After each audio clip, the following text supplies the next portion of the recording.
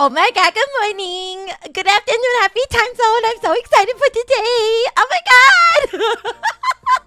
Hello. Hi everybody. Hello. Happy Wednesday. The day's finally here. I'm so excited. I'm so excited. I was getting a little emotional because I don't know. It's like exciting. Like Gambit's right next to me. He just like got into the room. He's so excited. Hi, good morning. Happy time zone, everybody. It's so good to see you. Hello. Today is has been a month in the making. I'm so excited that I get to finally do this with everybody. We have I see a little bit of hair at the side. I'm so excited. We're gonna be oh my god, what are we getting up to today? We're doing a lot. So today is a very special stream. Today it is a 12-hour charity stream specifically for the Endometriosis Foundation of America, hoping to spread awareness for endometriosis, which is a disease that is unfortunately incurable. Oh my god! Not the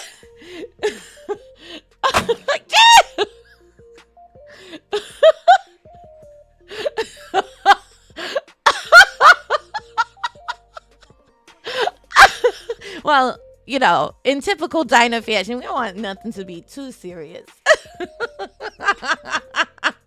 Of course. But I'm so excited to be raising awareness for something. So endometriosis is something, it's a mouthful. Endometriosis is something that I live with. I also have adenomyosis. And I've brought on a few different guests today who are either, you know, who have been affected by endometriosis, who have had struggles with their uterus, so to say, and also just like leaders in the space. Oh my god, hi Booby, thank you for the raid, BB. Thank you thank you for supporting the cause today. Welcome on in. So I want to go over how today's gonna go just a little bit before we bring on our first guest. I'm so excited because, you know, oh my god, I'm so excited about, like, so today is gonna be a day of just hanging out and chatting, and I will be focusing on our lovely guests who are coming through today. So I will not be able to usually I like to chit chat with all of you before, you know, thank you for the biddies, honey, thank you. Before we'll be able to get into, normally I'm able to talk, to chat, and do, you know, and get with you as much as possible. But today that's going to be a little different. So I'm going to ask for a couple of favors. One, if we get a raid, I may not be able to acknowledge them if we're in the middle of, if we're in the middle of doing something really serious or whatever. So do me a big favor and just welcome them in really, really warmly for me, because I'm so touched that there are people who are like sharing their communities for this incredibly special cause. And also, I please don't take it personally if I'm not able to talk or acknowledge you. I promise, you know, my heart is really, really full with everybody who's hanging out today. But know that, you know, I love you all so much. I'm so grateful. I'm like, my face is really hot right now. I'm like, I don't know, it means a lot. So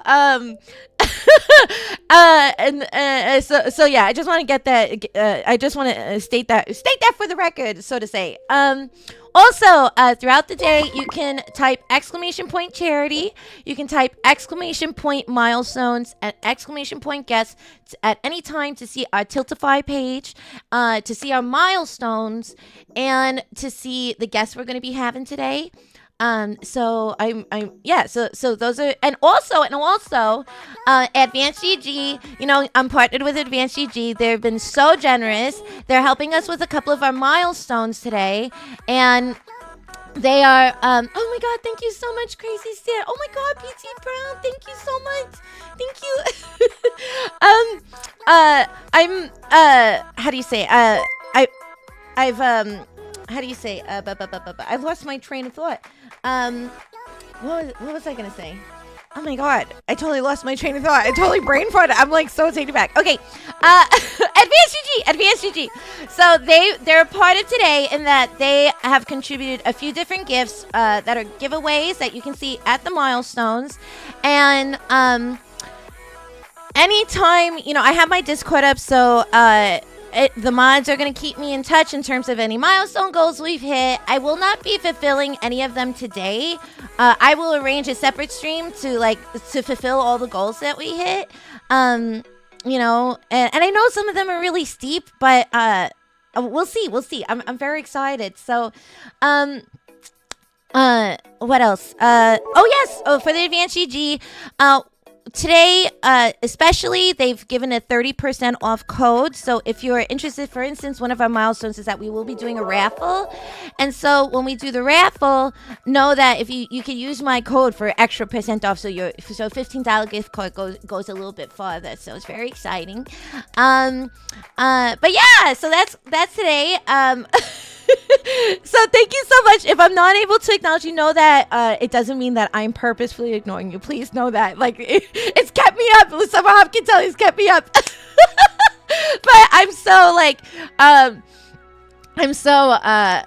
anyway, I'm so honored that everybody is here hanging out today. We have I'm not saying who's coming up first or next or whatever, but there will be a corresponding tweet whenever a new guest comes. But yeah, we're going to be hanging out.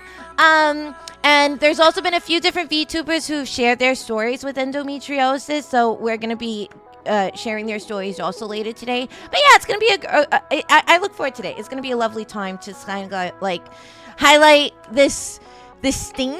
And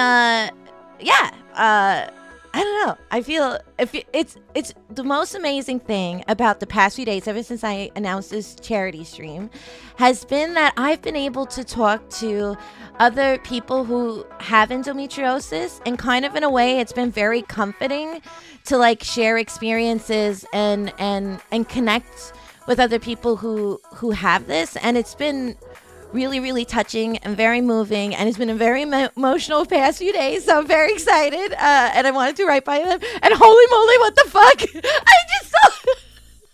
Oh my god! Oh my god! I just saw the goal! I just peeked over! I'm not wearing waterproof makeup, I can't... That's really cool. Okay, I'm not...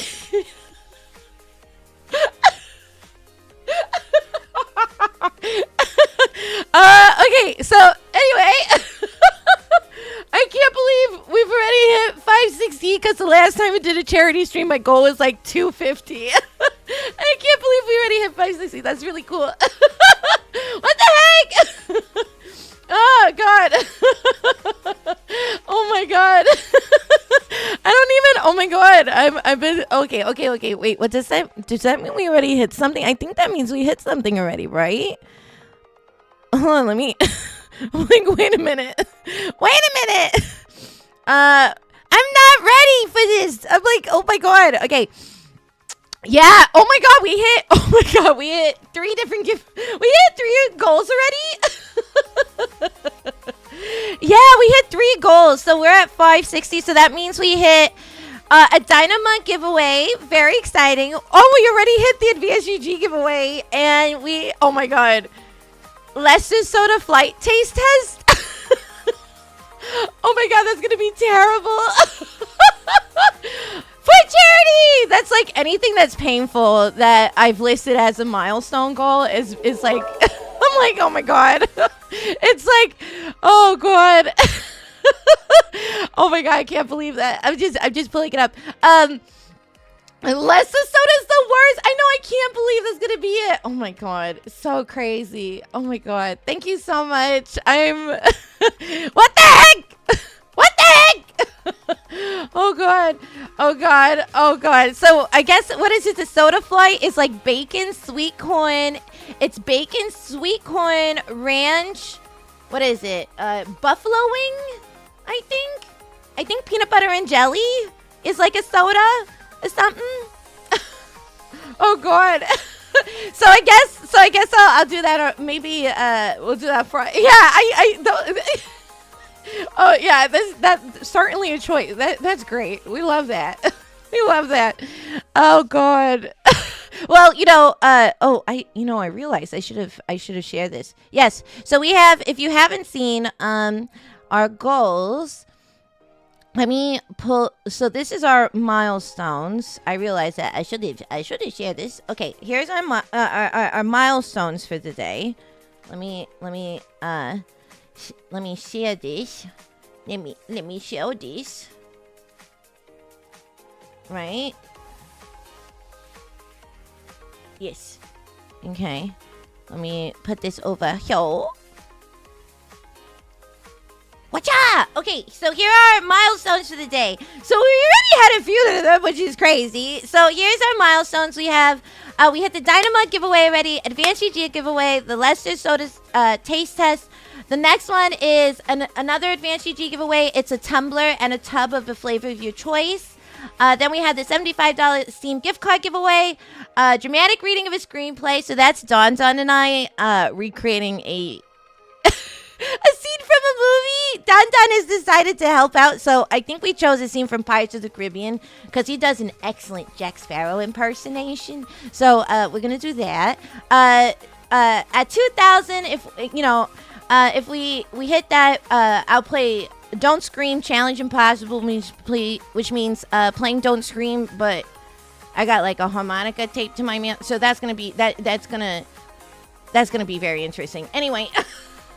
We have Elden Ring at 2,500, 3,000 Gambit Cam, 5,000 my pizza, because I know you guys. I know that you wanna. I know that you'll force me to eat the pineapple, so I tried pushing this down as much as possible. I know you. I know you. Okay, I don't trust you.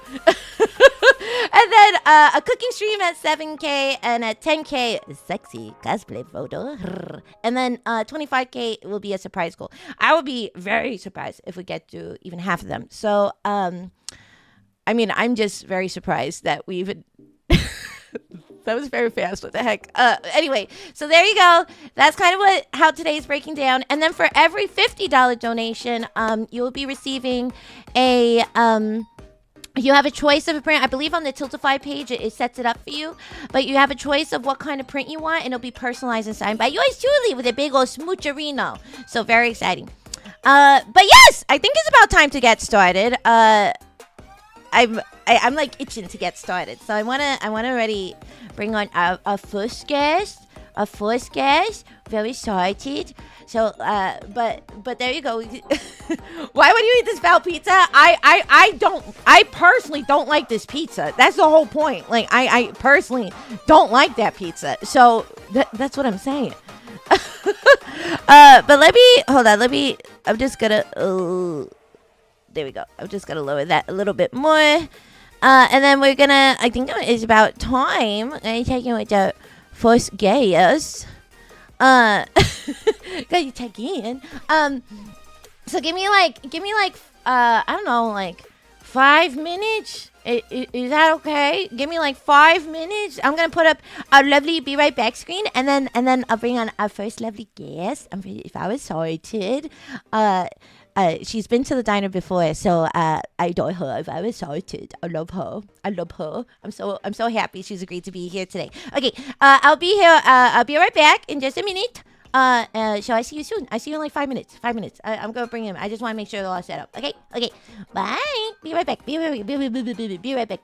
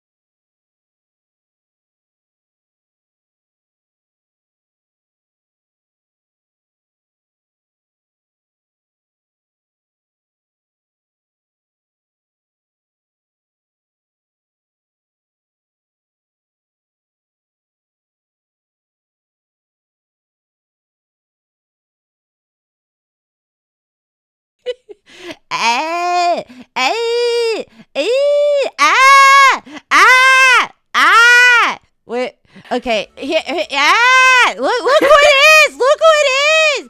Ow! Ah! Ah! Yes, it's Gabby!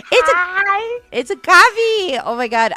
We were just talking about that, like, we're like, she was like, you're already gonna like come back and there's gonna be like a couple more ghost man. I was like, ha ha ha, funny. And I was like, what the fuck? There literally was another ghost that was it. What's the matter? Oh my god, like, okay, it's fine. I was just letting tell you my chest is very hot right now. Like I was like, 1K is nothing, chat, make me right. 1K, let's go.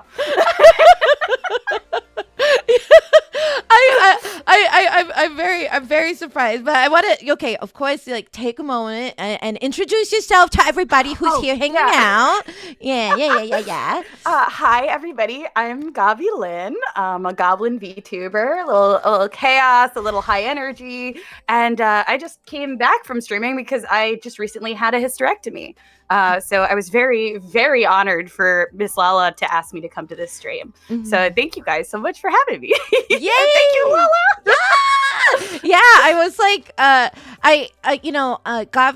like Gabby was saying, she just came, like she just streamed for the first time in like, what was it, 4 months, right? Yeah, it was. I stopped, I think, in November because I was in so much pain, and then I came back. Literally, this is my 8th week of recovery, so I was able to stream. I got the clear to come back. God. Yeah, you were so missed. It was so nice. Like in your stream, I was like, yeah, we missed you. Like hearing your voice, your energy, your humor, just like, oh, so welcome. It was so lovely. And yeah, we were like keeping touch throughout her process, because it is very like that's the one thing when it comes to like uterine health. Like it's totally something that is like, it's so frustrating. Like, there isn't a single story of someone who I've talked to like about all this where it wasn't like, yeah, I found out and everything was peachy keen. It was like it took multiple doctor's appointments. People try to tell you there's nothing wrong. They try to tell you like, whatever is going on is like,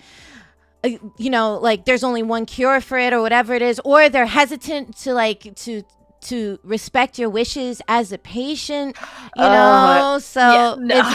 I was like, which I know specifically you dealt with, but yeah, if you don't like mind like sharing like a little bit about your journey. I know you talked about it on your stream, but if you don't mind sharing it. Of course. I do want to point out that you're over 1,000 though. Before I get started, I just want to make sure that we freak out appropriately.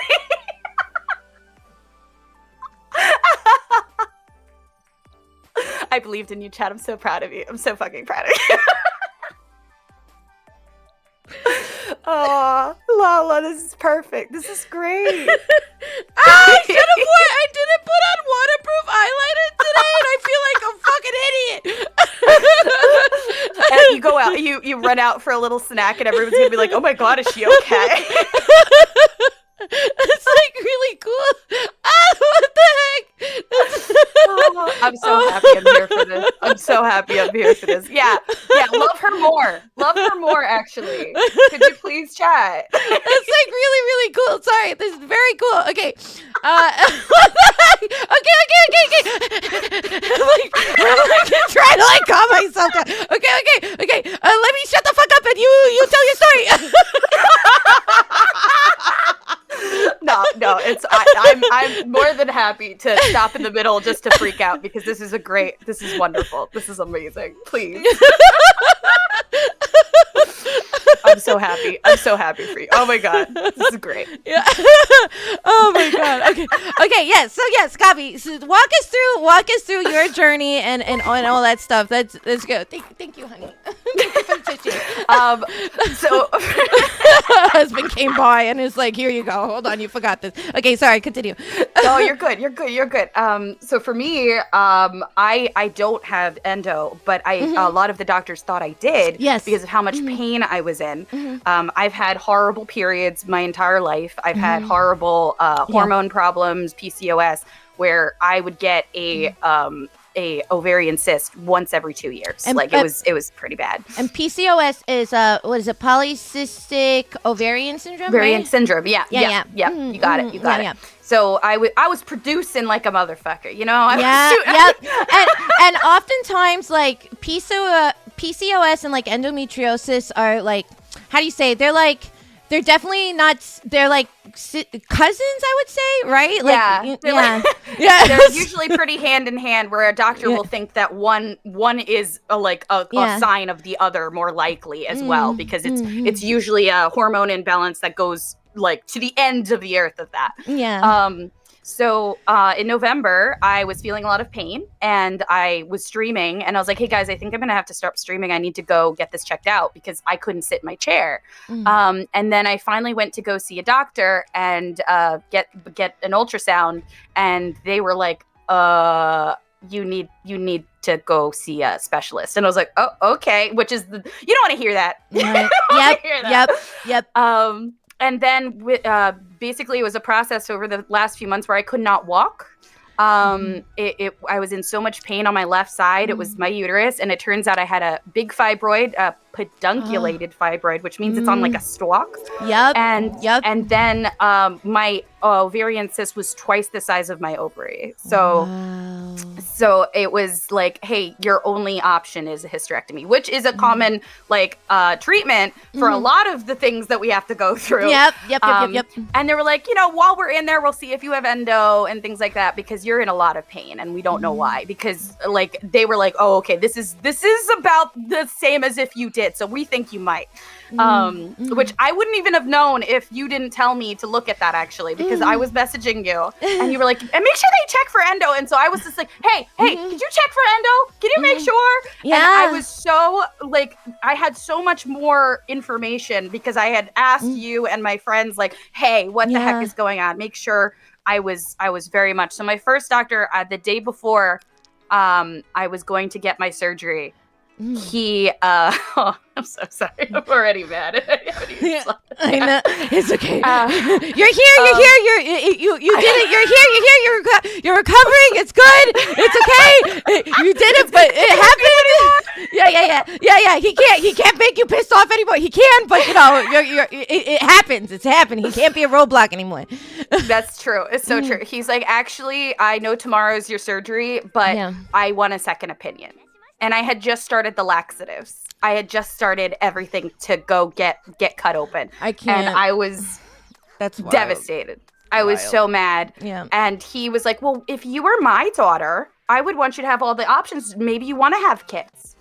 And at this point, I had been in a wheelchair for like 2 months at that point. Wow. And I had been in so much freaking pain that I was just I had my one friend, because I love my brother to death, but he is definitely one of those kind of like I don't like conflict kind of stoners. And so I asked my friend to pretend to be my brother and yell at this doctor so I could get another doctor. Yeah, listen, you gotta like summon it. You have to work with your the like healthcare system, like sometimes actively will, how do you say, like it'll discourage you from like pushing, right? And like it truly is a test of your tenacity to just navigate it sometimes, like that, like same thing, like it was like you have to constantly push. No, I won't take that as an answer. Like, you have to constantly fight back. Otherwise, people just be like, yeah, you'll take my word at face value and that's it. Yeah. This doctor is like, no, we have to do that. That's it. I know you've already prepped. You're starting your prep for surgery. It's fine. That's easy. We'll just punt it to like, a few weeks. And you're like, okay, yeah, sure. Like, sure, yeah, cool. That's not a minor inconvenience. What the fuck, Yeah, I didn't mentally prepare for a major surgery or anything. Whatever. I'm not. I was a fucking mess. I was just beyond myself mess. And at that point, I was like, you know what? Maybe it's a good thing. Maybe this doctor just wasn't the doctor for me. So I got another doctor that was 2 hours away. And this doctor told me why I couldn't fucking walk, because I didn't know. Like, I didn't know why I wasn't walking. I just thought I was just in so much pain. Turns out the fibroid was like sitting on my sciatic nerve and on my rectum. So I couldn't pass. Like, it was like all of my bodily functions were fucked because of this. Yeah. So the reason why I was in so much pain and why I was in the wheelchair for 3 months was because of this. So it turned out that she went in there and she was just like, hey, so we're gonna, oh, what the heck? I just wanted to hold my face for a second. Listen, I too, when I get overwhelmed, like to touch myself in my body. It's fine. Sometimes you gotta touch yourself. I wasn't able to, but now. Yeah, you're just like, yeah, sure. You know, I just gotta start. You know, yeah. Don't mind me. I'm just fondling my chest. Don't worry. Anyway, it just happens when I get like upset or anxious. I'm in recovery. Yeah. Yeah. No, it's recovery. Don't worry about it. Don't worry about it. Yeah. Don't worry about it. Oh my god. But yeah. So I was able to get this new doctor, and they were able to tell me, oh, okay, we have a new procedure that we'd like to do. It's not new, but new for you. That isn't a C-section version of it. It's called the laparoscopic hysterectomy, which is a cool robot. And if anybody knows me, I love fucking robots, man. I was like, you gonna pilot a Gundam into my uterus? Fuck yeah. You're like, yes, I've been waiting for this moment my entire life. Oh my god, this is it. This is my time. Which they all kind of looked at me funny, but that's fine. Don't worry. You're like, you're the most excited patient we've ever had here. What? Yeah. Oh, this is a little weird. Okay. But the best, so this is the part that I think is very important. You have to have a good team. I think knowing that you have a team of people making sure that you're not in pain anymore is so important. And I got to meet every single person on my team, every person, even the people in the room, the people monitoring my blood, making sure that like I was in the most comfort as possible. And then when I got there, it not only snowed, so I had to stay over like overnight and stuff like that. But then my surgery got delayed like 6 hours. So I hadn't eaten for 12 hours at that point. No. I was starving. Because they're not, what was it? You had your surgery, and then so you said as you were exiting the room, how it was still 6 hours after that you were able to eat? Is that what they said? Or, no, well, you're not allowed to eat till midnight the night before your surgery, no matter what time. Oh yeah, so it's like a full day. Okay, yeah. So by the time I was supposed to have a 3:00 surgery, but they didn't actually see me till 8:00 that night. So it was 12 hours of not eating, and then they were like, "We're gonna take you now," and I was just like delirious at that point. I was like, "You don't even need anesthesia. I can't feel shit. Like I'm so." I'm so fucked. But right when they were giving me the go-go juice, I saw it. You said the go-go juice. She said the go-go juice? my go to bed. The go to bed, you dumb bitch juice. That's me. The official doctor style. Yeah, I love that. Anyway, sorry. That's so funny. You're good. So they wheel me past the Da Vinci, they call it, the Da Vinci machine. And I was like, is that it? And they're like trying to hide it and put it in the corner. And I'm like, no, I want to see it. I want to know. And they were like, oh, yeah, okay. Here, do you want to see it up close? And it's got knives. It's got little cameras. It's got scissors. It's got all this shit. And I'm like, oh, this is so cool. I just imagine this like Mr. Handyman thing like from Fallout just like hanging in the corner, and you're like, oh, what's your name? Oh my god. Oh, tell me about your hobbies. What's your serial number? How do I contact you after this?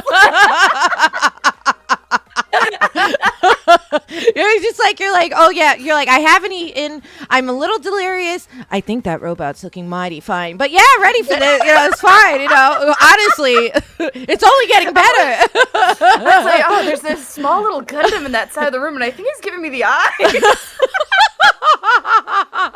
Is he gonna be inside me later? Because damn.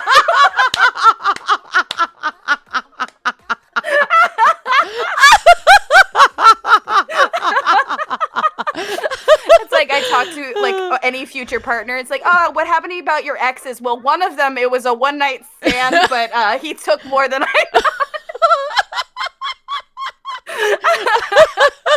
He was a true Renaissance man, let me tell you. His name Oh, is Da Vinci. Oh.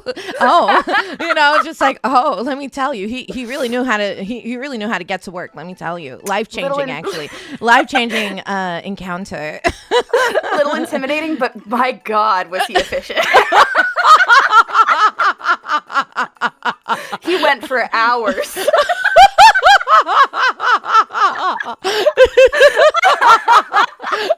Yeah, I'm still imagining like you're having this whole conversation. The nurse is like the people in the room is like, they're like, no, truly, I feel you probably that team probably was like, you're like the most fun patient they probably had.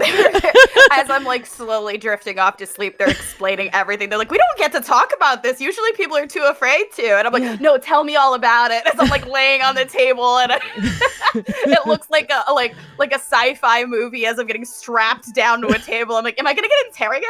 Damn. Okay. Usually people pay for this kind of experience. Oh my God. Yeah, thanks. This time I'm going to get covered by insurance. Oh my God. Yeah. Insurance pays for this kind of opportunity? Oh my God. Oh my God. But yeah, overall, it was amazing. It was a good surgery. I came out of it and I looked at the nurse when I woke up and she looked disheveled and I didn't know why.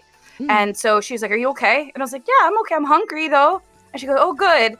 And I was like, what's wrong? And she's like, well, you woke up and started trying to take your clothes off immediately and start ripping them off. So I had to get you a new dress. He like ripped the little tassels off the side of it. And then I had to hold you down as you were like, I think I'm in pain. And I was like, yeah, you are. And I didn't remember shit. I didn't remember trying to be a nudist in the hospital. I don't remember that at all. I felt so embarrassed. You felt embarrassed? You were like, oh, maybe that Da Vinci fella really did do a number. It's just like my body was so ready. My body was so ready. Put me back. Put me back. Da Vinci, please. I could go a few more hours. It was the best opportunity.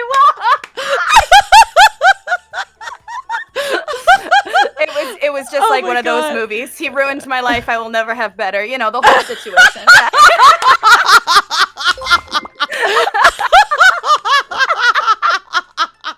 That's so funny. That's so funny. I love that you're the nurse is just like, yeah, everything seems to go well with the surgery. The only thing was that, you just immediately started stripping and I just I saw a couple of comments. I love that people are like, they're like, yeah, true Gabby moment. True, like not disappointing. I'm so glad she's so consistent that, even under, even when she's on her go-go juice that she's that she totally is, she's truly her Gabby self. I love that. That's so funny. That's so true. It's so true that I wake up and they're like, damn, you just tried to run back to Da Vinci and you just had major surgery. You got a whole organ removed. You're like, I'm ready to go. Brand. Yeah.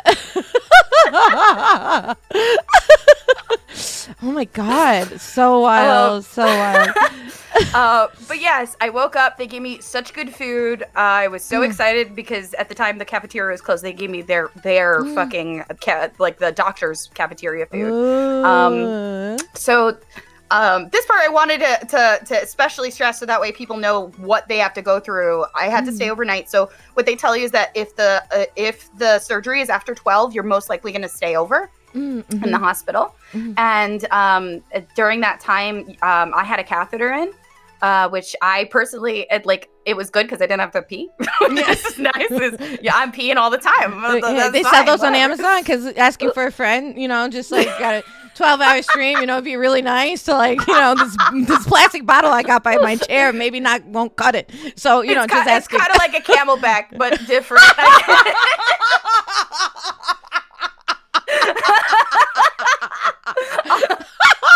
We'll see if I can call Da Vinci, get you hooked up. I don't know. Not the Camelback. That's so funny. Because it's so true, though. Hey, it's the same thing. When you think about it, it's a reverse Camelback. You don't have the word.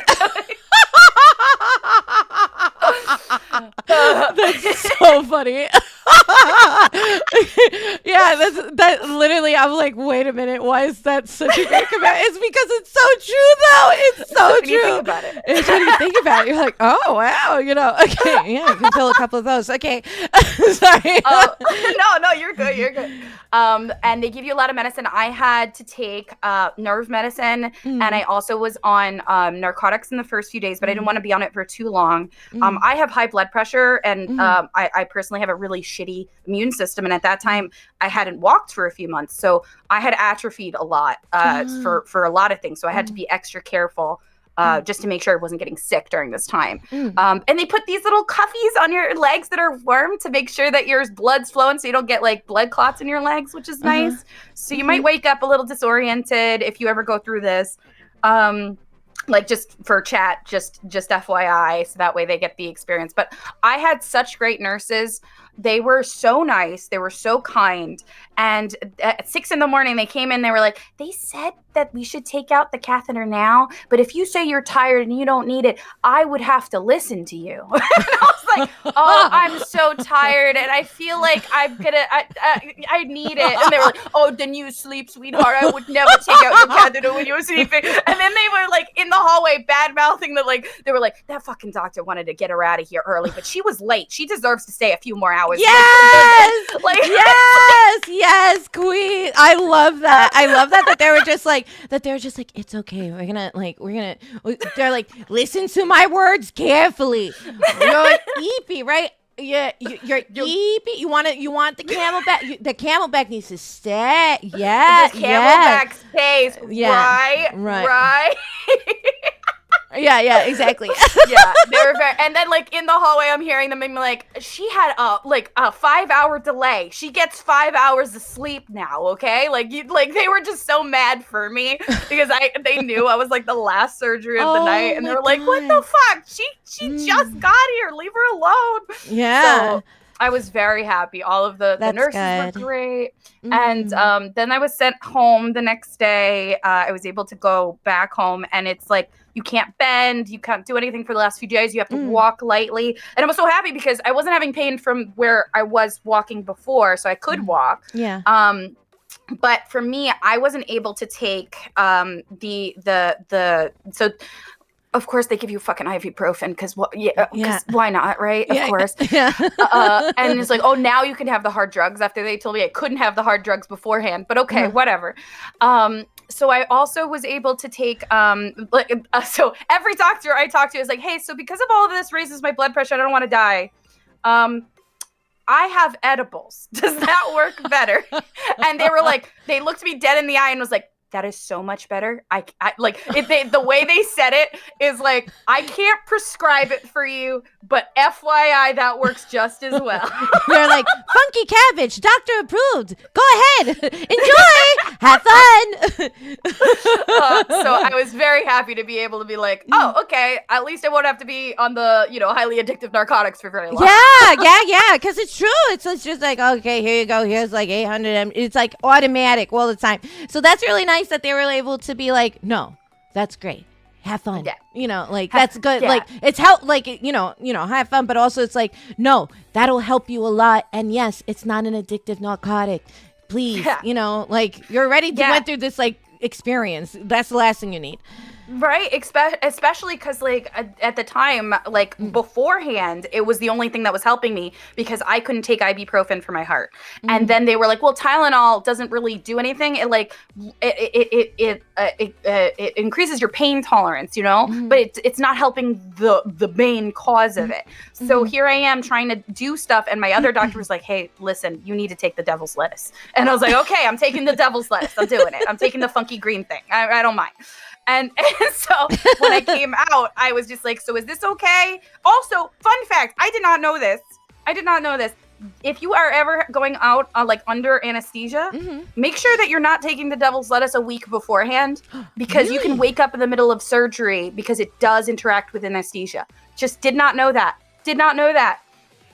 Turns out my brother is a big subscriber to the devil's lettuce. Did not know that, and has always woken up during anesthesia. So he thought it was just his body being stupid. And then I was just like, hey, hey, Goblin Brother, I'm pretty sure it's because of the devil's lettuce. They just told me about this. And he was like, oh, well, fuck, they could have told me that. That would have been nice to know. Oh my god, well, that's so wild. As someone who does subscribe to this devil's lettuce, I definitely didn't know that. I was like, when I had gone into surgery, I was just like, I was working and stuff, so I hadn't. But if it was in another circuit, I did realize I was never told that information, which is wild. And I could have totally done that. That's so crazy. Waking up in the middle of oh my god, that's so terrible. It's something that interacts with anesthesia. It's something about it, and it is a very like some people, they get that naturally even without the devil's lettuce. But I, now that I know, like, that was something. So even I have another test that I have to go under next week, and I had to make sure, like, hey, I'm not taking it within a week. And that's why it was so even more angering when the doctor was like, oh, by the way, we're gonna wait another 2 weeks. Like, we're going to delay you, because at the time I wasn't on any pain medication, because I'm not allowed to have pain medication beforehand because it can interrupt with anesthesia. So I had a week of like not being on pain medication before the surgery. And then he goes, oh, we're going to wait another like few weeks to see what happens. And he was going on vacation. I would have had to wait another month, you know? So like, for me, I was like, what the fuck are you talking about? Wait a minute. I'm sorry. I know that people are like, no, good for you. You take a break, you know, blah, blah, blah. Not if you're a doctor and I'm waiting to, like, see you and have an appointment and, like, deal with my Wait a minute. Your little stint in Hawaii, okay? You can wait a fucking minute, okay? Until this is all kind of taken care of, because, you know, while you're off, on the beach, you know, kicking it back, I'm going to be like, you know, like, bleeding out and just, like, trying to, like, recover from this whole situation. Oh, my God. I can't believe that. They said it was important because it was pedunculated, so it was twisting. And every time it twists, it basically is cutting off blood supply to my uterus. And that's what's causing a lot of the problem. And then it's also leaning on all of my sciatic nerves. So I could go into shock. I could bleed out. I could do all that. They were like, we got to get rid of this, you know? So that was one of the biggest, like, hey, you actually need this surgery. Very, very much so. So it was a big change. It was good. I healed very well. I'm on my 9th week right now. Yay! 9-week recovery. Let's go. Da Vinci only left me like a few like really, really small like scars. Like I have 5 little scars, and they said they're gonna heal almost to invisibility, which is great. Oh, that's awesome. Yeah, and then what else? Basically a lot of the recovery was just kind of not bending. You're not allowed to bend. You can't do the bend and snap. You can't do any of those nice things. It is, bend and snap, the natural way in which you move throughout this world. Just like, oh God. It's just so sad. F for the bend and snap. F for the bend and snap. Yeah. F. And it's like very, very, like, you have to be careful about moving as well. Like just laying down, like I needed help out of bed. I needed help to get out of bed. Making sure that I wasn't getting up too fast, because so there's external stitches and internal stitches. So I had to give you guys the full range of everything. The uterus, the fallopian tubes, and one of my ovaries, the one that was with an additional ovarian cyst. Those are all gone. And they also took my, did I say cervix? I don't know. But where the cervix is, they basically had to stitch that up. So those are the internal stitches that I have to wait for. So that's the scary part, that like, even though I'm not going to have a period anymore, like I still had to deal with like, not a period, but more like the residual blood of the stitches like going away. And so for me, I was like, oh God, am I bleeding? Is it bad? Because it basically goes from light blood to dark blood. And basically the universal thing about it was like, as long as it's not filling a pad of blood in an hour, you're good. And that was kind of the baseline, so you didn't have to go to the fucking ER. If you're okay with that. But yeah, they tested me. I didn't have cancer, and I didn't have endo, which was very surprising. They were very shocked. They were like, after we took it out, we thought it was going to have problems, but it actually didn't. So that's good. So that's good for recovery at the very least. And they were like, but you had a lot of like right now, actually, I just started last week pelvic floor therapy. which I thought. So funny story. I didn't think I was gonna need it. The doctor didn't think I was gonna need it, and I was in there, and she was checking. She went to go check in there, inside, She's going deep. I was like, believe me, I think I do pelvic floor therapy with my husband at least once a week for sure. Like, I think that's part of the schedule. Definitely. Yeah, just PT. Definitely my weekly schedule PT. Definitely. But yes, working. Fucking, and so she goes to go in there, and then she's like, "Oh, it's probably fine." She goes to get there, and she's like, "There's like a wall here." And by mistake, a nurse was coming through the door, and the curtain was like a little open, and I got scared. So usually, your walls would close, but mine opened up like, "Oh, hi," and she was like, "Oh, that's unintentional." Okay. Maybe we do pelvic floor therapy, actually. You're like, "Oh my God, you brought a friend?" Oh, thanks. I'm always like, more sharing is caring. That's definitely the school of thought I subscribe to. Welcome on in. Is that Mrs. Met? Like, sorry. Did you mention? Sorry. You mentioned. Sorry. You decided to bring up my wife in this conversation. I think that she wasn't going to say hello. I just wanted to make sure if Mrs. Met was coming in, Yes. My doors were very much open. I was like, "Oh yeah, honey, I am the catcher, and I love a home run. Just don't worry about it." Yeah. I could be the shortstop,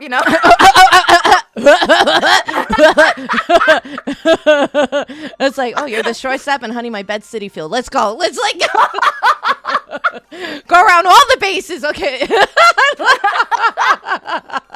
She's just so experienced. She's gone through all the bases. Yeah, She's got a whole team with her, Yeah. She's a very experienced lady. Really knows her way around balls. So just very, It's really rare to get someone with such experience. I know. I learned so much from her, my darling baby girl. Like, just like, it's true though. Yeah. So you started your. I know. I'm sorry. I know. It's okay. Say bye. Okay. So call me.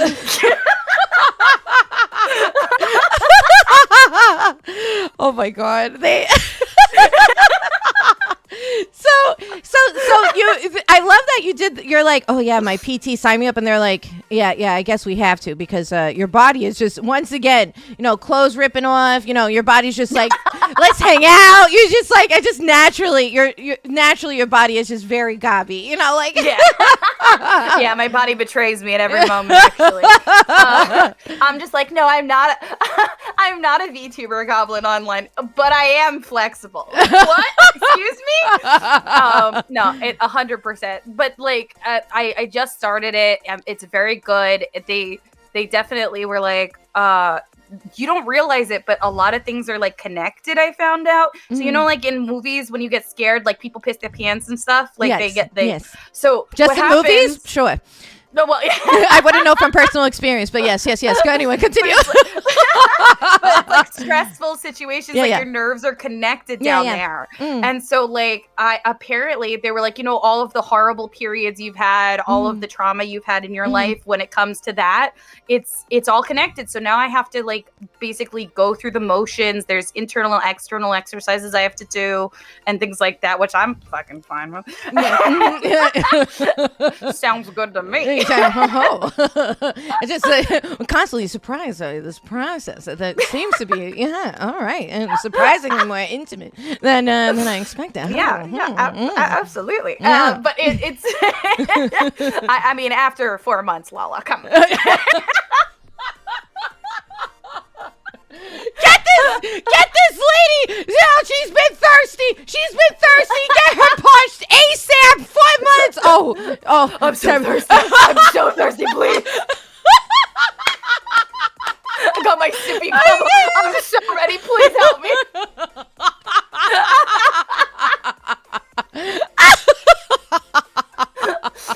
I'm a dried old husk, okay? I've died, all right? It's been months.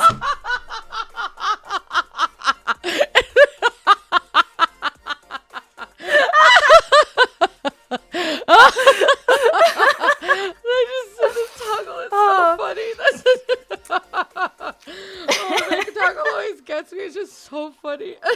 I love it. So now because I haven't been, I haven't been active. I see pretty people on the streets, and I'm like, oh no, they're so cool. I'm just so sensitive right now. I'm very sensitive. You're like going through the supermarket, hanging out in the produce aisle, just like, oh, it's so refrigerated, it's so wet. What's happening to my body? Like, why am I reacting? You're like every situation is so stimulating. It's great. I'm very what a riveting life you're living right now. Like just yeah. I can't watch any Gundam series right now. I get flashbacks. Adam, my beloved, Da Vinci, my beloved, Da Vinci now, Da Vinci, my beloved. Why did you pump and dump, you bastard?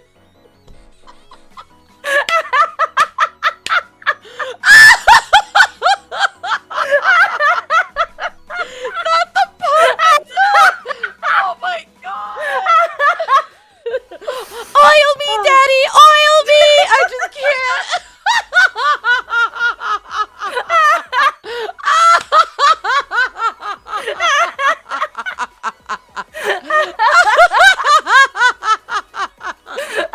Oh my god, I'm fucking dying. That's so funny. I'm fucking crying. What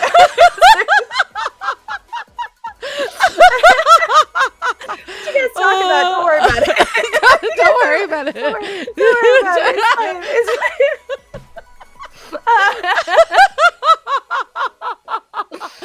Oh my god. But I'm feeling great.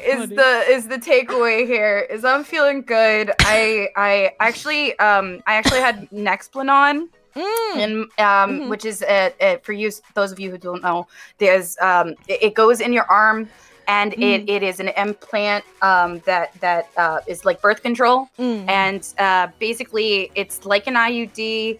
But I couldn't have the IUD because my periods were so painful. IUDs usually make it worse. So it wasn't an option, and I couldn't take traditional birth control because of my blood pressure.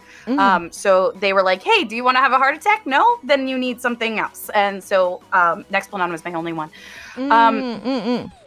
But the problem I realized after it was removed, after my uterus was removed, and after everything, was I didn't realize how much the Nexplanon and my hormones were affecting not only my personality, but like my mood, my anxiety. I had horrible anxiety pains. Like I'd like just going outside some days was hard, so it felt like I had a fog over my emotions for a lot of things. And I didn't realize it until it was gone, that I was like, oh no, I can feel joy much harder. I'm getting like love much better. I'm getting like all of those things fuller. So it felt like so much different now that I don't have these things that are like choking up my entire being, basically. Oh, wow. Yeah. Wow. No wonder you're like getting frisky, you see the, you're watching fucking like Code Geass or something, and you're like, why am I suddenly, this is a new side of myself I never thought I experienced. And you're like, what? And the doctor's like, no, literally, this is, you've been holding back your true feral self, essentially. Yeah. So. And my chat's like, wait, you were already pretty fucking feral. Oh no, she's unhinged. We thought that we knew her, but now the true boss has been revealed. Like, oh no, the blue Twitch is coming. Oh my god. Yeah. But that is why I'm feeling everything even like more so. And I bought Gaber Goblin Gary has this shirt that says sterile and feral, and so I bought that. I've been wearing that around at the grocery store. Gary really out here doing the dang. I think you had mentioned that on your stream, and I was just like, that's so incredible. I love that so much. Like, I'm pretty sure we put it up for a different friend getting it done, and I was like, do you still have that shirt on your merch store? And he was like, yeah, I never took it down. I was like, fuck yeah, and I like bought it day of. That's amazing. That's amazing. Oh my god. I love that. Listen, there's a lot of people who would love that shirt. Like, listen, Exactly. and now with like the X-Men, like what is it? The new X-Men, like the 97 show, whatever is out, and everyone's going feral over crop top Gambit. Just crop top Cheryl and Feral. Just crop top it. Make it a moment. Crop top it. Make it a crop moment. Top. Yeah, make it a moment. Make it a fashion moment, and just like declare your Absolutely. truest self. Yes, I love that. I'm rediscovering my body in all of these ways, and I'm rediscovering everything because you don't realize how much your uterus and like your ovaries control your whole body. You know, like your hormones. Like hormones are so important. You don't realize how they're gonna change you until they're gone, kind of a situation. I still have one ovary left because they said it was gonna produce, so hopefully my PCOS doesn't affect that one. But that's something we're gonna have to deal with when it happens. But overall, I'm feeling fucking amazing, Lala. I like legitimately. I'm so feeling good. great. Oh, Yeah. that's amazing. Yeah, I feel like we talked a lot like during the process, and it was just like it's so scary. Just like, like you were saying, you're like, you personally didn't have any plans of like wanting kids or whatever. So you're like, no, I totally want you to like clean house. And they're like, but are you sure? And you're like, no, I'm definitely sure. And they're like, as a man, I think you're wrong. Yeah, that was. You're that like, was wait a minute. That was the part that just killed me. It's just like, well, if I was your husband, or if I was your your future husband, or if I was you were my daughter, wouldn't you want the option to have kids? And I was just like so confused because I had already told them no. Like, why is I'm fucking dying. Hold on, wait, hold on. Free Bridger, why you betray me so? Hold on 1 second. Free Bridger, please. Okay. Wait, no. Okay. Nope. Whoa. Okay, wait. I'm sorry. No, oh my god. Oh, you're totally fine. But I think, but it's crazy because I feel like when I was going, I had like the opposite problem where I was talking to my surgeon, and my surgeon was great, but leading up to it, they're like, you sure you don't want a hysterectomy? I was like, but I want, like, one of my dreams is to be a mom. Like, I want to be a parent. And then they're like, but it makes it so much easier. And you're like, but they're like, this is incurable, and the only way to kind of really get rid of it is by like removing your uterus. So I was like, but I want to be a mom. I want to fight for that. I know it's not impossible. I know my chances are like significantly lower if and this was before surgery, so it wasn't confirmed that I had endo at the time. And they're like, no, believe me. And I was like, nah, I don't fucking think so. I think so.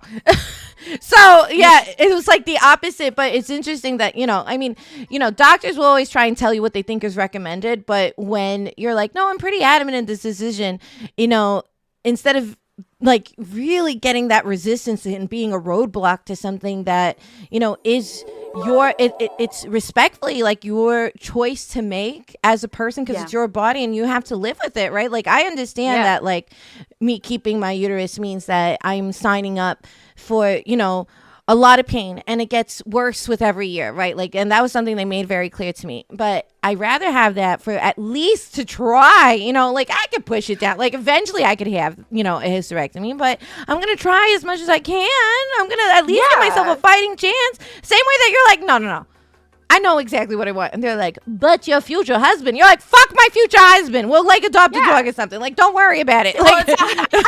I don't need anything else, right? Like, or if I had a future person in my life, right? If I had a future partner, I'd be like, hey, so I can't have kids. Like, dude, like, just FYI. Like, I'm going to be honest about it. I'm not going to lie about it, but I'm going to take that decision, and I'm going to make sure it's a part of what's going on, Like, it's kind of insane that would even be a thought process that they would need to do, right? Yeah. Like, make that a part of it. And like, it was my second doctor was a vagina haver, so she was very much like, hey, do you want this removed? And I said, yes, absolutely. And they were very, very happy to do it. And like, yeah, it's gonna be a journey.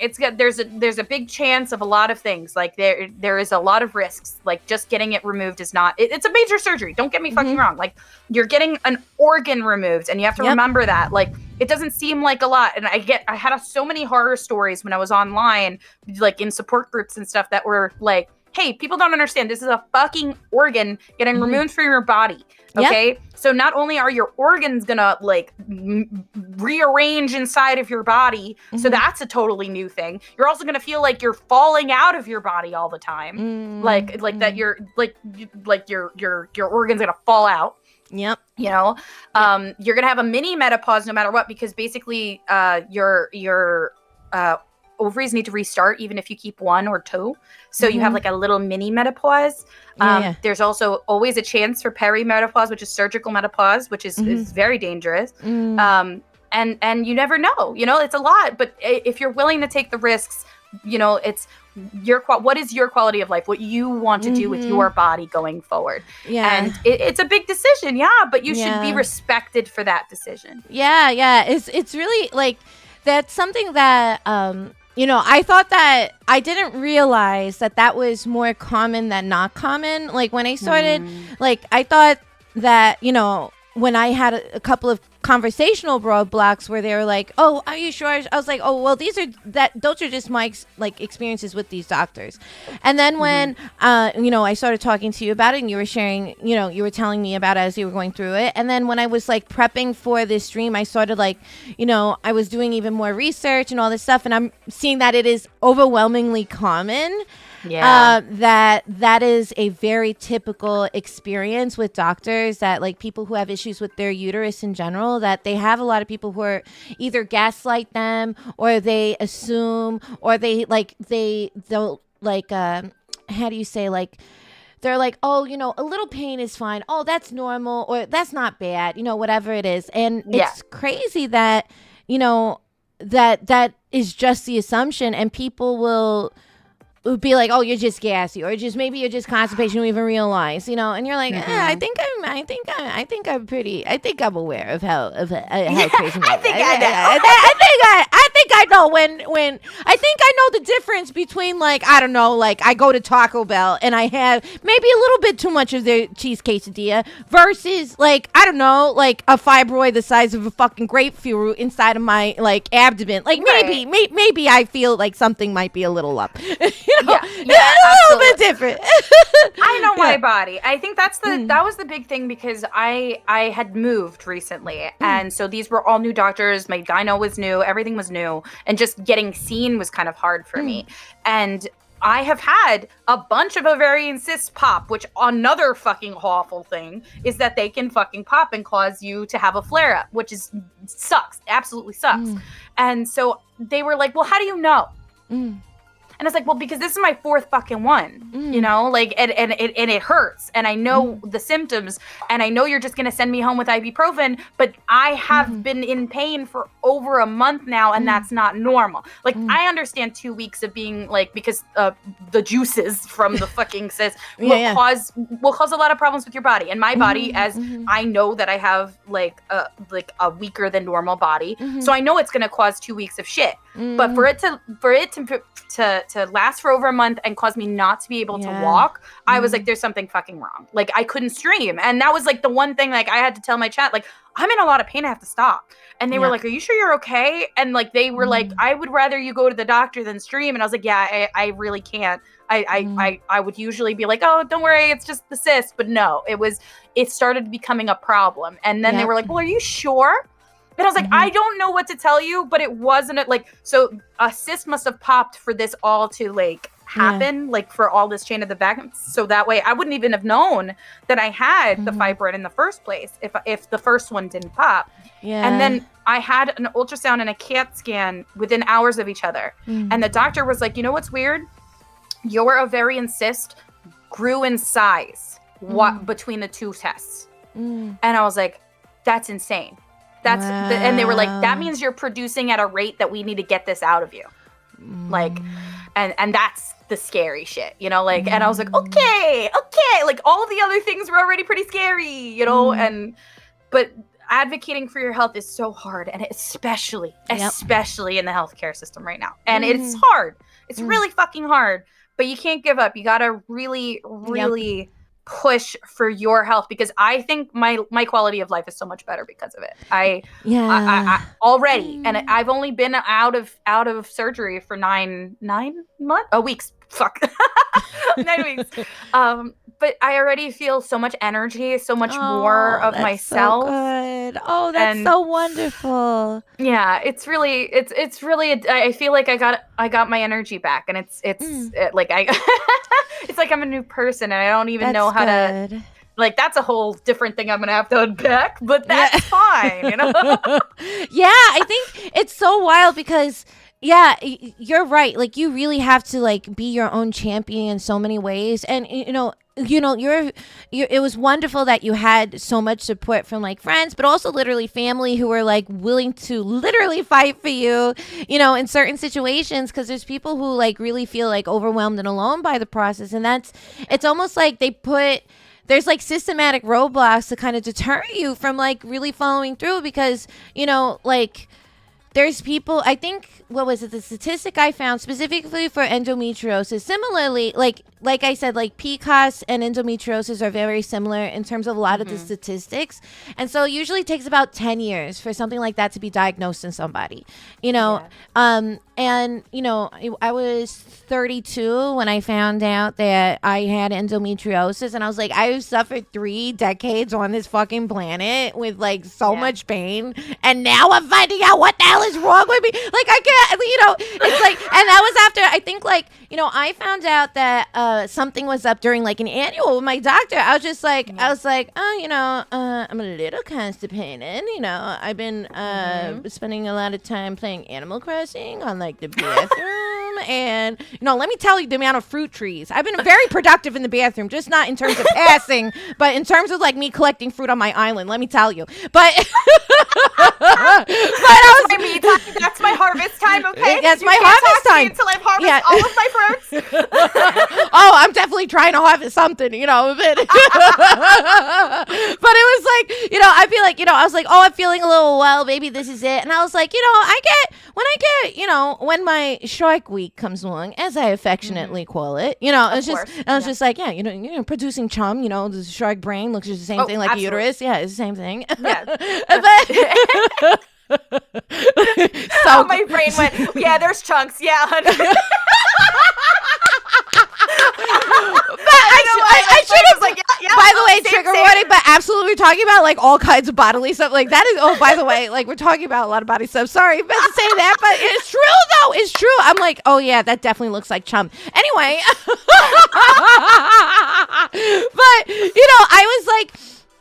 I was just like, oh, that's normal, that's fine. That's like nothing out of the ordinary. And then, I'm like laying down, and she was like, oh, you feel like a pain? I was like, yeah, I feel like a pain over here in my abdomen, but I just figured, maybe I'm just a little gassy. Maybe I just, like I said, I've been like kind of constipated. And then my doctor, my primary, she's feeling around. She's like, this is not normal. I was like, oh, that's cool. That's definitely what you want to find out during an annual. That's cool. I was like, that's great. Okay. I mean, I know personally that I'm not normal, but my body, is being a separate thing. And she was like, okay, so let's get you, let's make some appointments. And so she was very helpful. I love my primary care doctor, but when it was like, what was it? I think I found out in July 2022. And I didn't find out, like, I didn't kind of have some kind of inkling or information in terms of what was happening to my body until like middle of November. So just to kind of give you like a time frame in terms of like doctor's appointments and all this stuff and I was really adamant. And my husband Dan, he was also really adamant too in terms of like us we were like a team really trying to figure out what the hell was going on, because it was first, okay, so this is 2022, so not doctor's appointments. Also, I don't know if this was the same case in other countries, but I know in the US, like getting doctor's appointments, doctors weren't still going to the office every day. So like if I wanted an appointment with my OBGYN, they're like, okay, sure, you can do that. It'll be in like 5 months. I was like, 5 fucking months? What do you mean 5 months? What do you mean? What do you mean? And so I like had to call like 5 different OBGYNs to be like, who can slide me in the fastest? And then you see the OBGYN who like refers you to another doctor who refers you to another doctor. And so like, I had like, what was it? What is it an MRI? Is that's the one where they like put you in the machine that's like cylinder, right? And so, yeah, the MRI. Well, yeah. Is that there's also the CAT scan or as maybe well. the CAT scan. I forget, but the MRI is for your brain. The CAT scan is for your body. oh, so CAT scan.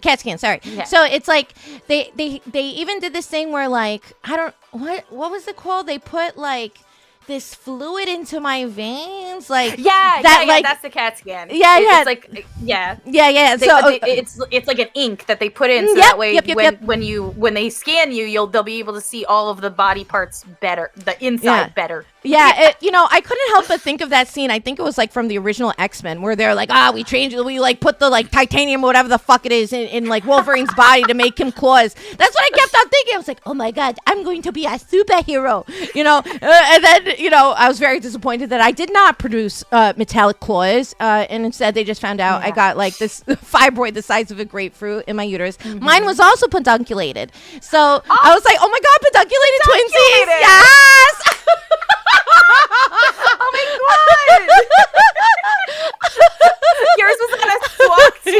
Oh my god! Oh my god! How fun! Oh my god! I know. I was like, oh my god! Should have taken pictures. Get like our little, what is it called? Like the Pootie Kuda pictures. Be like, oh my god, kawaii pedunculated fibroid. Like. That's what I should do. I have pictures of the fibroid and everything. I should just put like the kawaii pictures over it. Yeah. Oh my god, 2K! Let's fucking go! Yes! Let's go! 2000. Yeah! Let's fucking go! What the fuck? That's amazing! Yeah! I'm proud of you, Chet. Let's go! Let's go! That's so exciting! Sorry, I'm like, flip. Oh my god! I'm like, I'm gonna fly into. Yeah. I'm gonna fly off. I'm like flapping my arms so much. I'm like, yeah. I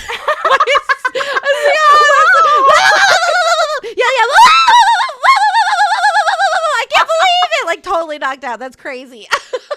I have a spin. Hold on, I got a spin, but it goes all over the place. Okay, I'm so sorry. No, you don't have to apologize.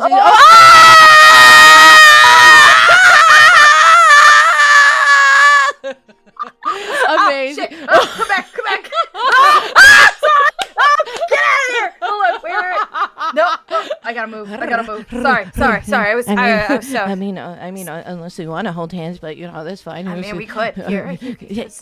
No one can see. Yeah. Don't tell. We could tell Mrs. Met later. Oh yeah.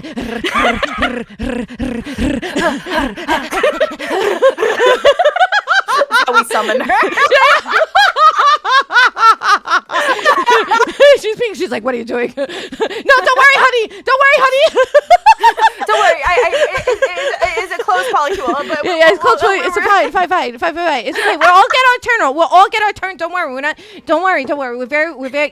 Equal opportunity lover here. Equal opportunity sharing lover. Is caring. Yeah. Sharing, caring. But yeah, it's like so like. It's so crazy to like see that journey and like it's so frustrating like dealing with that. And then you like I definitely at some point was like, oh my god, is this even worth like all the trouble? And I was like, what happens if like we're doing all this hullabaloo and it's not even that big of a deal? I have there's these, what is it called? Oh, I have a lipoma, so it's like a benign like tumor. That sounds so much more serious than what it is. It's basically like a fatty lump on the side of my body. Okay, it's like it's very small, and I was like, oh, maybe something like that's just hanging out my uterus is gonna be easy peasy lemon squeezy. Right? No easy peasy, no fucking lemon squeezy. It was, it was like the size of the grapefruit, like inside, like it where it was like it was it was very deep inside my body, and so what it was doing was that and kind of what you were saying, right? Like that uterus ends up, you don't realize just how connected it is to so many other parts of your body. And I where it was that it was like on top of, it was like on the tip of my uterus, like pushing back. So the reason why I was having problems with my bowels was because it was literally squeezing down my my intestine, and it was like pushing my organs aside. That's what was happening to my body. And I was like, what the heck?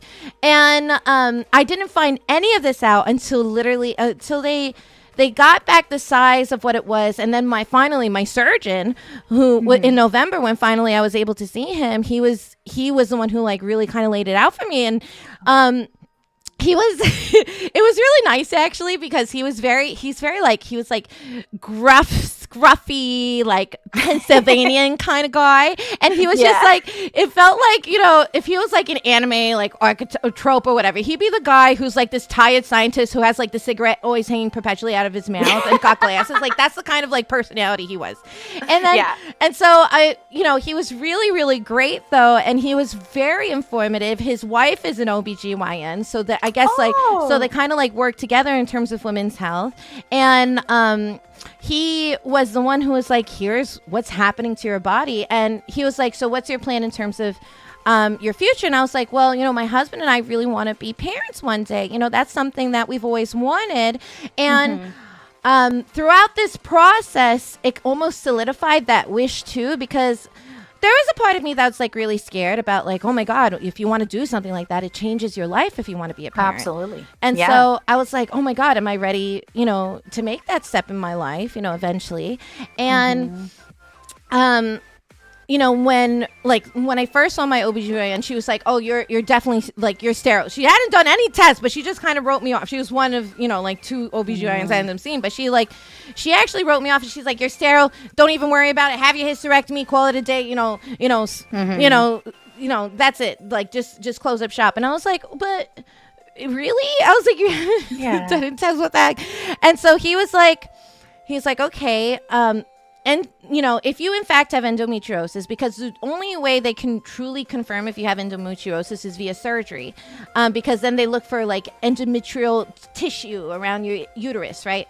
And so he was like, based on everything you've told me, all your symptoms, it sounds like you're pretty much have it, but and you know, fertility is an issue with usually people who have endometriosis, but it's not like a forever death sentence or whatever, you know, but you know, but we're arranging your surgery. We're going to remove this fibroid and we're going to confirm whether or not you have endometriosis.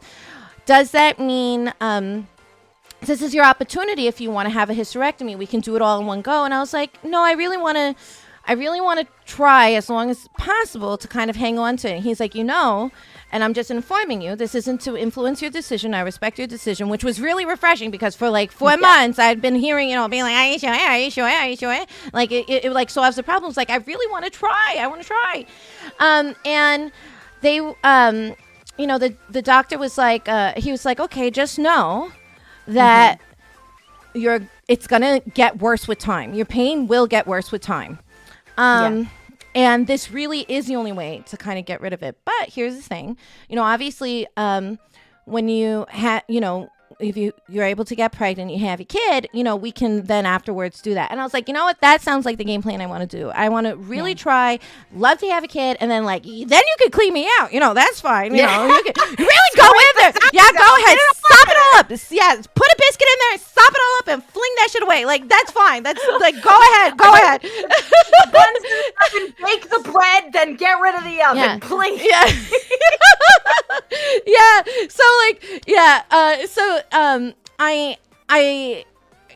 He was understanding of that, which is really great.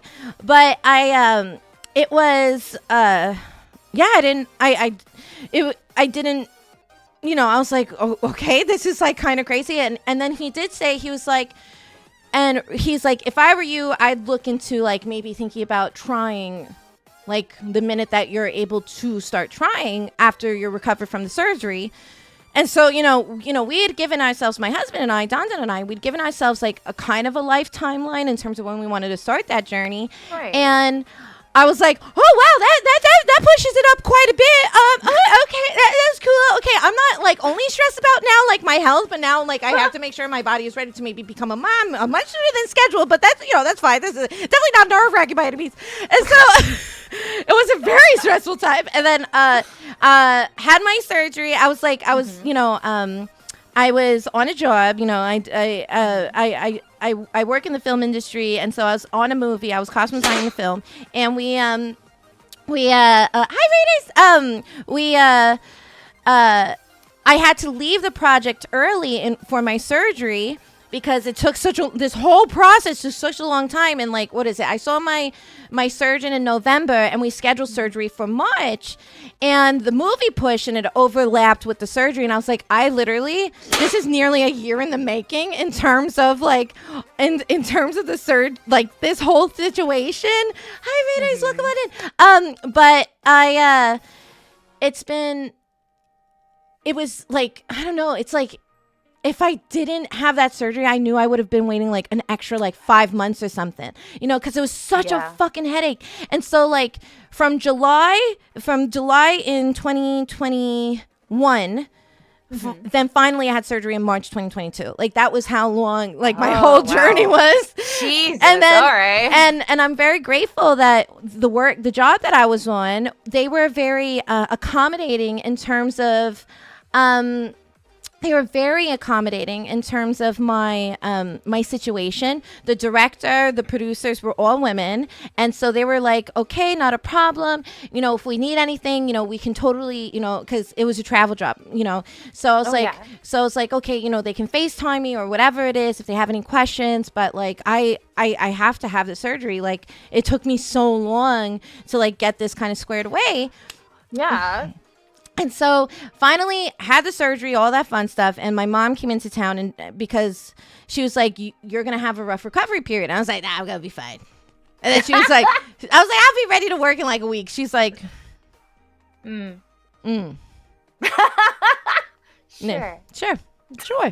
Sure. You're going to see what happens. I was like, what do you mean? You say that so ominously. And she was like, you'll see. Don't worry about it. Don't. It's fine. I was about to say the family will never. It's like she's like, I'm so happy you're having surgery, but she like still gives me shit about my attitude about it. That's my mom. So like, yeah. She's like, that's cute. That's adorable. That's adorable. As a matter of fact, that's really cute. And I was like, yeah, like what's the big deal? I'll be able to go back to work in like a week. She's like, no. Okay, all right, and. I mean, you just finished going through this, like in terms of like your very like hard recovery where like, you're able to, I assume you're able to like get up and like sit down a little bit more with ease. And I totally had no idea what I was signing up for. Like I was like totally incapacitated. I was like, and I was like, I totally underestimated because they didn't, because of how deep the fibroid was, it wasn't like they had to like straight up open me up. Like I have a scar that's like 10 inches long, they like, I was like, man, that's like fucking, it's like basically my abdomen looks like there's a zipper on a fanny pack in the middle of it. You know what I mean? It just like goes from side to side. I was just like, and they're like, and I can't deliver kids, vaginally, sorry, we're talking a lot about women's health. So sorry, like the word vagina, I know, but hey, warning, endometriosis. We're going to talk about vaginas. Hey, okay? All right. This is happening. Let's use all the keywords here, guys. Yeah. Okay? If you're squeamish about vaginas, this is not the time. Yeah, so something I cannot do because of the surgery I had is I cannot have if I'm able to get pregnant and have a kid, I cannot deliver vaginally. I can only have a C-section. And so I was like, I did tell the doctor, you have your post-op checkup or whatever, and I was just like, this seems so inefficient. I can't believe you decided to seal me up. Why didn't you just put Velcro in it? Because then you're going to like have to open this up in a couple of years. I don't get it. Like you should just like installed it. Yeah. Make me a fanny pack, okay? Yeah, like, make me literally a fanny pack. It'd make going to theme parks so much easier, let me tell you. Like I know exactly where to put my coin purse now. I can't believe it. So I could just get rid of my camel pack. It would be great. Yeah. Come on. Trade the camel back, receive fanny pack. Let's make it easier for me, Yeah. So I was But yeah, it was crazy. Like, they did find I had about 2 pounds of fibroids in my uterus. I kept my surgery report just because it's kind of like wild to read through. Like they opened me up and they literally it's wild to think about. Like I was asleep, like I was knocked out, like like while this is all happening.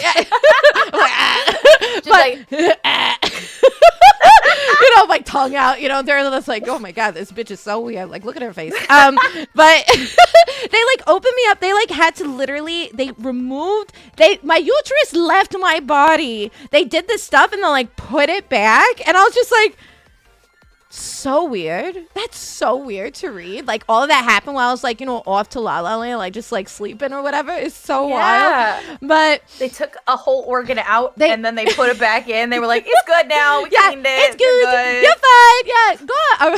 Arrivederci. You did it, kid. But it was so crazy. And in my the first thing I noticed was you don't realize all this stuff that happens in your body because PCOS, endometriosis, adenomyosis, these are all considered invisible diseases, right? These are things that you physically usually can't tell, but it is wild. When you think about it, you're like, okay, my surgeon was like, yeah, your uterus was this, was the size of someone who was 18 weeks pregnant. That's not normal.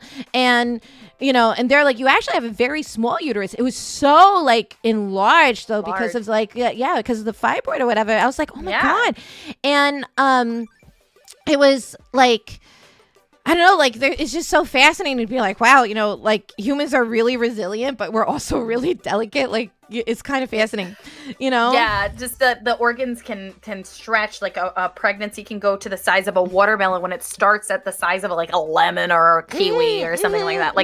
Mine was 11 week uterus when it came out too. So very large, you don't. It's not supposed to look like that. They take it out. They're like, that's not what it's supposed to be. It's supposed to be small. And certain parts of our body can get huge, but then other parts of our body, it's no, that's not supposed to increase that way. So a uterus is a total cool, very weird organ. Yeah. Ooh, what if we talk about our uterus together? What do we talk about our uterus? Talk about uterus. We both have pedunculated uteruses. Oh, pedunculated twinsy. And another thing is that after the scar tissue too, it's hard as well after they remove fibroids, right? So that's a whole nother level of it as well. I just discovered recently that I will say post surgery, I have my experiences with my Shark Week has only intensified so much more so. But I was talking to, what did she say she was? There's this you have OBGYNs and stuff like that, but then there's even a further specialty kind of doctor that specifically works with people who have uteruses and the scar tissue around your uterus, because that can actually contribute a lot to the pain with endometriosis specifically, and uterus related things like PCOS and things like that, and adenomyosis. And that's a whole thing. I just discovered that maybe 3 weeks ago, and that's I'm. It's all the time I'm learning more and more about what's happening with my body. And so so she was explaining it to me actually, and this particular this friend of mine, and finding out that she does it, it's basically the equivalent of a doula, but specifically just for uterus related diseases and conditions and stuff. And so she was explaining that scar tissue is the thing. I didn't even know. I was like, scar tissue? I was like, when did this lion need a tissue? What are you talking about, scar tissue? And so I was like, what do you mean? What do you mean? What is Disney? What you mean? Disney wrote a whole thing about this? What? Yeah, what? And so I was like, I didn't even know this was a thing. And but yeah, I couldn't, let's see, when I didn't realize just how crazy that messes with your body, because the first week like I had issues like sleeping, and I had to get one of these like yeah. pregnancy pillows because when I would like sleep on my side versus my back, I felt, this was the wild thing, like I felt like my inside shifting. I was like, what the hell is happening? It was like, what the hell is happening? And so it was like, you realize, because your body is now trying to like shrink down and accommodate like this change, right? In the same way that when you have a kid, you know, people are like, oh my God, you have a kid, and then your body is back to normal. No, it takes time for your like for your body to start like shrinking down and get back to the pre-pregnancy, right? And so it's like the same thing. So you're like, my body feels so weird right now. It feels so strange. I feel like I'm like, you know, like I kept on like swishing. It's hard to explain, yeah. Like I, because for me it was the same thing. Like I couldn't sleep on my side because of that, and they gave me an abdominal binder, so it's basically like it's just Velcro, and then you kind of Velcro over it, like it just holds you in. So it was easier for me to walk and like sleep on my side without feeling that feeling of like my insides, because you don't think about it, but like your insides have to accommodate, and they actually, when you remove an organ, they fill the space, right? So like but then you're gonna feel everything moving, you're gonna feel the pain because now they don't know what to do. Some of them are getting squished, some of them are making more room, and like it's gonna take more time for you to do bowel movements and stuff. You don't realize how much changes when you lose one organ. Like I had a friend that lost a kidney and had a similar like situation where it felt like all of those were, even though it was like a smaller thing, it wasn't at the bottom. Like a uterus is at the bottom, right? So like everything is falling into that hole at the end, right? So when you think about all of the organs stacked on top of it, and like both of us had fibroids like pushing on those freaking organs, now they're like, oh, there's nothing on them, what am I gonna fucking do? Like it becomes an entire thing. I definitely, I was so surprised by the whole thing. I was like, I absolutely, and my mother was so, my mother's so supportive, so kind, and, definitely, and she's a very pragmatic person, but I definitely feel like she's like, I told you. You don't want to listen to me. But, but at the same time, she's making sure everything is okay and stuff like that. But she was like, what did I tell you? Like totally didn't shy away from the fact that she loved embracing her I told you so moment. I was just like, yeah, that sounds like my mom. Yeah, that makes sense. But I had it was like it was, I don't know, like recovery was crazy. Yeah, no, my mom was very similar to that, where it was just like, all right, yeah, it's not like a pregnancy, like it's just like, okay, all right, mom, you're right. She's like, yep. Or she was just like, you didn't tell, like 2 days after my surgery, she's like, you didn't call me. I was like, I talked to you yesterday. She's like, you didn't call me today though. And I was like, I know, but I'm like, I'm recovering. I'm in a lot of medication. She's like, how will I tell the prayer group what you're doing? Like they need to know what to pray for. And I'm like sitting in bed, like just like totally like, what are you fucking talking about? I'm like dying. And they're like, well, we need to know exactly what you're in pain for, so that way we could pray for that specific thing. And I'm looking at the FaceTime call, my eyes just like, mother, just have them pray. Like I don't know what to tell you. Like we're praying for Sarita's new man, and all that good stuff. And then we're like, okay, and Gabby, she got something going on in her body or whatever. She met she also met a man. His name's Da Vinci. We're very happy that through this harrowing experience, she met a partner, just like amazing. Yes, gracias a Dios, it's amazing. Yeah. So amazing, so incredible. We love it. Yeah. I just love that. They're like, what are we supposed to do? I can't come to prayer circle without anything to pray for. That's gonna make me look bad. You can't do that. I gotta have something. It looked like I didn't do my homework. It's like you can tell the family that they can just pray overall. I'm not just miraculously done. It's 3 days, mother. Like I'm 3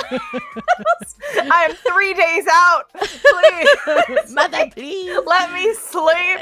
And she's just like, okay, fine. I just they just want to really, maybe we'll do a divine mercy. I don't know. Like, and I'm like, I don't know, ma. Like. I'm here just laying down, filled with medications, and I'm just like, I don't even know what she's talking about. Like, you're just like, all right, great. I'm glad I can make you look cool amongst your shirt. Great. You got something to pray for. You see, I always deliver on my promise, Mom. It's fine. It's fine. It's like, there's something going on in there. It's something. Just pray. And Just I'm like, pray. okay, good. Thank you. If it's not this, there's something else. This is a problem. Don't worry. We got to just cover all the bases. It's like, I know she got insurance for the surgery, but now we need some, we need some prayer insurance. We just got to cover all the bases. We don't know what's going to come. Just pray. Yeah. Don't worry a minute. Yeah. Yeah. I feel like, well, we're one of the, like, my mom was so helpful. Like, I couldn't, I was like, if I needed to use the bathroom or something, I needed assistance, right? Of course, I couldn't like just be like, oh, sure, I just had this thing happen. I just like skedaddle to the bathroom and take a shit. Like, no, I needed help in terms of like you said, no bend and snap. How could you not do the bench snap? So I couldn't bend over to the bathroom. Like I needed help like every step of the way. And like even though it's like recovery is really interesting for those who haven't had like intensive surgery. I am sure, and I don't know what it's like in different ways. This is the first major surgery I had, but you have like your hard recovery period where like you're literally like you're like laying in bed, you're literally like making sure like all the bits like kind of come back together. But then I had my surgery in March, but the true recovery period was all the way to September. Like it was like they said they needed like 6 months really for the body to like kind of like come together. But I it was I I was very shocked by that whole thing. And I'm trying to think. I became, what are some of the things that came out of that? When I was in the hospital, you talked about food, like, they gave you really fabulous food at the hospital, I had my surgery like during the day, and I stayed overnight in the hospital. But when I finally was able to start consuming food again, they were like, okay, first we go like all liquids, and then we started introducing a little bit of solids or whatever. But all liquids first came, and then they gave like, there was like milk or something. I was like, well, I can't have that because I'm lactose intolerant. I just had surgery. The last thing I want to do is like irritate my whole body and like redecorate this bathroom. Like that's like the last thing I want to do. And so exactly. I was just like, okay, so I'm going to not have that. And they're like, when they introduced the soft foods, it was like oatmeal made with milk, yogurt. It was like all this stuff that I was like, once again, I can't eat any of this. And so when the nurse came in, she's like, is everything okay? I was like, I actually can't eat any of this because I was like, because I have lactose intolerance. And then she was like, I got you. And so she leaves and she brings in like her own tote bag, and in her tote bag she like came back like 20 minutes later. This woman smuggled like 5 Jellos and like 10 like Italian ices for me, and then she was just like, I took all of them for you. I took every single Italian icy and so it started this very hardcore addiction to Italian ices, actually. Understandable. And so it was amazing though. She's like, you just had this like harrowing surgery, like we want to make sure you're taken care of. And so like she's like, but it was so funny, she like, you could totally tell like she was not allowed to do this because she like smuggled him in her like giant like Target purse that was like could totally fit like 3 babies in this. And she was like, she like just like shakes it out onto the little like table that's on top of your hospital bed, or like that can go over your hospital bed. I was just like, this is amazing. I feel like you just did like the biggest snack heist of the century. Yeah. It was so fabulous. She had a team. It was a whole thing. It was a whole thing. Yeah. She was like Ocean's 11ing on like the hospital floor, making sure that like I got, cherry Italian ices, like. You know what? She's a real one. She's a real one. So like so when I was recovering at home, I like, it really did start this like hardcore addiction to like Italian ices. So like my mom's like, what do you want from the grocery store? I was like, Italian ices, scratch his neck, like I was just like, give me my fix. It's the only thing that's bringing me joy right now. But I don't know. It was like, yeah, it is wild to do all of that. I'm trying to think of what else happened after I had my post-op surgery, and the surgeon, he visited me and obviously like in the hospital, check up on me, and he was making sure. He's like, you have to walk. One of the most important things is you have to do in your recovery is walking, because it prevents blood clots. And I was like, it's the day after surgery. I was like, I don't want to walk around. And like they force you to walk the floor. It's not like, it is like really intense, but I was like, oh my God, I think I can only walk like 3 steps. It's like, it's so painful. Yeah. But with time you like can do it. And then he was like, obviously you can't have sex. Like that's totally off the table. Yeah. I was like, I don't know about you, but like it was definitely first thing on my mind. I'm just like, I'm in crazy amounts of pain. The first thing I'm thinking about is that, I didn't have a sexy robot thing. I just had, so it wasn't in the forefront of my mind. But it was a wild thing, but unfortunately not that wild. Very disappointedly. I wish I had a sexy robot. I mean, it would have something to look forward to when I woke up. No, we can't. He's a busy man. He's a very busy man. But he was like, after, I think he said like, I don't know, it was like a month and a half. He was like, in a month and a half, you can maybe start again. Or maybe it was a little longer. I think it was around then. And I was like, oh, okay. Interesting. And so when I had my post-op checkup, it's like a pap smear. So, you're on a table and you got your legs up, and, your legs are in little like, what are they called? The stirrups. duck pedal, the stirrups. I was like stirrups. Like a horse. Like exactly. You're in the saddle. You're in the stirrups. Yeah. And so I'm in my post-op appointment. He's like, I want to make sure to see how everything's healing. Everything's good and all this stuff. And he's like, I'm spread eagle, totally like, showing all this stuff. My Don's with me, and he, every time, because this was like the second time he was like in this, like a room with me where this was going on. He's like, women's health is so wild. You just let people like spread you open and like stick metal objects in you. I'm like, yeah. What? Yes, normal. What? And so you're just like, whatever. I was like, men are weak. Men are weak. And they, but I'm having the post-op appointment. He's like, everything's looking good.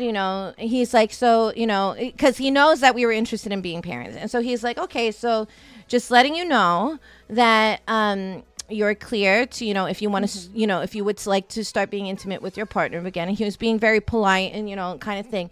I was like, you hear that, honey? We got work to do the minute we get home. And my legs are still in the syrup, like he can see my the deep insides of my cave of wonders. And my surgeon's like, you are a very interesting patient. And my husband's like, yep, that's my wife. My wife. He was like, I was like, yay, that's such great news. You'll hear that, honey? We have work to do when we get home. And he was like terrified. He was like, oh God. That's why I told you to wear the rip-off pants with the buttons. That's why I told you to wear the basketball pants, all right? It's just like, yes.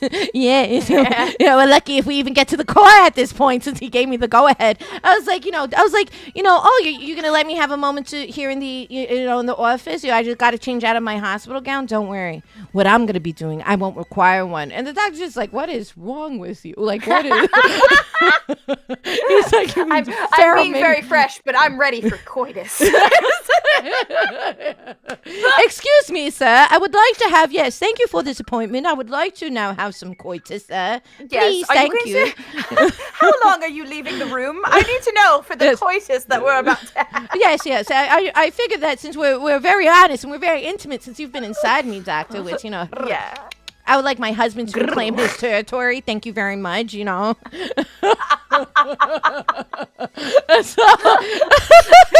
been in there in a while. You've been in there. You know how it is. Yeah, you know how it is. Yeah, exactly. I feel like, that's not right. I said I wouldn't let another man, like, inside me. But, here we are. So just got to get, like, make it all right again, wondering. Yeah. We have an agreement with Mrs. Matt. This is different. And I didn't make an agreement with you, Mr. Doctor, sir? Yeah, Mr. Doctor, sir. Yeah, exactly. Yeah, exactly. So, but it was interesting because, one thing that I don't know if this is the same thing with PCOS, but with one of the symptoms of like endometriosis is actually like painful sex. And I was just like, sex being uncomfortable. That's just part of what it is. That's fine. And then you go to the doctor, they're like, no, that's not normal.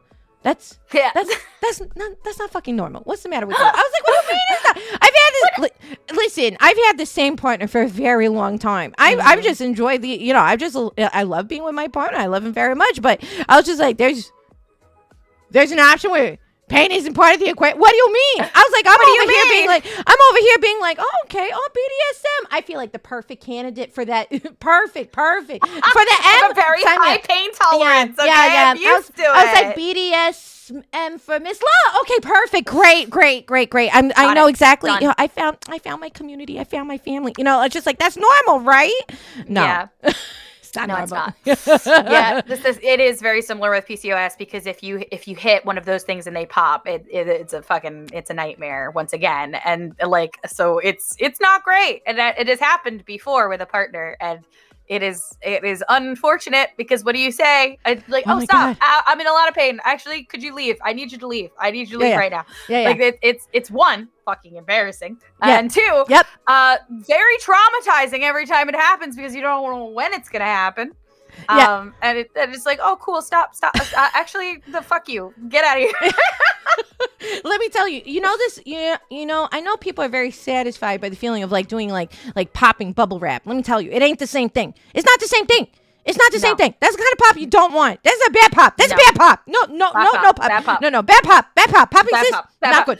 Not good. No me gusta. Yeah. It's not the good stuff. It's not the good stuff. Okay. The juice, not the good juice. Bad juice. Bad internal juice. That juice came from me and not in the good way. All right. Okay.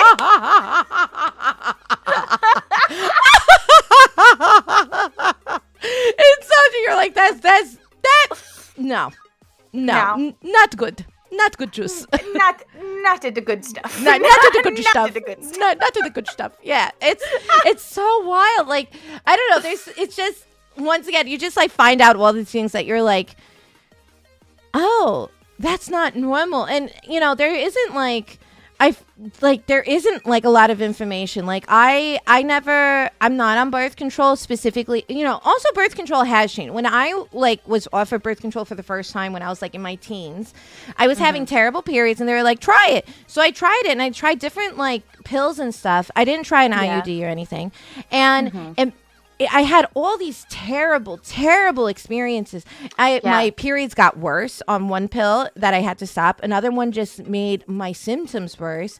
The other one was like mood swings just intensified. And I was just like, all of this is, this is, I don't really think this is an option for me. It messes too much with my body. I'm not interested in it. And so, when I did see a gyno during this whole process, like the first gyno who was like, just have a hysterectomy and call it a day, takes a drag of her cigarette. She's like, next patient. She's like, next one. She's like, this is the easiest sign. Okay, next. And so I was like, oh damn, okay, assembly line me, that's fine. And she was also someone who's like, just go in birth control. I was like, but I have tried it, and she's like, nah, try it again. You didn't know what you're talking about. Or you didn't know what you experienced. I was like, okay, good, that's cool. And then she was like, they have changed a lot. I was like, okay, and I was like, but I am still interested in being a parent. She's like, no, get hysterectomy, take birth control, whatever it is. Anyway, I'm not listening to it. Bye bye. Tricks, drag. I'm like, oh, okay, okay, yeah, because it's not only like, it's like. It's wild to like, because she was a female doctor too, so it's not, on average, I feel like a lot of male doctors like write her off, but there's even like female doctors who's like, nah, I don't want to deal with it. You don't know what I'm talking about. Yeah, it's fine. I was just like, oh yeah, sure, it's fine, but I can't. Yeah, it was just it was very interesting. It felt very lonely too, because like you feel like I didn't at the time, like I didn't have anybody to talk to besides like my mom, when my family and my and Don, but for them, and I told friends what was happening, but like when I had tried communicating to work, I was like, I have these things going on, and they would be like, okay, so what do you want us to do? I mean, if you can't do this, you can't keep on just taking days off to see your doctor. Like, and I was like, I mean, I need to, question mark. I mean, I feel like that's like legit, you know, in the film industry is very hard because, you know, you work these very long days, you know, you don't get days off in your year. You know what I mean? You kind of find maybe a replacement for a day, but for the most part, you don't get like official days off. You just have to decide with your own days off. And so I was like, okay, I just guess I'll figure out somebody who can come and take my place for a couple of days. But post surgery, my pain was worse when I had my short week and stuff, and I just had to learn to start communicating, and I had to just start planning my schedule on projects better, because I'd be like, okay, this is for the first 3 days of my period. I know, especially the first day, I'm completely incapacitated. And so I need to figure out in advance and communicate if there's going to be an overlap of any way. Like, you know, sometimes the job will be a week. Sometimes I'll be on a movie and it'll be like 3 months.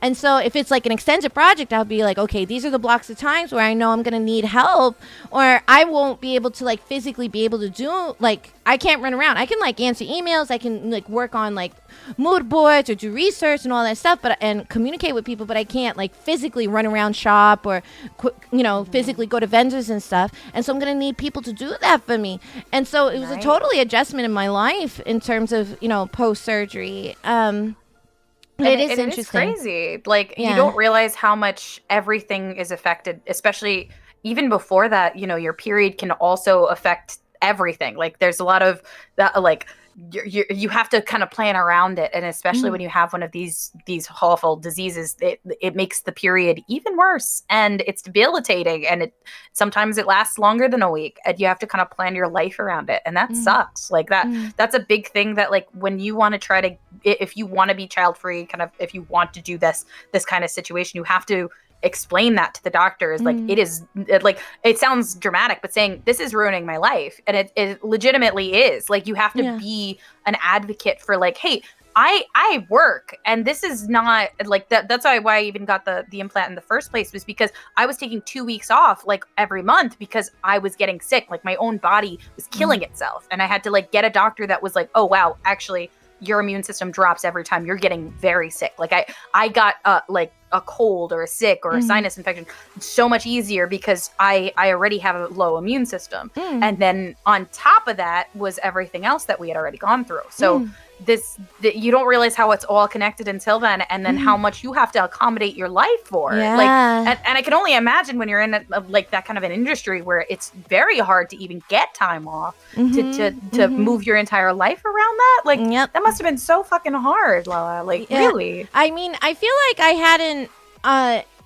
2020 was really interesting because it was like I'd been going so hard in my career nonstop that I think that was like also part of the reason why I got diagnosed late. I didn't prioritize my health.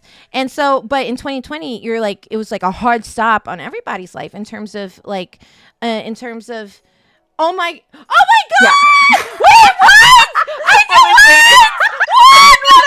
didn't want to interrupt you, but someone donated $1,000 at King Talamar.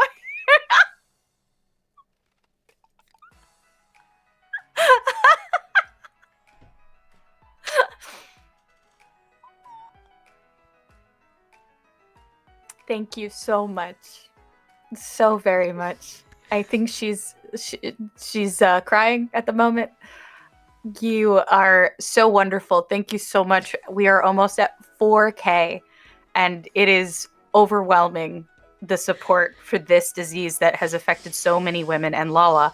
And it really means a lot. Like, truly, I'm tearing up too. It really means a lot that you are supporting this so very much. That's so much money. That is so much money. It really is. God, Kelly. You're really. A lot of money.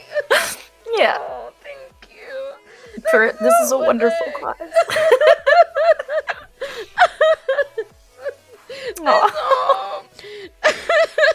What the heck? That's like a lot. That's like crazy generous. Yeah. Oh my God. That's like kind of crazy.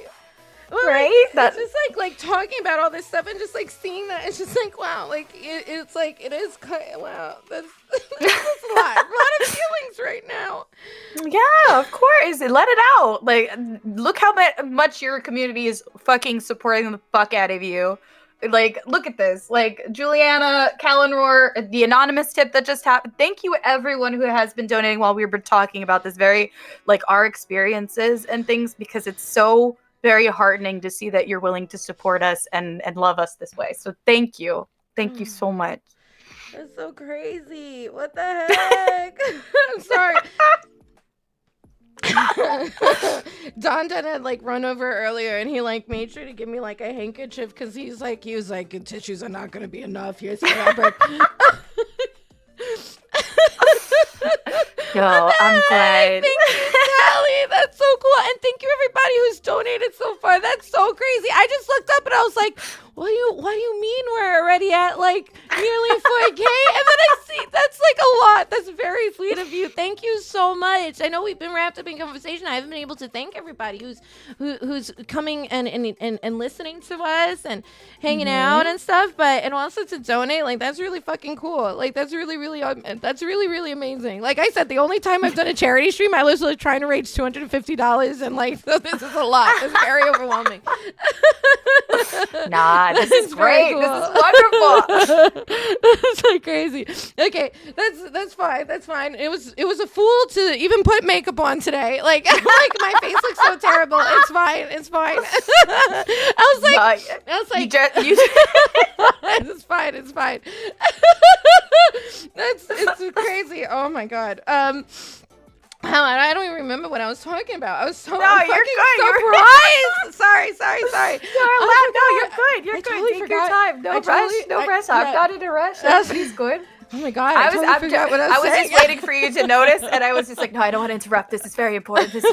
But everyone's like sneaking more in before you know. It's like, how long can we do this until they notice? That's so crazy. That's so crazy. But oh my god, I don't even fucking know what I was saying before. I totally lost. I'm sorry about that. I just totally forgot. I'm so gobsmacked. Oh my god. What was I saying? I forgot. You totally lost my train of thought. It doesn't matter. It's fine. It doesn't matter. It's fine. Crazy. You're good. It's crazy. Yeah. I mean, I didn't realize, like, I will say, like I mentioned this earlier, it's been like so crazy, like listening, like there's like a few people who share their story. A couple, there was somebody who's like, I want to share my dream, but I don't want people to know my name. I'm happy to share it, but just there's people who like literally share how like they nearly died from the condition because of like how, and you hear those stories and like you can't help but be like really like frustrated. Like there's a lot of frustration, when you read it, and obviously there's a catharsis of connecting with other people who have it, and like it like it's this very intimate connection knowing that you understand like the battle of that. I'm so sorry, but he donated another 1,000. I have to stop.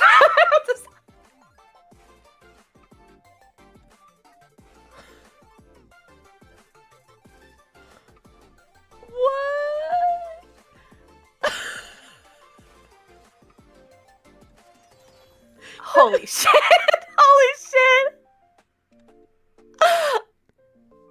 I think you broke her. I'm gonna mute myself. I'm sorry. Take your time. I'm holding up for it. Take your time.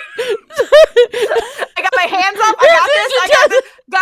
Guys, you broke her. Holy fucking shit. Thank you so much. We are almost at 5K. You are gonna have to probably eat a pineapple pizza. I'm just saying it's too close. It's too close to not, but I'm pretty sure you're gonna have to eat a pineapple pizza. While she's buffering. Hi.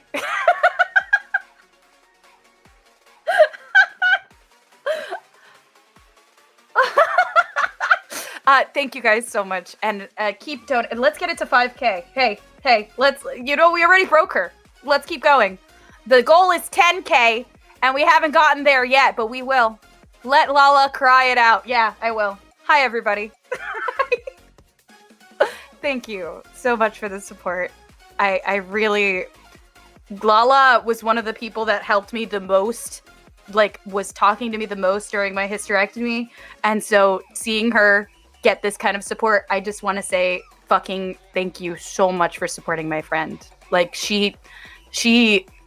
is a cause that is near and dear to both of our hearts, but I think this really means a lot to her. So thank you guys so fucking much. I really appreciate it. And she does not. You take all the time you fucking need. It's okay. This is a lot of money. That is a lot of money. That's so fucking generous and so fucking wonderful. Everybody, can we get some emotes in the chat about how wonderful this is? Let's get fucking going. Let's get to 5K. Come on. In 2 hours? We got this actually. And how much? We have 10 more hours of this stream? Oh no. Oh no. There's so much more we could do, chat.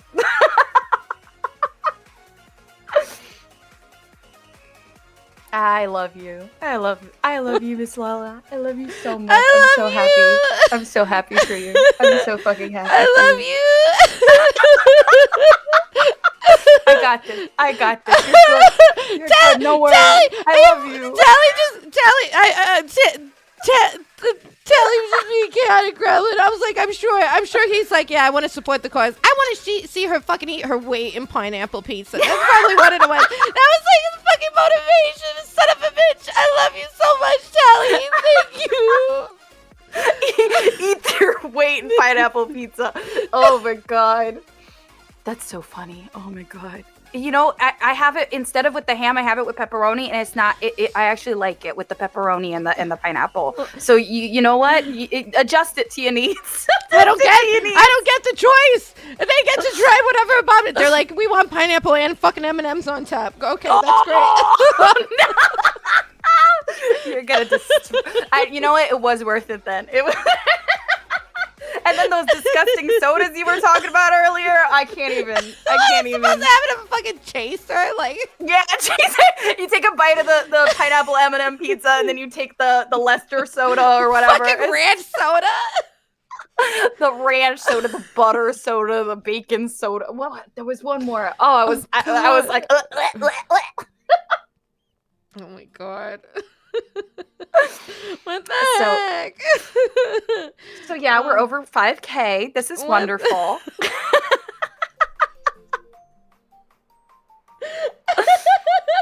was like, I'd be so happy even getting like a quarter of these goals.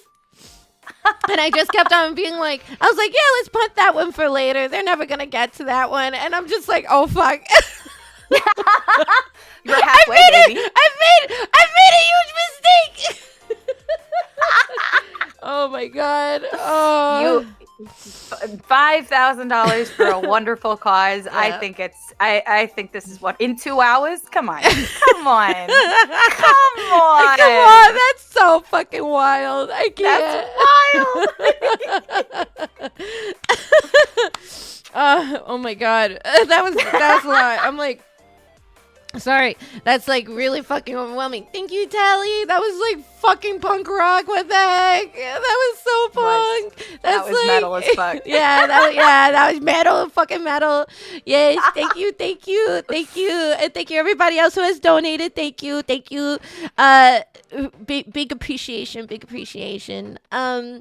Yeah, it's been it's crazy. I feel like I've met a lot of people in the past couple of days just talking about like this stuff, and it's been like, I don't know, it's like it's also been surprising to hear like, what was it, one of the like most common like notes I was getting from like posts and stuff were I didn't know what this was, or I don't see people talking about this, and that's like really cool, because then it's really neat to see people to be like, oh, I want to look like, what is this thing? And I was like, wow, that's like really cool that like helping to bring awareness to it, because like there's literally, you know, like the Endometriosis Foundation, they actually like try to go to like try to encourage like it taught like earlier, so that people are more aware, so that they can start like seeking treatment if they may have it earlier. Absolutely.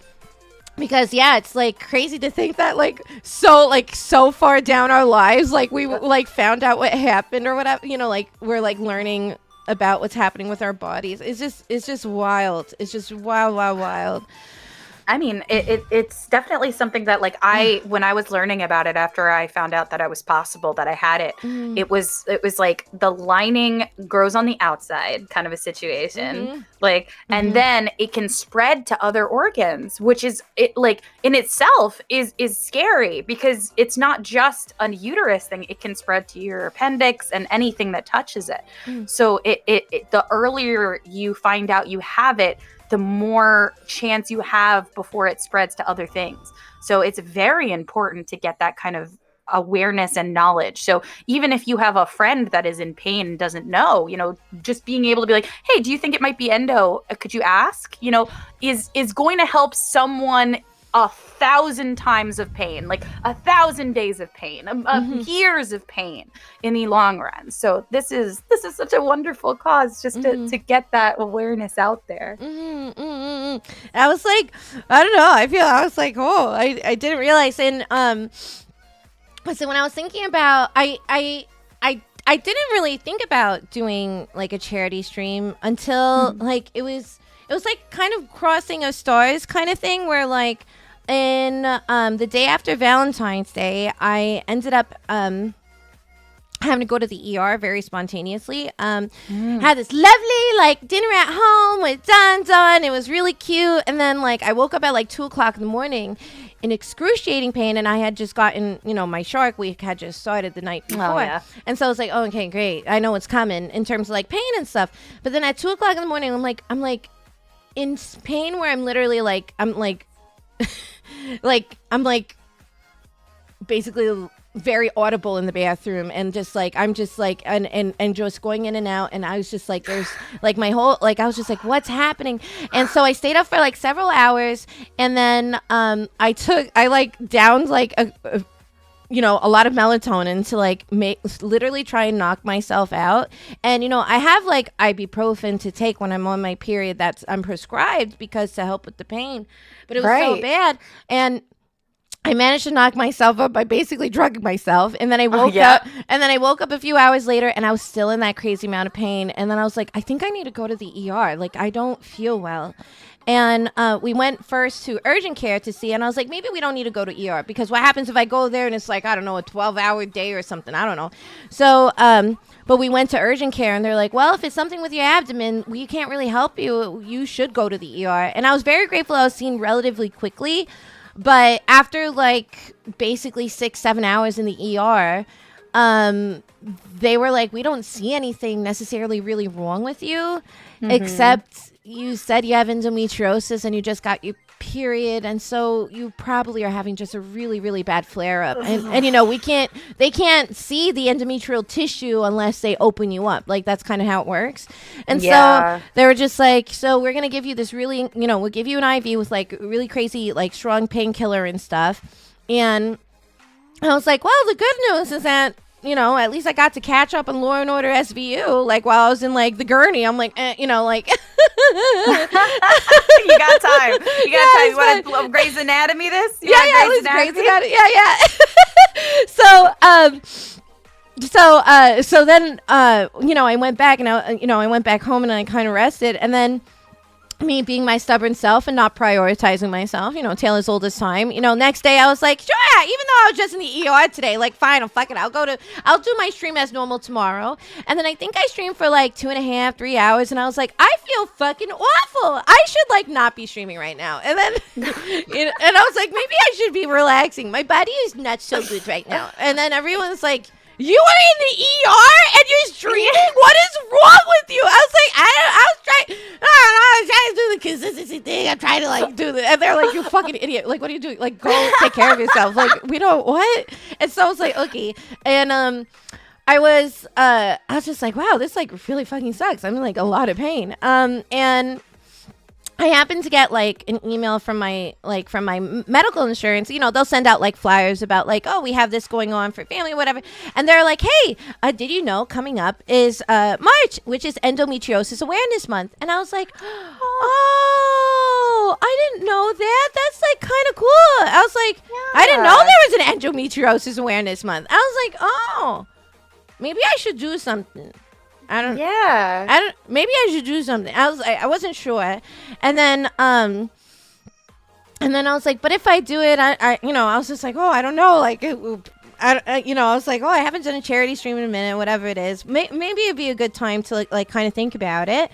And then when I was pitching it to people in my camp, so to say, they were like, well, it'd be a good idea, and you can maybe like highlight a couple of people or whatever it is. And then that's kind of what started the process. I was like, fine, that's a nice idea, let's see what happens. And so yeah, and it's been crazy, like, and I did not expect that. I was like, okay, this is gonna be a nice stream idea. I haven't done this in a minute, but what I didn't expect was to then like end up like talking to people like more about it, and like seeing more people like within the VTuber space, but also just like in general, like that they're like, oh, I suffer from this and it's awful, or like, oh, my sister has this and it's terrible. And I'm like, oh wow, this is like really, that's like, it's really like crazy. It's what the heck. Yeah, Frost. What the heck? What the heck? I'm like running my mouth. What the heck? What the heck? Thank you. Oh my god. Oh my god. What? It's for a good cause. My mom has to deal with this, so it all hits home. We love our women in our lives, and we make sure they're healthy and strong. Oh, that's so sweet. Oh, oh fuck, I'm crying. Yeah. Fuck, that was so sweet. That was so sweet. What?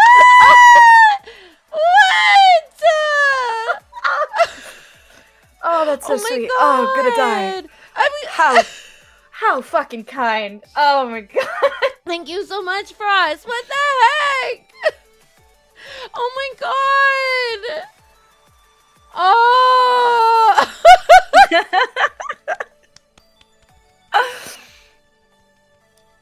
I was like, I can't. I was like, oh. This is like, yeah. Well, oh god, that's a lot. Thank you. Oh jeez. I don't know why my brain's like, oh golly gee whiz.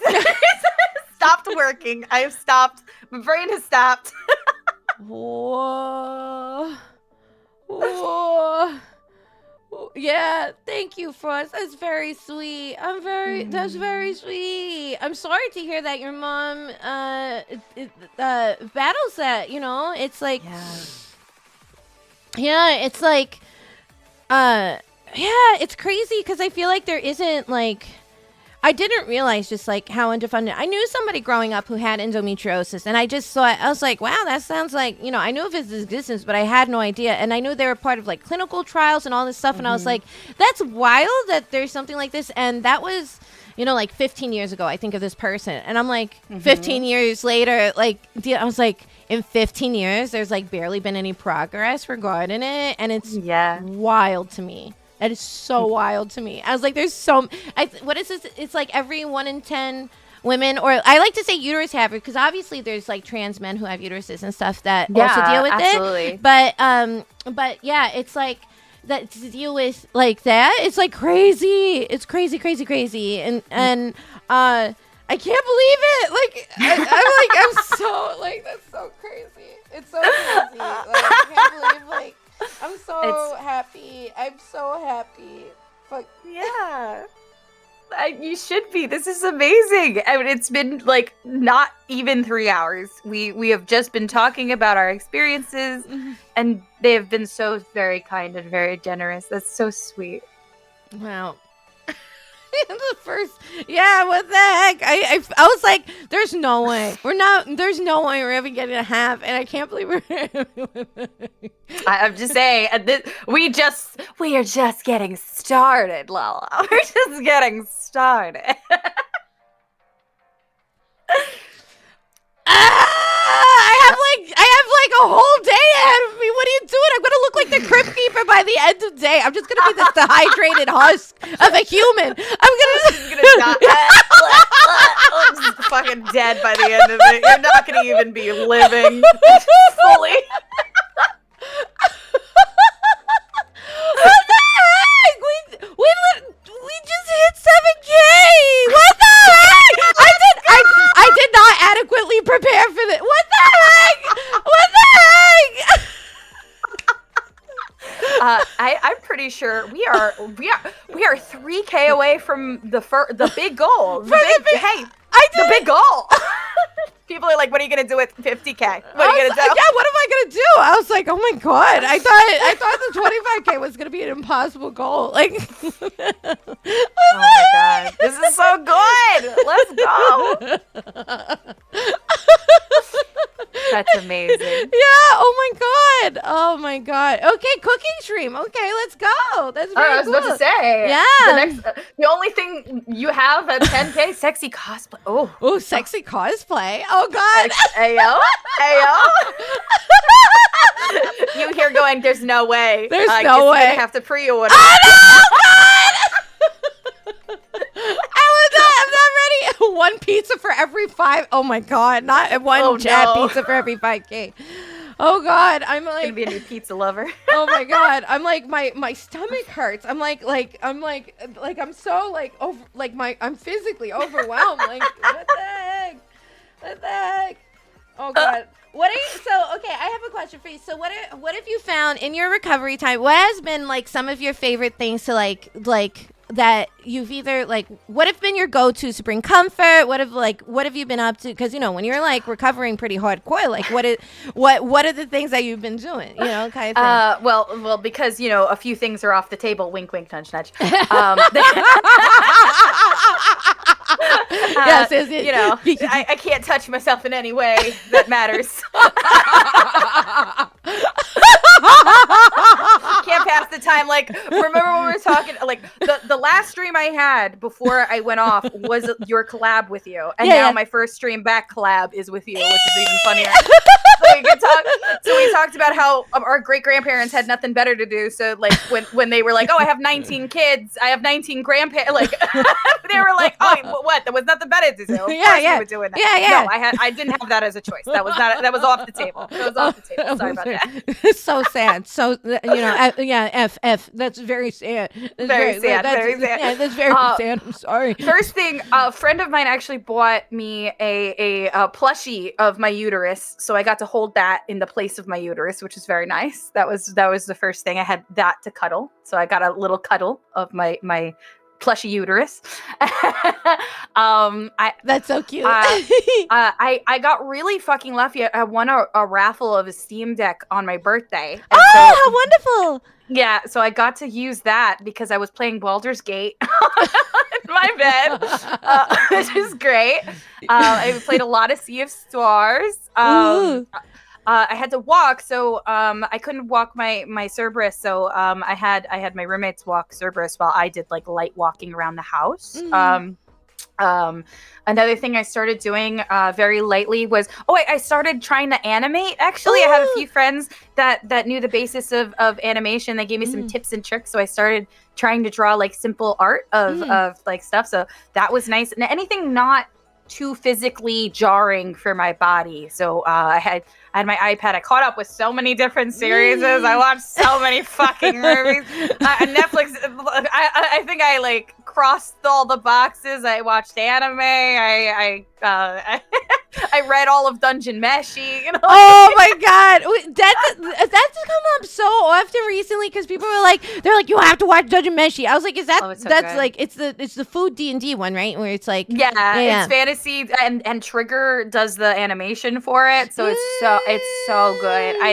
I since I read the entire thing, I can say that it is definitely one of my top favorite manga. Like it is very good, and like I was like, yeah, let's see if I can do it. So like I had friends go to the library and pick me up like all the different books that were out, and I think I read I read The Fourth Wing and Iron Throne, which were new books that just came out about dragon riders and stuff. It's fucking confusing, and if I try to go into it, you're gonna be even more confused than I was. I mean, certainly dragon riding is something that I have a little bit of experience in. Once again, 15 years happily in a relationship, but in terms of like within the context of Dungeon Meshi is like that's maybe different, maybe a little different, maybe a little, maybe a little different, maybe a little different. I would like a little taste. Why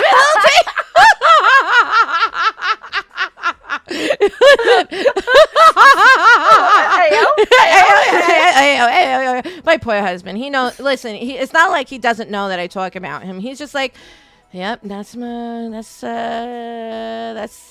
love of my life. So that sure is. I definitely committed to that. That's my choice. It's fine. I made a choice, and it is my choice to make. Yeah, I like to consider myself. It's like he's invested 15 years in his greatest community service project. Really, being in a relationship with me. It's truly altruistic. The most altruistic somebody can be to decide to really like stay for the long haul. Like it's kind of like a charity. Yeah, 15-year charity. Let me tell you, quite the investment. Yeah, fully committed to the cause. Fully committed to the LALA cause. Yeah, for sure. He's like, I'm doing everybody a service. I'm making sure that she's not released into the wild, like really doing my part out here for the general public. Yeah. You gotta keep LALA off the streets. You don't know what's gonna happen. You just don't know what's gonna happen. Yeah. Very, very, so kind, so thoughtful, so kind, so thoughtful. Yeah, so really, really love my booby boo. Yeah. He needs an award. Give him a gold star. Give him a little gold star. Yeah, he needs it. But it's definitely the one that's like written with like "you tried" and Comic Sans at the center of it, because he does his best. Doesn't mean he could completely contain me. Like, come on. Clearly, I have a Mrs. Men's Dakimakura. That's got to say something. Yeah, it's got to be something. Yeah, he's just limiting your power level. It's just a little bit of just a little bit. Yeah. Wait until you see my true power. Yeah. This isn't even my final form. This isn't my final form. Yeah, me looking at like monsters and furries and being like, I'm willing to try anything once. I'll try anything once. Anything once. Really, truly, really. Curiosity killed a pussy more like a cat, but it's fine. It's fine. It's fine. Pussy in bio, please respond.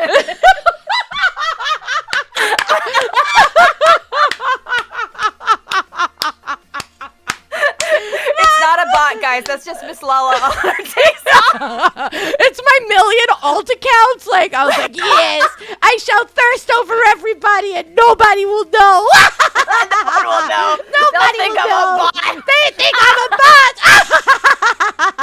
That's exactly what it is. Like, sorry. The big reveal. I know, big announcement. It's been me the entire time. I'm sorry. Oh my god. Oh my god. It's so wild. I definitely like. I was trying to think. I feel like I did watch. What did I catch up on? I feel like there was something that I caught up with. But I don't remember. It felt like such a daze. I'm trying to remember. I don't remember there was a specific show.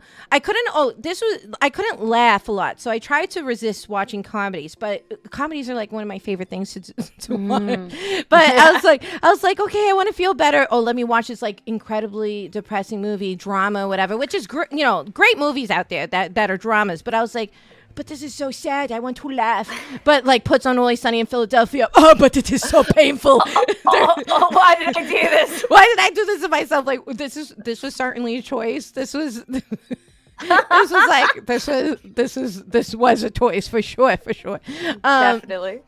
But yeah, it's like it's been like interesting navigating it all. But yeah, I had a question. Yeah. Because you had a different procedure than me. Did you also have all the gas that went behind your ribs and shit? Did you have that as well? gas? No, I didn't have as much gas, but you mean like tell me about. I don't think I had a lot of gas.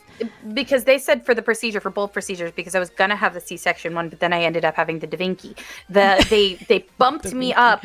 Basically, they make a balloon out of you down there, and then they do the procedure as best as they can.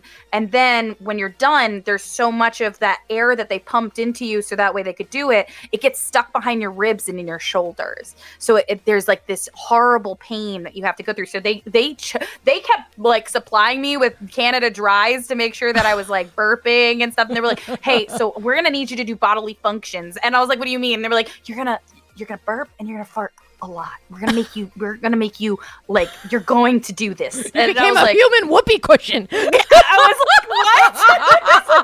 That's embarrassing. Like, I was like, they're like, no, you have to do it or you'll be in a lot of pain. So they also gave me like this spirometer thingy to blow into. I kept calling it the blowy, which the nurse did not appreciate. I was like, could you give me the blowy, please? And they were like, it's called the spirometer. I was like, I'm never gonna remember that. I'm very high. Please give me the blowy. Don't make me speak words. What are you doing? Don't make me speak words, you crazy person. What are you doing? That's what I fucking said. I said the blowy. Give me the blowy. Thank you. Okay. You know, like, did not appreciate it as much. The first nurse lost her fucking mind. The one that was assigned to me was like, come on. come on, you keep calling it I can't keep doing this. We can't keep doing this, Gabby, please. We can't let her keep on doing this. And you're like, watch me, bitch. Watch me. Challenge accepted. Challenge accepted. I'm yours for 12 hours. Give me the blowy. Yeah, I don't know. I feel like navigating through humor is just like the way to cope. That is just the way that I have. It's just like, I don't know what to tell you lately. I'm so sorry. I you know, really, you know, the tiniest violin for having to take care of me. But I'm going to tell you, it's going to be a fun time. Don't worry about it. It's going to be fine. It's going to be great. And she's like, I hate this. I was like, I hate this. And you're like, why? I make it interesting. What? I think she appreciated me because at the end, like, here she is talking to me about all the stuff I can take home. And she goes, you can take the spirometer. And I like looked at her as I'm slowly lowering it into my purse already. Like, I was just like, it's already mine, bitch. And she started laughing because it was already in there. Like, she knew it was already in there. I love that. I like that she even like stopped her. So she's like you've now she's never going to be able to look at it and not call it. You have changed her life. You've ruined it. She's going to like have future like patience, and she's going to be like, this is the barometer. The barometer. Yeah. That's what did I say? You definitely heard me right the first time. Don't worry about it. Yeah. You've definitely changed her life. Will not call it the blowy. Not the blowy. It's so yeah, but you blow into it, and you're supposed to blow at and hold it like the thing as you do it, and it like goes up and down, kind of a situation. You can ask for it, and that was one of the things that I was like, oh shoot, like that was like a nurse had say, hey, ask for that, and I didn't know that, and then it helps with my gas afterward because you'll lay down flat and it'll get behind your ribs, and you have no idea the type of pain gas can have. It was bad. So I was wondering if yours also had that kind of situation. No, I didn't really deal with a lot of gas, but they did have to monitor to make sure like that I was doing my bodily functions, which was wild, right? Because after I came out of surgery, I was like, oh, I constantly feel like I need to pee. That was like what I kept on saying. I was like, I need to pee. I need to pee. I was like, I feel like I gotta pee, but I can't. I feel weird. And they're like, that's because you actually are peeing, and the sensation you're feeling is the catheter. You know, like, and I was like, what? What is happening to my body? This is so weird. And so they were like, they monitor you to make sure that your body is doing it, and they get so excited. Once again, the same nurse who like smuggled, my smuggler of a nurse, who helped me with the Italian ices. She was the one who was monitoring me the entire time, and so she, there was somebody else who did like the overnight shift, but she had to come back the next day, and what was it, when I did like my first bodily function, because they got to make sure that you do that to make sure that everything's okay. She was like, yay! I felt like I was a kindergartner, like she's like, I did the poopy and the porta potty. I did the poopy. Like that's what I felt like. I was like, like I'm in so much pain. So much pain. And she's in the bathroom with me, and she's staring at me like while I'm like trying to take a shit. And she was like, oh my God, you're doing it. Oh my God. And I was like, I'm glad. I've never seen somebody more excited about me taking a shit. Like, it's really, honestly, lady, this is great. Like, I've never, you know what? As a matter of fact, I appreciate the applause, because I've really done some real damage during the course of my life in some bathrooms, and I've never received applause. It only never. It took me 3 decades to finally be, recognized for my hard work on the Porcelain King, and better than late than never. Honestly, honestly. Now I feel more motivated. I feel more confident than I ever have. Never. Yeah, thank you so much. Holds golden toilet paper. I'd like to thank my doctor and Fiber for really providing this moment, in my life. I'm like so, very, very, very grateful. But it was like, so I didn't have like gas per se, but I definitely like, that was what was that was interesting in terms of like them making sure that those were like my ability to do those things were all signs that things were working normally. And that was kind of interesting. I was like, oh, like it doesn't just automatically just like fix itself. It's like, no, you do the step in the same way that like, that's why you can't all of a sudden like eat like hard food. You got to like do it in steps to like reintroduce it to your body. And I was just like, this is so fascinating. Like I wasn't like scared, but I definitely was like, this is like so wild. It's just so different. And It feels well for me. I had to, because the narcotics they put you on, it actually causes like constipation specifically, so you have to take then even more stuff like colace and stuff to like loosen everything up. And then the first time I did not poop for 3 days, like 3 full days, and that was normal, and they were like, it's at day 5 when you start worrying you have to come back, for me. So it was scary, because I was like, oh God, like what kind of like situation is gonna be. But when I did, I remember I was one of the things I wanted to make sure, because I could not sit on the toilet by myself, so my friends had to be really cool with me, just like helping me sit on the toilet, which was the hardest thing ever. But then I got like a little stick to help me wipe my ass, because I was just like, I'm not letting my friends wipe my ass. That is that is a bridge too fucking far. I can't. Man. I embraced that moment. I was like, hey, you remember when we got married and I said, in sickness and in health? Here's your opportunity, honey, to put, to really test that promise. Come on. This is the health. Here you go. I already prepared the toilet paper for you. Here you go. I love you. Here you go. I got a little stick on Amazon that my friend was like, here you go, Queen. And I was like, oh, thank you, Queen. And like I bought it, and I got all these baby wipes and started doing that. And So my first day, I was in my apartment, and all you hear from the bathroom is like, I fucking pooped! Like, I was so happy. I don't have to go back to the fucking hospital. I was like, God. I don't want to do this.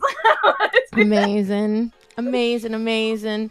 That's so, it's you take for granted your motor abilities, for sure. And like, when you're put in a situation like that, like that's like, it's just wild, just so wild. And so, like, you don't think about like, oh, like wiping my ass is something, and it really makes you, and that's just in surgery recovery. These people who live with that, have to handle that every day. It's just a normal part of the process, right?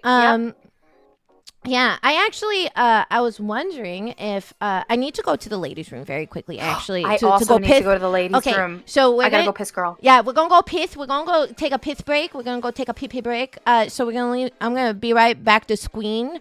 While we go pee pee, and we'll be right back in like a few minutes. Okay, and we'll leave. Yeah, be good. Be good while we wait. Be good. Okay, we'll be back. We'll be back. Bye. Bye. Bye. Bye. Bye. We'll be back. We'll be back. Bye. Bye. Bye. Bye. Bye. Bye. Bye. Bye. Bye. Bye.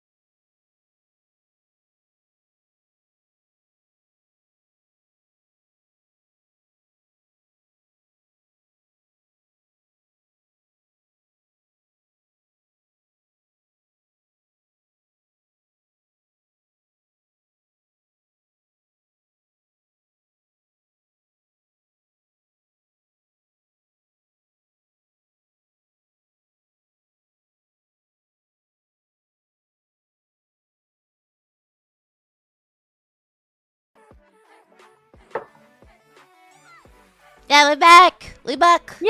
We're back. We're back. We're back. Hello. Hello. We have drained our clams. We're back in business. Yep. We had to make sure there was no sand in them. Yeah. Just normal clam business. Yeah, happy clam day. Yeah, don't worry. It's all good. All worked out okay. All good, all clean, all great. Don't worry about it. Yeah, We're all good. clean, all great. All clean, all great.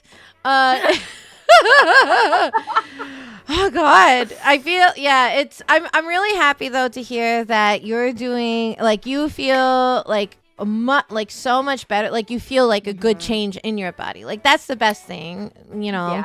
Yeah. Yeah, I'm feeling like it's kind of weird. It feels like the energy level is like way before I even had the Nexplanon in, which was like I think I had the Nexplanon on for like 7 years or something like that. So like having the my hormones were already out of whack because of my condition before that.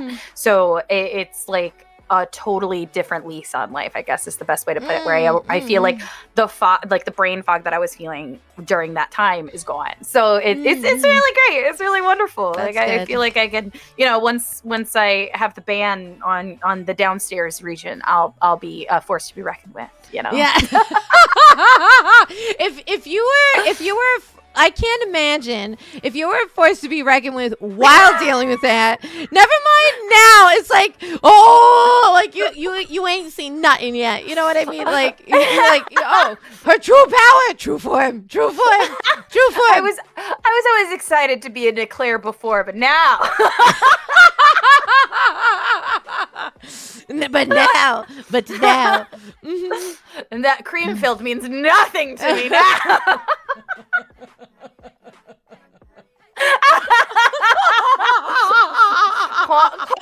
Call me a bakery, because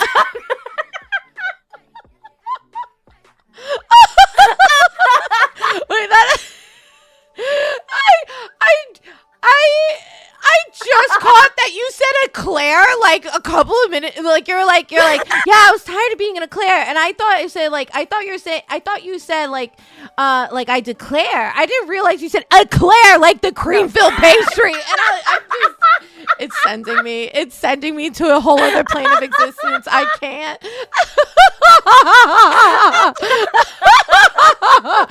Yeah, perfect, great, fabulous. Yeah, exactly. Go beyond Goblin Plus Ultra, exactly that. Yeah, no. Oh, if you thought I was unhinged before, oh no. 3 months of pent up energy, Gabby is here. Oh my God, that's so. I'm so excited. And like, yeah, this is. You're not even you're almost totally out of recovery. I can't wait to see. You're gonna be like, yeah, it's a whole new feral form. I love it. Yeah, my feral form, sterile and feral, and ready to ready to cause some peril. Like. Yeah, that is exactly it. That is exactly it. Because another thing that you can't do, because I got so much energy back, like 6 days in, I think, is when I started getting my energy, and I didn't realize. I was like, wow, why do I have so much energy? Because before I was like always tired. A lot of things that PCOS does is like it fatigues you. It makes you feel like you don't have energy. So sometimes I'll be like so filled with energy from stream, and then immediately I'll crash and I won't have any energy at all. And I can't predict it, So for that, the coming back at 6 weeks and 6 days and being like, oh my God, I still have 8 more weeks and I can't even run. I can't do exercises. I can't do yoga. I can't do anything. It was like I was like, one of my friends drew it. Cookie drew like the cat that's holding the live wire. That was me. Like I was just like, like.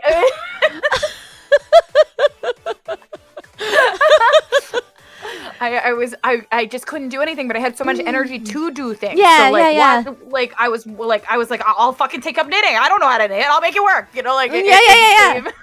You're like, I have all this pent up energy. Like, where am I supposed to put it? I can't put it on myself because believe me, I want to put it all over myself. You're like, I'm dying here. I'm dying. I gotta figure something out here. Oh my god. Yeah. So you're just, I have so much to do, but you're like, fine. I guess knitting will be fine. I'm like heavy breathing, and nothing can happen. Oh my god. Oh my god. Yeah. Once again, be careful. Gabby's ready to be in this, she's ready. She's ready to basically make her surroundings her splash zone. She's ready. She's been dying. I was very ready, and I she's like, I was like very ready. Like, you don't understand. Like, you don't understand. I am very ready, right? Like, they were like, oh, at 6 weeks, you can start, as they was like, you can splash in the shallow end, but you can't dive deep in the pool. And I was just like, oh. My fingers have gone. My fingers have not been pruny in a very long time, and I am starting to feel it. And I'm getting very concerned for their state of being. They lack the hydration they crave so desperately. Let me tell you. Listen, my fingers are looking too dry. Too dry now. Terrible. You should see my cuticles. They're awful. It's awful. It's truly. I'm thinking of the. I'm from a beauty. I like keeping my skin nice and hydrated. But think of my fingers. Yeah. They're very dry. Yeah. They're so dry. Yeah, so 12 weeks is the when I can start experimenting. Ooh. Oh my god! I'm so excited. Experimenting.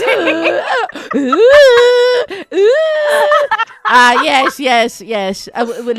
We love it. I'm. Mm-hmm. That's so then that means, so how much longer that is then? How much longer? Not that I'm gonna mark it on my calendar or anything, in support. No, I have to make sure I call Da Vinci and Mrs. Maddox to tell you a specific time. I'm on Just my check 9 availability. weeks. So 9 out of 12 in terms of feeling. 9 out of 12. And it's 12 what they feel like in general, like that's like you're what is the mark in terms of feeling like you're truly out of like a recovery period? So 12 is the maximum. The minimum is 6 for like walking around, everything like being good for me. So they check at 6 weeks. I actually got it done at 4 to make sure, but they check the internal stitches to make sure that they're healing properly. Because another thing that can happen is that if basically tissue starts growing over the stitches before they dissolve, it can cause bleeding again. So they have to make sure that the stitches are dissolving properly and that the tissue isn't growing over it. And then they can say, oh, okay, so this is going to be a 6 week versus a 12 week versus longer than that. Because technically they say 12 week is when your body is starting to feel like a new normal, and that everything will probably settle down a full year after the process. So like I'm going to be able to do everything normally within 12 weeks. However, like the entire year is going to be a learning process for me. Like things are going to change and I have to basically go with the flow because I don't know what my new normal is going to be. Like my personality is going to change. Like my personality I already feel like has already changed. Like my fucking anxiety has been less, I'm even more feral, like even more feral. Bless. That's such great news. That's so fabulous. That's great. She's in her feral era, ladies and gentlemen. She's in her feral era, and we love that for her. My feral era, affectionate. We love to see it. I that's amazing. That's great. That's great. So you're almost fully back to business. So that's good. Business. Business. Yeah. That's so good. Feral and sterile. Yes. Yeah. We have a new slogan. Thanks to Gabby. Yeah. Sterile and feral. We love it. We love our sterile and feral peeps out there. It's great. That's wonderful. Yeah. So you, I know you just streamed, but do you, what do you think you're going to be coming back? Like, are you still taking your time in your like remaining recovery? What's your Yes, plan? I'm probably going to only stream part-time for a little while before going back to full-time because actually what I just found out is that they while they have to check my bladder when they're inside me for the hysterectomy to make sure that they didn't nick the bladder, because that's the most common like complication. So they go inside your bladder, but when they went inside of my bladder, they found out that there was actually some polyps in there. So I'm actually getting tested next week to see if those are benign, which, you know, making sure everything's good. So I can't fully come back until I'm cleared build of health technically, because then they might have to open me up again, and I don't want that to happen and then come back and be like, hey guys, I gotta go again. Yeah. So hopefully they said they're gonna do a biopsy in a few weeks in April, and then after that, once I get the whole clear that it is good, I will be able to go full time. So for now, it'll be probably one maybe 2 streams a week. Like this one might be my one. I don't know. But that's how. Because I've been like learning how to sit back in the chair again. You know, being back in my whole thing. Because even that was hard for me because I atrophied. I hadn't been able to sit in my own chair, like my own room, my own anything. So like it was very hard. It was very hard because the thing that made like Gabby has become such a big part of my life. You know, like, and so being able to not go back to the mall was a big thing for me. And so it for my mental health, I really wanted to come back sooner, but like I had to be realistic. That's the biggest thing is like when you lose an organ, you got to be a little bit more realistic. Or even if you're getting like a tumor removed, like even if a fibroid getting removed, that thing that was in your body is no longer in it, and now your whole body has to readjust for that. So you have to be kind of kind to yourself, which is kind of the fucking hardest thing. It's so hard. It's so hard. It's so hard. What do you mean I have to be kind to myself? No, I want to find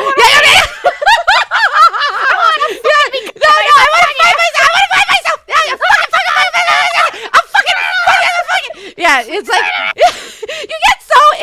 it's so much easier to be unkind to yourself. It's so much easier to be so stubborn. Like I'm so stubborn in terms of like taking care of like myself. Like most of the time, I was just like I said, I went to the ER and I was like, that day I felt so bad because I was like set up to play like Commander off stream with Red Claw, and I was like, oh, I'm so excited we're gonna play like Commander off stream, and I was like, oh, I don't think I could do it because I'm going to the ER, but maybe if it works out I can come back. And he was like don't worry about it. And then the next day, you know, like I streamed and people were like, you were just in the ER. I was like, I know, isn't it amazing? You know, when you go to the ER, they give you this fabulous bracelet. You know, it's like you get fashionable. It's fashionable. You get accessories when you go to the ER. Did you know that? They're like, that. Wait a minute. What are you doing? I was just like, what?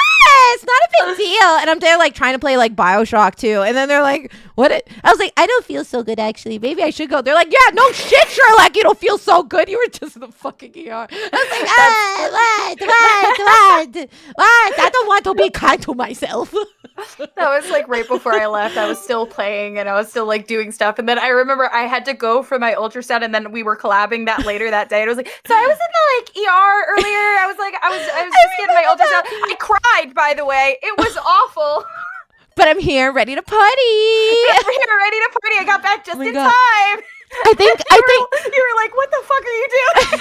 I think you literally said, you're like, oh, I think you like that day we ended up hanging out. We're like, oh, you know, you're like, I think I can do it for like maybe a couple of hours. Could I have this? And I think we ended up talking for like an extra hour or something. And you're like, I've been like partying hard. It's great. But yeah, maybe my body's falling apart. Question mark. I'm fine. I was just like, what that's crazy woman.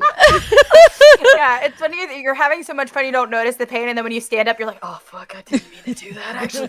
Like what a mood. It's true. Like I'm like, what? Yeah. It was like right after that I had to go to the ER too. It was like right before then I had gone to the hospital. I was like, it's fine. And then it was like, not fine. Actually, I'm fucked. I'm so sorry. My bad. Like totally fucked. It's that is, you know, they're like, yeah, you know, you can learn how to like, you could deal with recovery because your body is like doing its thing.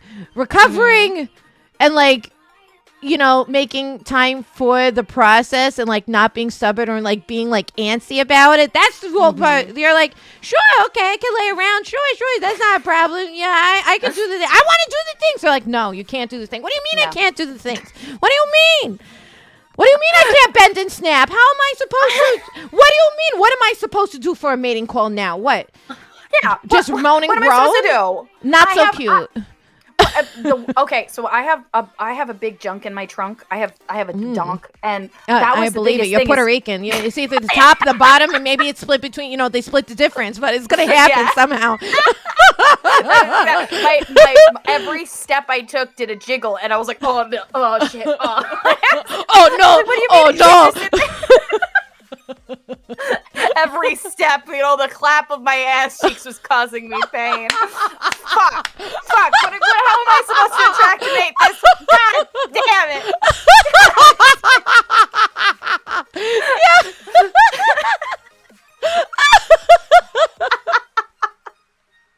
Oh no! Oh, it's so painful. The clapping of my ass. I never knew that it would work against me. Oh God, it's so painful. I didn't know. Oh, it was a blessing until it was a curse. Oh no! Oh, it's awful.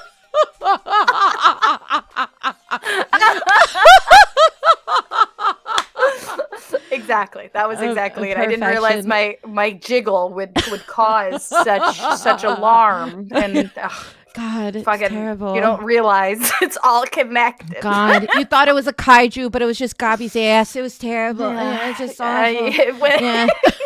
You heard those like mini earthquakes? That was not a mini earthquake in New York. It was Gabby. It's all Gabby. It's always been Gabby.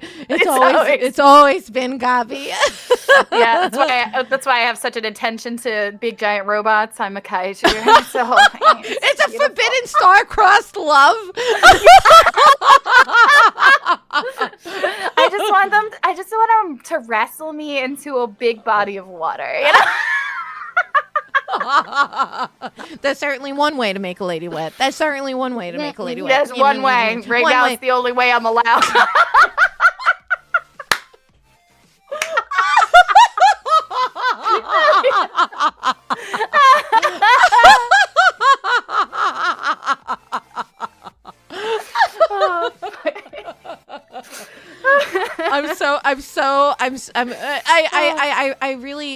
I think I demand, like, I want to get on it, ChatGPT. We got to do this Gabby Da Vinci fan fiction. I didn't know I needed it in my life, but apparently I definitely do. Like, for sure, like, for real, like, definitely. Like, definitely. You write it, I'll read it. Okay, chat. You write me a fan fiction as a kaiju, and I will get you. Oh my that, God! okay? Yeah, who's gonna? That's a promise.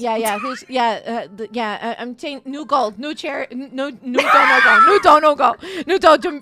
ASMR reading of this like fabulously saucy like fanfic. Like that's what I want in my life. No, let's do it. Yeah.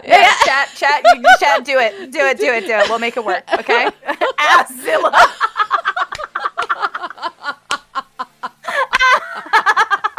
That's perfection. Like I desperately need that. I was like, I'll just take a break. Like maybe I read it. Like who knows? I was like, I'm so inspired. Yeah. I never knew I needed it. You know what? There's some writers out there that just need some inspiration. I could be your aspiration. New Gabby lore just dropped. We love it. Oh my God. Gabby, I love you so much. It's been so much fun hanging out with you. I don't know, like, thank you so much. You're so, like, you're a surprise friend. Like, I'm so grateful. There was somebody in my community who's like, I think you should check out this VTuber. I remember hanging out in your stream. I was like, oh my God, her energy is everything. And then I'm so glad we were able to hang out, and I'm so glad that your recovery is going well. I'm so, like, just very grateful I'm just grateful for you coming today and being so like open about your journey and your story, and just like, thank you so much. No, thank you. No, thank you for having me. I was so very excited when you said you were doing something for Endo and that it was going to be a charity stream. And since I haven't been able to like test myself or do too many streams myself, I was very excited. And you were even like, I know you're recovering, you don't have to. And I was really, honestly, really appreciative that you even thought about me, you know, during that time, you know, like, and it was so nice. And you were one of the people that were talking to me, like that were really a rock when I, you know, it's very lonely, you know, going through this whole thing. So having people that like had similar things that were going on with them, it was wonderful. So you've been a rock in this whole process. So I'm so happy I can be here for you during this stream because it really means a lot. Like this is like I said before, the awareness of this specific thing is so important, and especially catching it early. So thank you. No, thank you so much for having it. I'm so glad we became friends too. Like it just, I said it before and I'll say it again. It feels like we're probably related. Maybe we're Puerto Ricans from let's be Puerto Ricans from New York. Let's be honest. There's some cousin connected to some cousin. It would be like, oh, that makes sense. That tracks. It tracks. It actually tracks. Let's be honest. But that's how it feels. It felt like finding one of my cousins and be like, oh, we're probably related. Yeah. I'm it's so true though. That's why I was just like I genuinely like I missed like tuning into your stuff and like stuff like that. And so like it was very natural for me to want to reach out because I was like, oh, I miss spending time with you. So I'm so glad that you're doing well. So glad that you know, I'm very honored and happy that you're able to join today. And I'm so excited that you're almost out of your recovery period, and you're you know, and I'm excited for this, like that you're discovering like new parts of yourself in this process. Like that's so incredible, you know. I'm very happy. I'm very excited. I can't wait. I can't wait to do more. I'd have all the energy to do so. So thank you. Do you have? So you said that you're kind of taking it light now in terms of your streaming. And so I guess you're like kind of spontaneously kind of just deciding when you're going live nowadays. Is that kind of the vibe? I'm gonna do sneak attack streams. I've been calling them, where I just kind of give them a sneak attack. I have like a ping Discord that I tell, and my Twitter I tell when I go live. But most of the more consistent ones are like Tuesdays are when I usually go. So it's probably gonna be at least 2 times a week until I get all of these tests done, and then I will try to go back to my normal schedule after that and start doing events again. So I'll hopefully be able to go. Perfect. Yeah, I'm here. I'm trying to do. Can we have a shout out for? I was like trying to do it, and I was like, oh, I have help here. I was like trying to type it out. I was like, I have help here. I forget. Can we have a big old shout out for Gabby? Everybody, give big old smoochies to Gabby. Thank you so much, baby. Thank you so much for having me. I appreciate it, guys.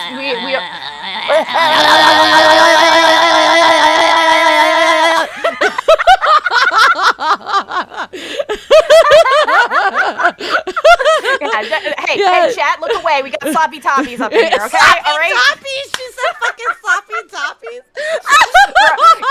Get this woman to 8K, okay? While I'm gone, can you do that? Can you do at least 10? Or you can't do any more sloppy toppies until you reach 10, okay? Yeah. That's it. Yeah, that's just sneak. This is just a little sneak. Just a little sneaky sneak. Sneaky peeky. Just a little sneaky peeky. More to come. More. Oh my God, I adore you. Thank you so much, honey. Mwah. Okay. I'll see you later. I love you. Bye. You're doing amazing. You're doing great. Goodbye. Bye. Oh shoot. I don't live here. I'm gonna go this way. Bye, my boy.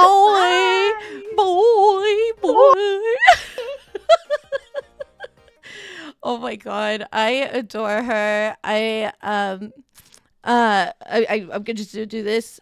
Big old hearts to her. Oh my God. Oh my God. I'm so. Oh my God. That was so much fun. Oh my God. My heart is so full. Oh God, this is fabulous. Was gonna live under the table. Hi everybody. Oh, thank you so much. I know I haven't been able to like directly say hello to all the wonderful people who come in. I've seen so many wonderful people. I see so many like friends who are here in chat. I'm just noticing. I'm so appreciative. Thank you. Hi everybody. Yeah, if you've tuned in while we've been gabbing, today is a stream. It's called Hope for Endo. We're raising money for the Endometriosis Foundation of America. It's been really cool because actually the person who I've been talking to from the Endometriosis Foundation, I just saw an email pop in and they've been like watching the streams, so that's really cool that they've been like kind of seeing what we've been getting up to. I'm also sorry. I apologize, Andrew. I'm sorry for maybe the shenanigans you're seeing. Just another day here on the stream. But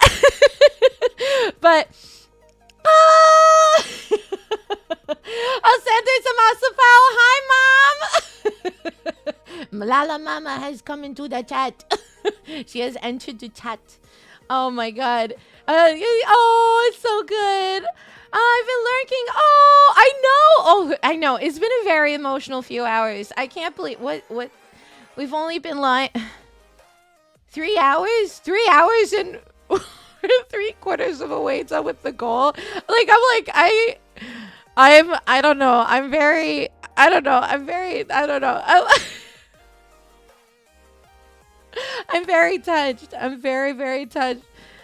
Say hi to Mom. Oh, hi, Gabby's going. Welcome on in. Yes. So yes, LALA Mom's hanging out in the chat. You know. Yeah, I don't know. It's crazy. So okay. So just to go over, since we have we just have a couple of minutes. I'm gonna just take a moment to let's go over to what the goals. Okay, this is what we got so far. I haven't been able to update because I've been just hanging out chit chatting. But here is, if you don't know what's going on today, so we are raising money for endometriosis for the Endometriosis Foundation of America, and endometriosis is something that I live with. I was diagnosed in 2022, had this crazy surgery. It's been a wild adventure since, but in some ways I'm grateful to have the knowledge in terms of how to navigate it, and it's been great meeting other people who also have it. I mean, this sounds awful, be like, oh my God, you have it too? Oh my God, twinsies. You're like, sounds awful. But, in other words, like you find community in that, you understand what it's like to battle something like that. And it's a, invisible disease, not a lot of people, there's not as much awareness. So it's really cool to be raising awareness. It's really cool to connect with other creators who also have been fighting, who have been raising money for endometriosis. I met a VTuber who messaged me who actually, that they're open about their journey, and it's so that's been really special. And of course, inviting people who I really love into the dino has been really fucking fabulous. Yeah. I'm currently fighting for my diagnosis in that fight. I found so many people who are also fighting it. Yes, I feel like sharing information is so important and so helpful, and I've been really nervous about sharing this side of myself, only because, I try to keep, I feel Gabby was perfect to start the day off, because she it's crazy. It's really difficult. It can be really frustrating, but also at the same time, I don't know, I like to navigate through life with a lot of lightness. And I'm not saying that you don't acknowledge the arduous obstacles you have. But I just learned that one of my coping mechanisms is to kind of laugh through it all, because I don't know, that's just the way that I've operated through a lot of the challenges I've had. And so that's kind of been the tone today. We talk about some serious things, but for the most part, just having a nice time, raising awareness, raising money, making a difference is really, really cool. I still can't believe we've had 7K. That's kind of crazy.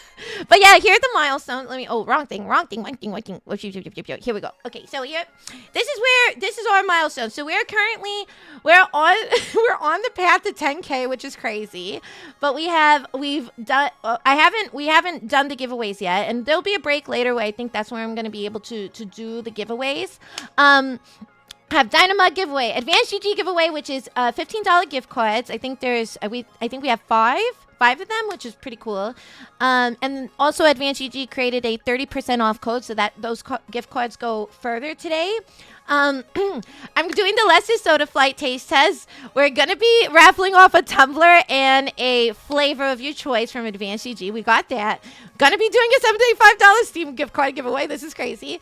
Dondon and I are going to be a dramatic reading of his screenplay, or like a dramatic reading of his scene, I guess was more accurate, but we're going to do Pirates of the Caribbean because he's a great Jack Sparrow. Listen, it was one of the things that like got your girl so excited about being with him.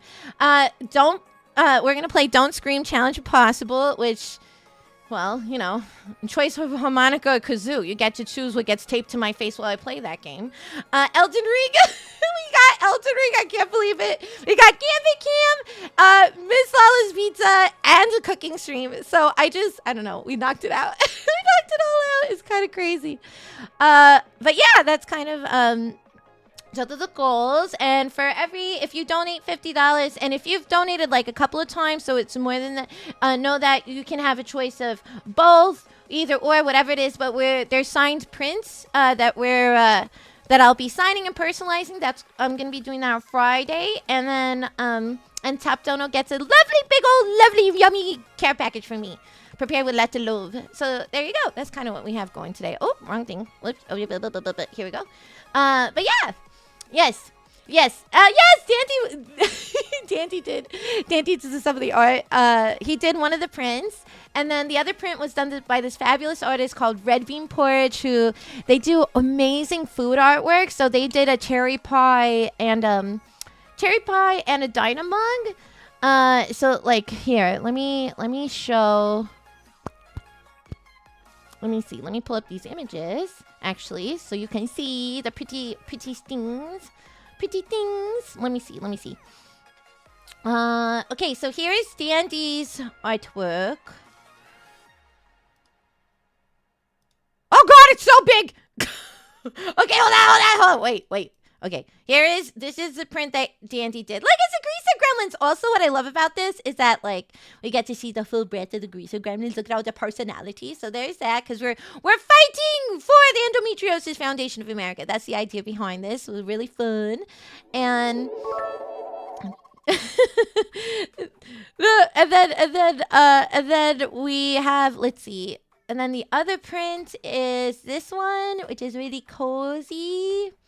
Let me pull it up. It's this one, it's a classic cherry pie with the Dynamug, a lovely still art by Red Bean Porridge. So those are the two print options, kind of thing. But yeah, if you make sure if you have any questions, Dyna Management's here. The mods are here to answer any questions, to help. You know, if I'm not able to see anything, and because I'm like chit chatting with everybody, if we get raids or whatever, just a reminder, please welcome in everybody really warmly. I'm really, really touched that so many people have shown up today, and that people are choosing to bring their communities for awareness is like really neat. So yeah. I don't know what we're gonna do. Like, this is crazy that we're already towards the... Yeah, it's wild. But it's wild. Oh God, wait, because we can't. Oh my God, wait, I gotta plug bear. Wait, oh, hold on. Someone have to show me something. I gotta share this. This is so funny. Oh my God. Ah! Okay, hold on. Okay, hold on. Let me bring this up. Hold on. Let me. Hold on. Wait. Let me. Hold on. Oh, wrong thing. I was bringing the wrong thing up. Hold on. Where the hell? I know how to do this. Oh, here we go. There we go. Do this. And then we're gonna bring this over here. Watch this.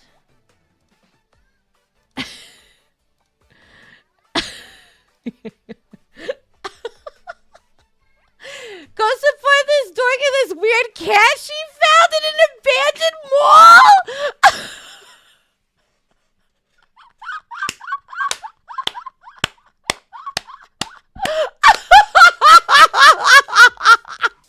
I found. Oh God! No! Wait!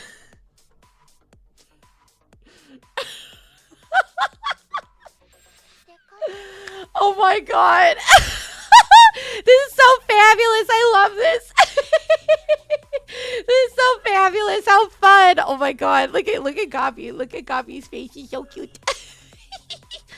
Oh my god. It's great. It's great. It's great. Okay, I'm gonna put up the screen because I think it's time to bring on our next guest. It's very exciting. So I'm gonna check in with them to see if they're doing all right, and then we're gonna yeah. So I'm gonna put up the be right back screen. Be back in like I don't know 5 minutes. 5 minutes. 5 minutes. A good time. So enjoy the musica. I'm gonna switch it up. We're gonna do some fun upbeat tunes for your pleasure. Bum, bum, bum, bum, bum, bum. Okay, hold on. Okay. Okay. Enjoy. I'll be back. I'll be back in a few minutes. Okay, bye.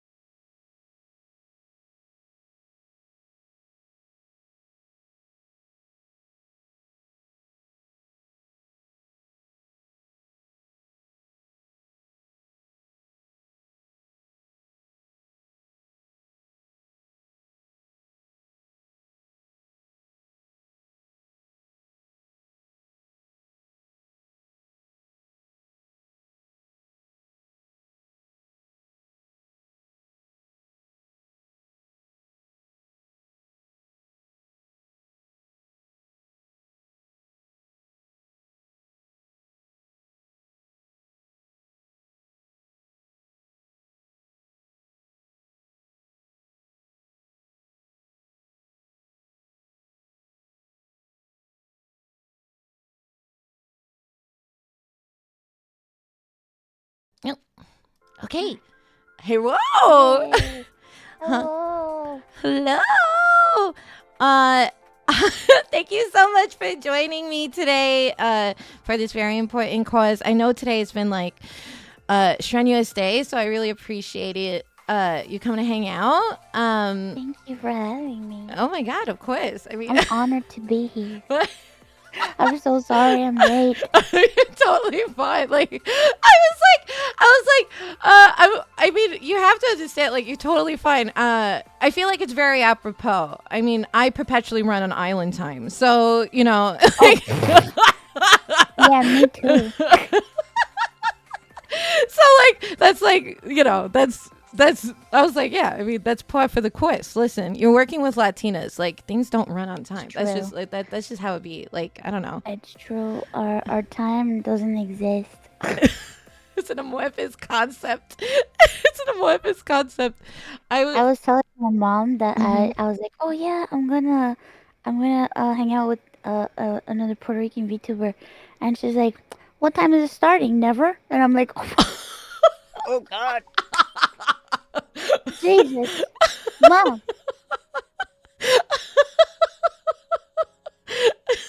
It's so funny because it's It's so true. it's so true though. Like, my husband, he's Belgian, Israeli, and it has like a little bit of Argentinian in him, but the Argentinian is so small that he perpetually runs on time, and I've like he tries really hard to get me to places on time by literally tricking me. He'll be like, "Oh yeah, we're going to this event. This event starts at like 6:30." I was like, "That's kind of early, but okay." And then I find out that it is at 7:30, and he absolutely has learned how to build an hour buffer time into any place we're going, because then we'll actually end up going on time, because in the 15 years we've been together, I'm always like, I don't know, it's just, I listen, you can take a lady out of Puerto Rico, but you can't take the Puerto Rico out of the lady. It's just how it goes. True. It's true. It's true. They learn to lie to us. Yeah, I definitely, like, even this morning, like, getting up, I had to put like 5 alarms, and even after the 5 alarms, it's like he had to drop kick me out of bed, and I was like, I'm sorry, I tried to, like, I've been working on it slowly but surely, but really not actually really. My sense of time is just another, it's just on another plane. Isn't another plane? I don't know. But yeah, no, thank you so much for coming. I really appreciate it. No, thank you for having me. I feel it's like, I don't know, I'm so honored that, like, what was it? When you reviewed my design on your stream, I got so flustered. Wow, you're so I cute. got so flustered because You're so cute. but it's still like, I don't know, like, I was like, oh my God, I can't, like, don't, like, I don't know, don't be perceived. Listen, you get it. Like, it's just like people being like, come on, like, I'm perceiving you. my face is so hot. I know. You don't have to tell me. I already know. That's not what I mean.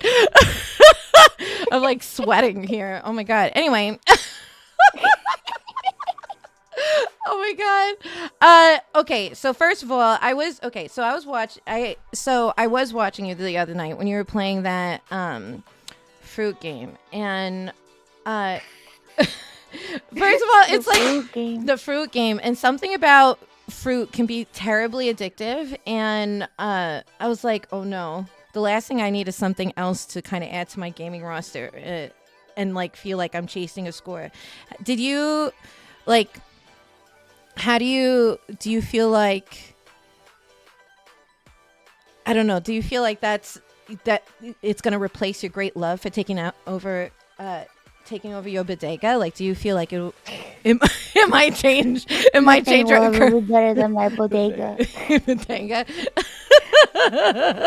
Yeah, I don't know if you're like this, but like for me, I have like I have an addictive personality, so it's like I'll fall in love with something for like 2 or 3 months, and I'll be like, okay, and that's it, I'm done. Like, I never On want to to the touch it next again. thing. Yeah.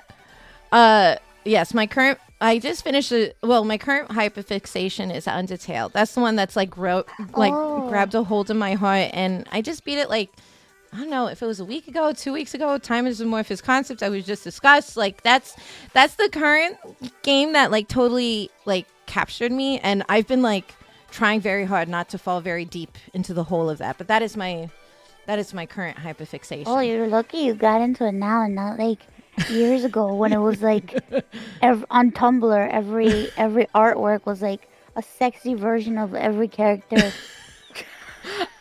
I feel like people were mentioning that, and I was like, yeah, I feel like I've missed like that part of my life. I didn't get to experience that, but maybe it's for the better, because I didn't even understand the concept of a Tumblr like sexy person. I was just like, I thought Tumblr was just like a place you put images. I was like, what do you mean there's this whole like ecosystem of sexy people? Like what?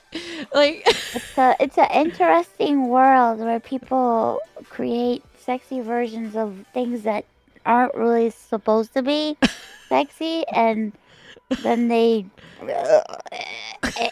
I wish I could explain it further, but you know. what? You know, like, so sexy Chuck E. Cheese doesn't do it for you. No. Sexy everything. Sexy Chuck E. Cheese. Sexy the Lorax. Sexy everything. No way. Not the Lorax. Not the sexy Lorax. It's just like, you know, that's... It's just like that. He's asking you to save a different kind of wood, sexy Lorax man, and that's not what I was prepared for.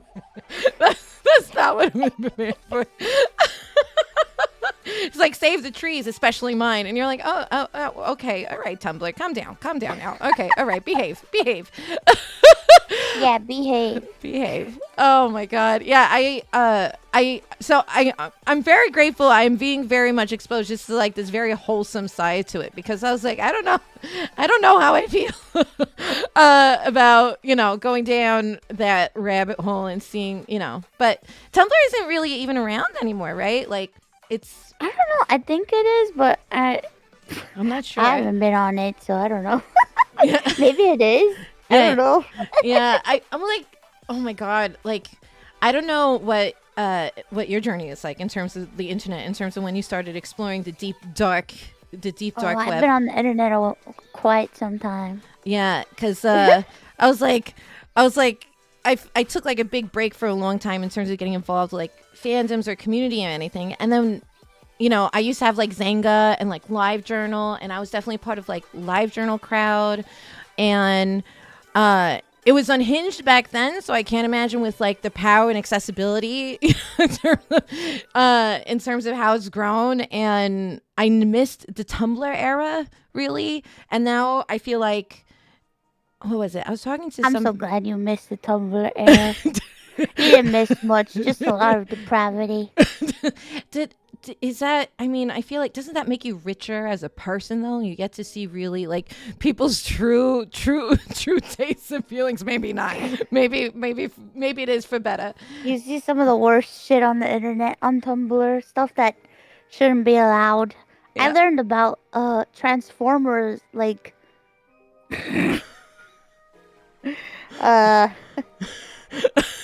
can I say the P word? I don't know. Oh my God. Oh, absolutely. I learned about Transformer porn on Tumblr. Jesus Christ. Wait. I didn't even know. So I'm very curious about the mathematics and engineering about how that works. Like, is it that they like Transformers in disguise, but what else is actually in disguise is what immediately my brain goes into. So I'm like, I have a lot of questions. Yeah, they like to Decepticon their wieners, you know what I mean? So I guess they're definitely not showers. They're growers based on the transformer mechanic. Yeah, and somehow they're just all very horny all the time. And I'm just like, okay, go off Optimus Prime. Go off Optimus Prime, Daddy. You're just like, okay, well, somebody was definitely bumbling a certain bee. I guess I'm finding out on Tumblr in terms of how that goes. Yeah, I feel like right now, I was talking to, like, I guess Homestuck was like a whole thing in the Tumblr era. And oh, Homestuck. Jesus. I feel I was talking to somebody about just today about like, or was it last? I forget, but like this generation, like right now, the modern Homestuck would be, and maybe it's just using Twitter, whatever, but is Has Been Hotel, you know, and like Hell of a Boss. Has Been Hotel. It totally is. Oh it totally is Has Been Hotel. I'm seeing so much. I'm like, wow, I didn't even consider. You know, I was just like, oh my god, I love this show. Like as a musical fan, like it totally like tickles, you know, every like sensibility in terms of that. But I was like, oh, well, I've seen people have really like taken a hold of it, and there's, you know, I'll log in onto Twitter and I'll be like, well, that's certainly creative. I'm glad you're using your tools of power for that. You know, seeing oh my god, it's crazy. ships. My whole like YouTube shorts is nothing but people cosplaying as Has Been Hotel people, lip syncing to the same damn song part, like line of the song over and over again, and I'm just like, oh my god. Can we yeah. just stop talking about the cock thing, please? There, and then the next one you swipe to is like no, like it audibly hears you. It's like no. Anyway, next. It's always the same songs, and I'm just like, okay. I used to cosplay a long time ago, and when I cosplay, you know, we didn't, you know, there wasn't like shorts or things like that, and even like doing stuff on YouTube, like video stuff of your cosplay wasn't really like popular. And so I have seen like that be a thing where people like lip sync moments or they do like dramatic music videos. I was like, people's out here, like, I know they're cosplaying like Angel Dust, but they're actually like also cosplaying Martin Scorsese. They're trying to do like cinematic masterpieces, like where they're like, you know, trying to do it. And I think that's really cool, but it is very fun to see like it. Yeah. Oh, you used obsession. to cosplay. Oh God. Yeah, I did. Oh wait, when I was a wee LALA, I did used to cosplay. Would you cosplay again? When I cosplay again, oh God, I feel like Would you cosplay as yourself? Oh God, I'd have to. Oh well, okay. So I love vintage fashion, like just regularly, and that's like a big like the predominant style I usually do. So I feel like naturally I find myself like in vintage fashion sensibilities in terms of how I put together outfits. What I cosplay, yeah. I mean, if you really want to, you know. If you would love to see a real life cartoon character, because I'm not very good in roller skates, so it would be like I'd be like whoa, whoa, whoa, whoa, like cause me moving around would be certainly entertainment in and of itself, because I'd look like a flailing cartoon character trying to stay upright if I was to do like the dino uniform cosplay maybe. But I will say the pigeon. So I have this pigeon costume that I have. What's up with the pigeon thing? Okay. I was just gonna ask you about that. I'm like, can you explain the pigeon thing to me? Okay. Yeah, I can. Let me. I think to explain it, I think I need to wear it. So about the pigeon thing. About the pigeon thing. Okay. So there's a couple of different reasons, a couple of different lore. Oh my God! What a seamless change. Thank you. Yeah, you blink and you miss it. And so staring at me. Yeah. It's like it's very it's Cookie Monster and I got a lot of talk about because we got like similar eyes. We got common ground there to start up that conversation. But I used to perform burlesque, and I used to perform burlesque, and one of my acts was a pigeon act where I'm a pigeon coming to New York City to be a bona fide pigeon showgirl, trying to, to truly, to change my life, classic ingenue comes to big city kind of thing. That was the basis of my act. So I started off in a pigeon mascot costume, and then that's cute. And then I rip it off and I reveal this big, like sparkly feathered concoction underneath it. But when I was developing my idea for VTuber, I was like, well, I mean, if I'm a New York City dino waitress, I gotta like represent New York City by being a pigeon.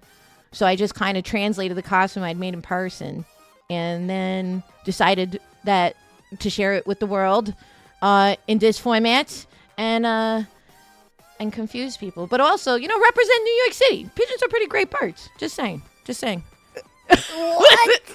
they're sky gremlins. There's nothing better than it. Like, listen, you don't want to eat your bread.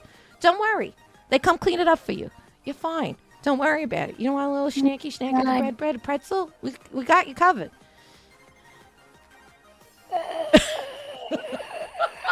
I just don't like birds. Listen, if you give Especially those green ones, the green parrot birds. really Oh my god, no! pajaritos or I parakeets. hate that fucking bird. The green one, the green one. That damn green bird. Listen, so that it's it's more than ode to New York City. Don't worry, my beak don't hurt too much. I'm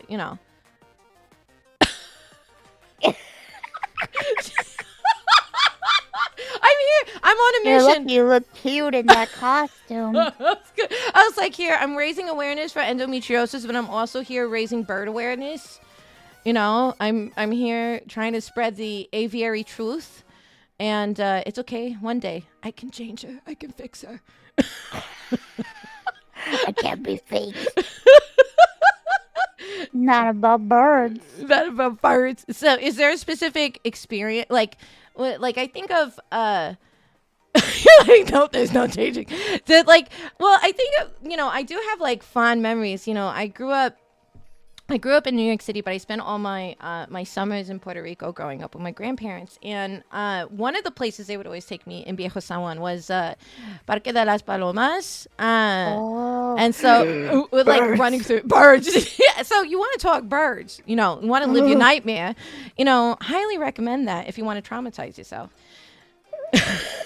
Oh, I was I know. Traumatized before. They just love birds over there. I don't know what it is about them loving birds, but they love birds. They want the birds. They just love birds. They're so attuned with birds. Listen, I think they're pretty cool, mousy. Oh, that's funny. I'm sorry. I have to do it at least once. It's a compulsion. I don't know how to cure it, but it's just the a compulsion. costume. It just brings it out of me. I don't know what to say. That's just how it is. It's a costume. You become one with a pigeon. I become one with the pigeon. Don't worry, my poop is not acidic though. It's still pretty pH balanced, Pigeons are known for their acidic poop. Don't ask too many questions. Don't worry about it. Don't worry about it. Don't worry about it. So You know a lot about pigeons. Another inception. I have an unhealthy obsession with the boy. Oh, I like this outfit. There you go. I didn't want to necessarily bring up any, bad memories of Boyd's. So I put it back. I put it away. But yeah, this is I feel like if I was to cosplay, like this would be something. That'd be something. Maybe. This would be cute. Yeah. Maybe. I would cosplay. If I could cosplay as myself, I would. Which outfit would you do if you out of the millions of outfits you got? Your closet is so big. I'm so envious. So fabulous. You have a big closet. Oh, I'm addicted. I have to get more. I was like, I want to be able to have, breakfast, second breakfast, brunch, lunch, early dinner, supper, and a midnight snack in different outfits. That's my goal. So I'm so glad that I'm happy to see people get more outfits and I think it's a great thing. Yeah. You shouldn't have to wear the same clothes every day, girl. Yeah. Or any second. Be yourself. Yeah, exactly. Which if you had to put the top 3 of your favorite outfits, what would they be? Oh, I don't have a top 3. I like them all equally. Yeah, because you have a lot of different moods and styles and designs. But I think in terms of myself, the one that's most like myself that I feel would really fit like RL me is my Wonderland Reject outfit, which was my Christmas outfit. Yeah. Yeah, the Alice in Wonderland one.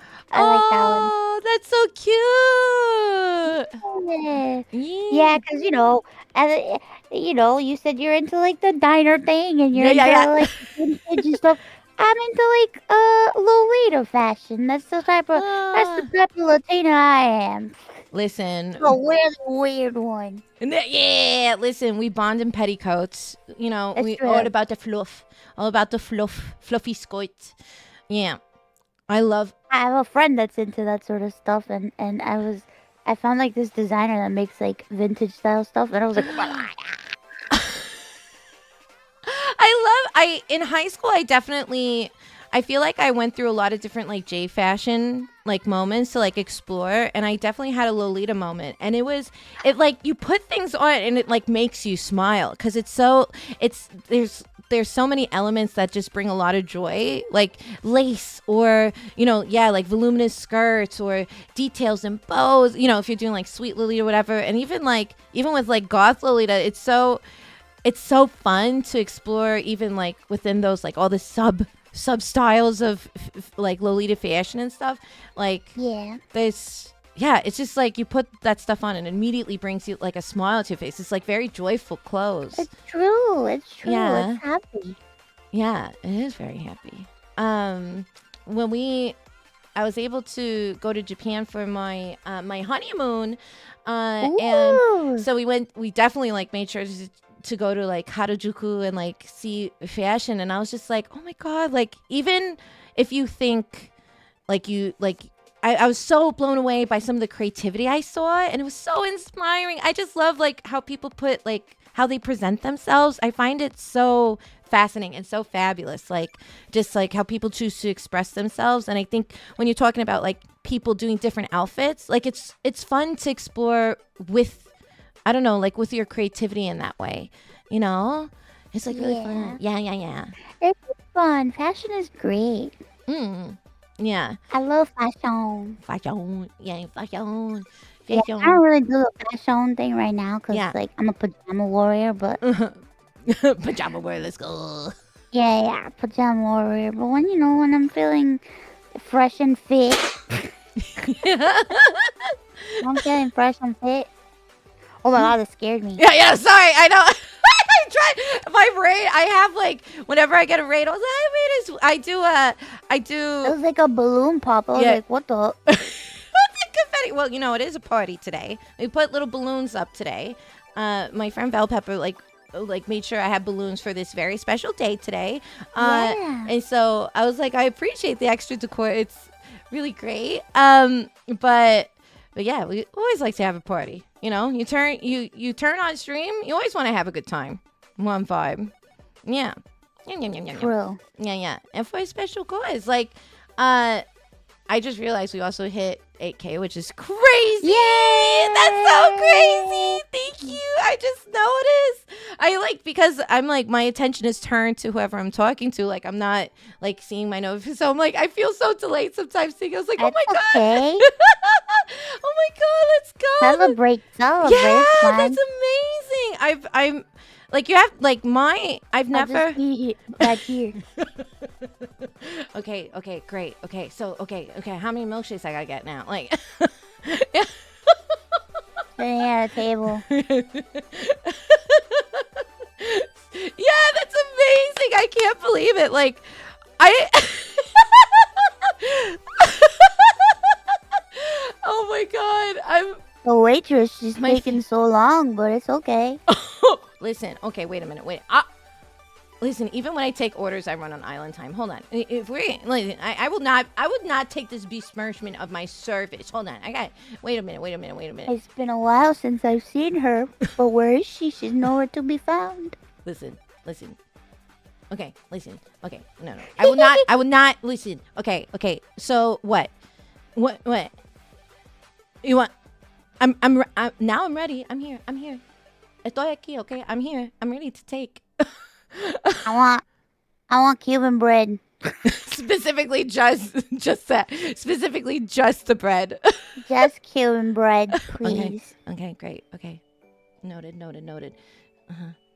Oh my God, you can write you write on your little Yeah, notepad. of course I do. Yeah. Well, I wouldn't be much of a waitress if I couldn't take down an order or two. And chocolate milk. And a chocolate milk. I could definitely have that arranged. That's not a problem. Easy peasy lemon squeezy. There you go. Perfect. Yeah, chalky milk and Cuban bread. Sounds like a Yeah. perfect Wednesday schnack. Like a little snacky snack. Yeah. Let me get out of here. Takes it, runs. She didn't even pay attention. I'm not paying. Really, Diner and Dashing. Really? You really gonna do that? Wow. I've never done that before in my life.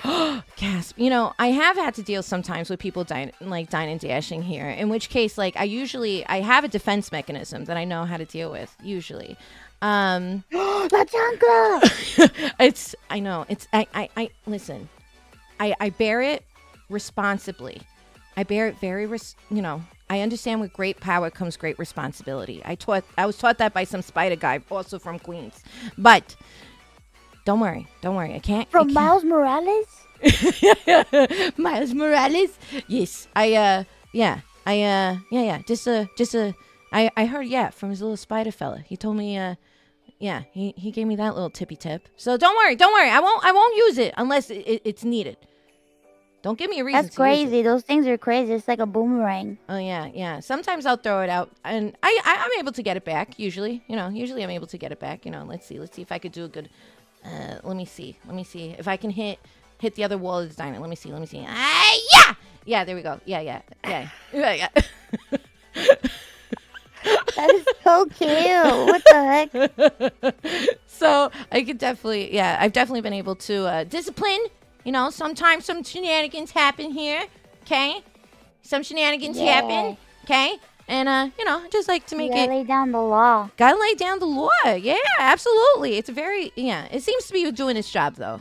Seems to doing this time. It's true. Sometimes chat misbehaves. Yeah. Sometimes. And they need to be taught a lesson. Yeah, well, when you say it like that, sometimes they're like, "Oh yes, please teach me a lesson." I'm like, "Wait a minute, we're talking about deterrence. We're not trying to encourage." Yeah, they like being taught a lesson. Don't you that? Also, to the person who said that I need a booster seat, F you. Oh, we both need booster seats. We got it. How tall are you? Me, I'm like 5'4". You're taller than me. Oh my god! Wait, how tall are you?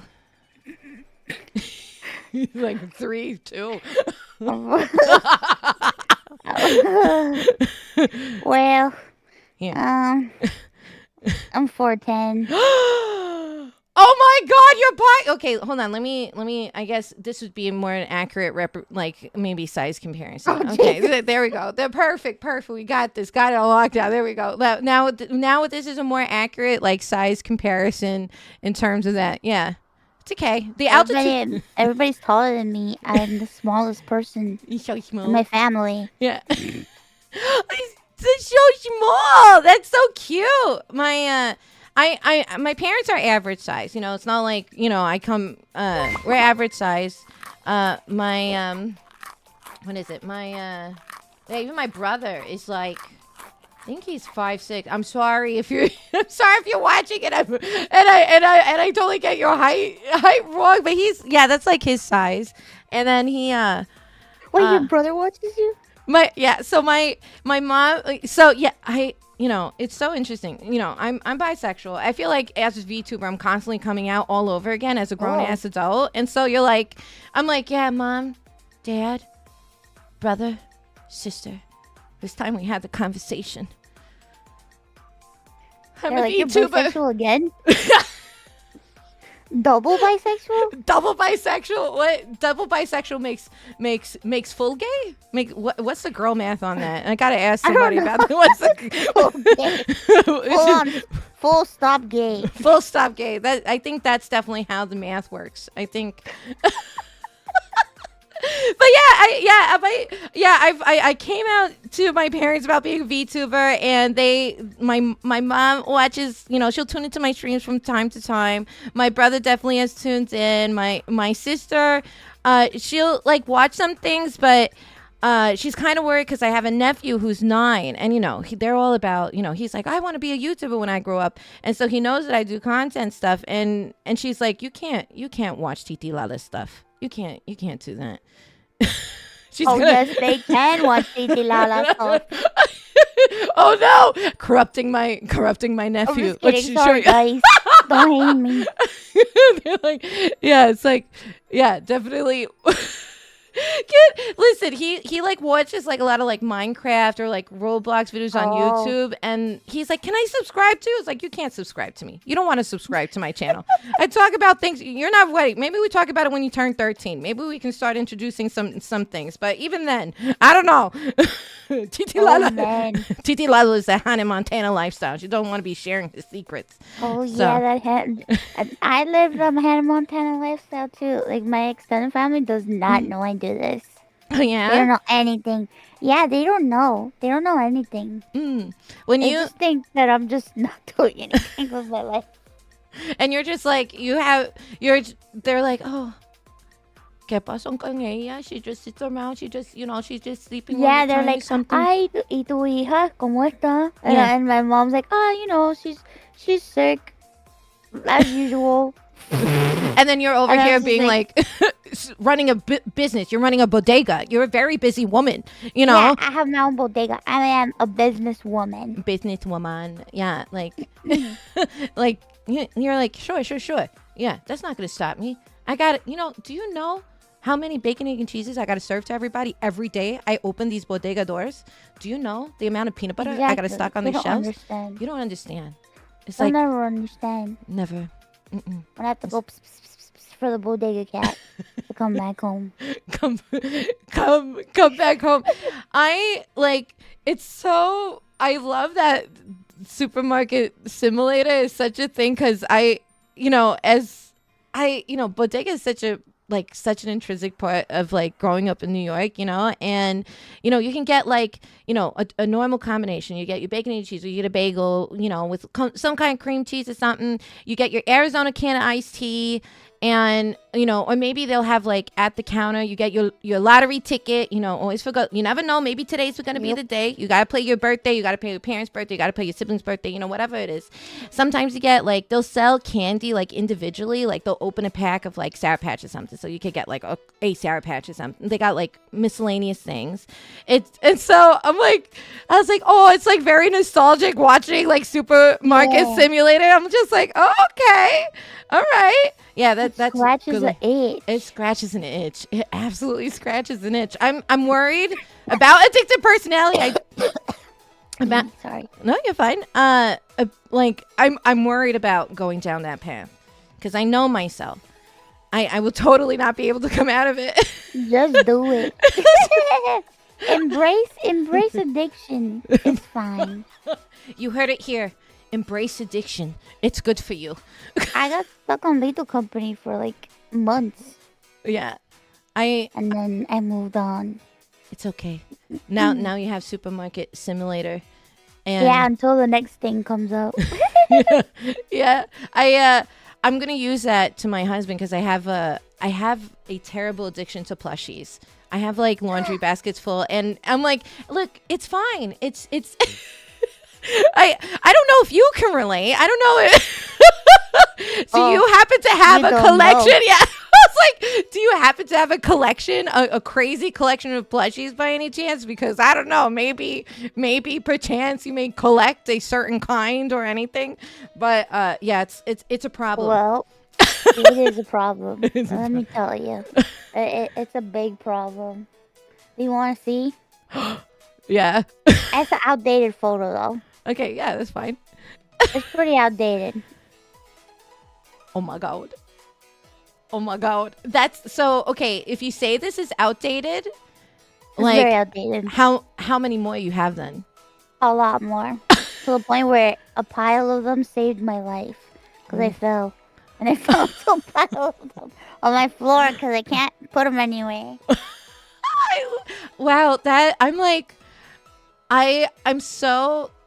I know you've done like amazing charity work and all this stuff, but wow, have you become an icon for plushie collections? Like now I have a new goal in my life. I want so many plushies that I too can be saved by squishmallows if I happen to trip in my own apartment and fall backwards. I have so many squishmallows of Cinnamoroll. Oh my god. Okay, you like, I know you like cinnamon roll. But I have a question for you. If you know, there was one Sanrio character I was really obsessed with. He's my king.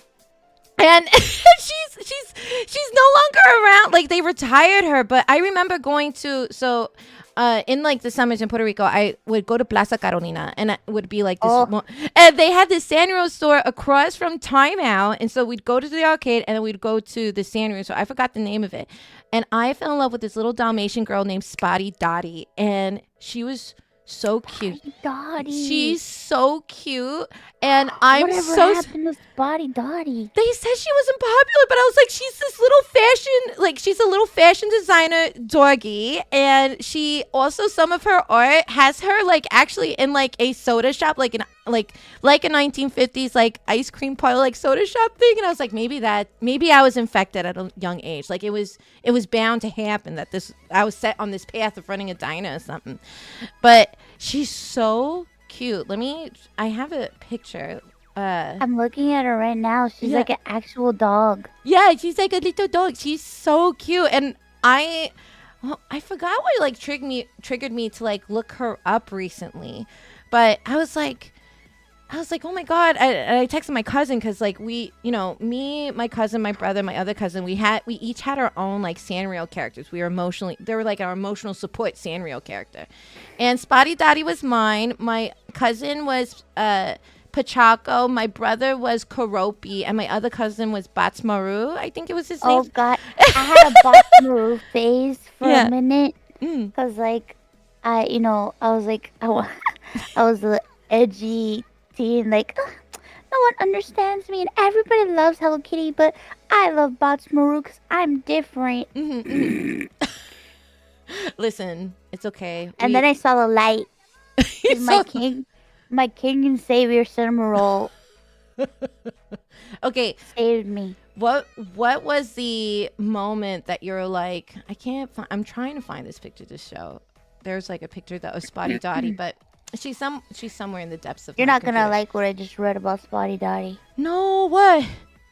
They called her a flop. No! She was not a flop in my heart. She was number one dog. They called her a flop. No, she was a number one prize dog. She was a number one prize dog in my heart. I do not accept this slander. I think it's because she like actually looks like a dog. Yeah, like, versus if they would have made her like a cute, like she's super cute the way she looks. But if they would have made her look like how like I don't know, how like Pachaco looks or something. I don't know. Yeah. Or even Cinnamoroll, because Cinnamoroll is a dog. Yeah. Oh, wait. I didn't realize Cinnamon Roll was a dog. Actually, I thought it was like some sort of hybrid animal thing. It looks like an adorable cloud of fluffiness. Like that's what with long ears. So I thought maybe I didn't know it was a dog. Really? Yeah, he's a dog with the reason why his name is Cinnamoroll is because his tail is curled up like a cinnamon bun. That's why he's Cinnamoroll. I didn't know that was the lore, and that's so cute. Everybody thought he was a rabbit. It's true. And they don't know that he's a boy. It's a boy. Yeah.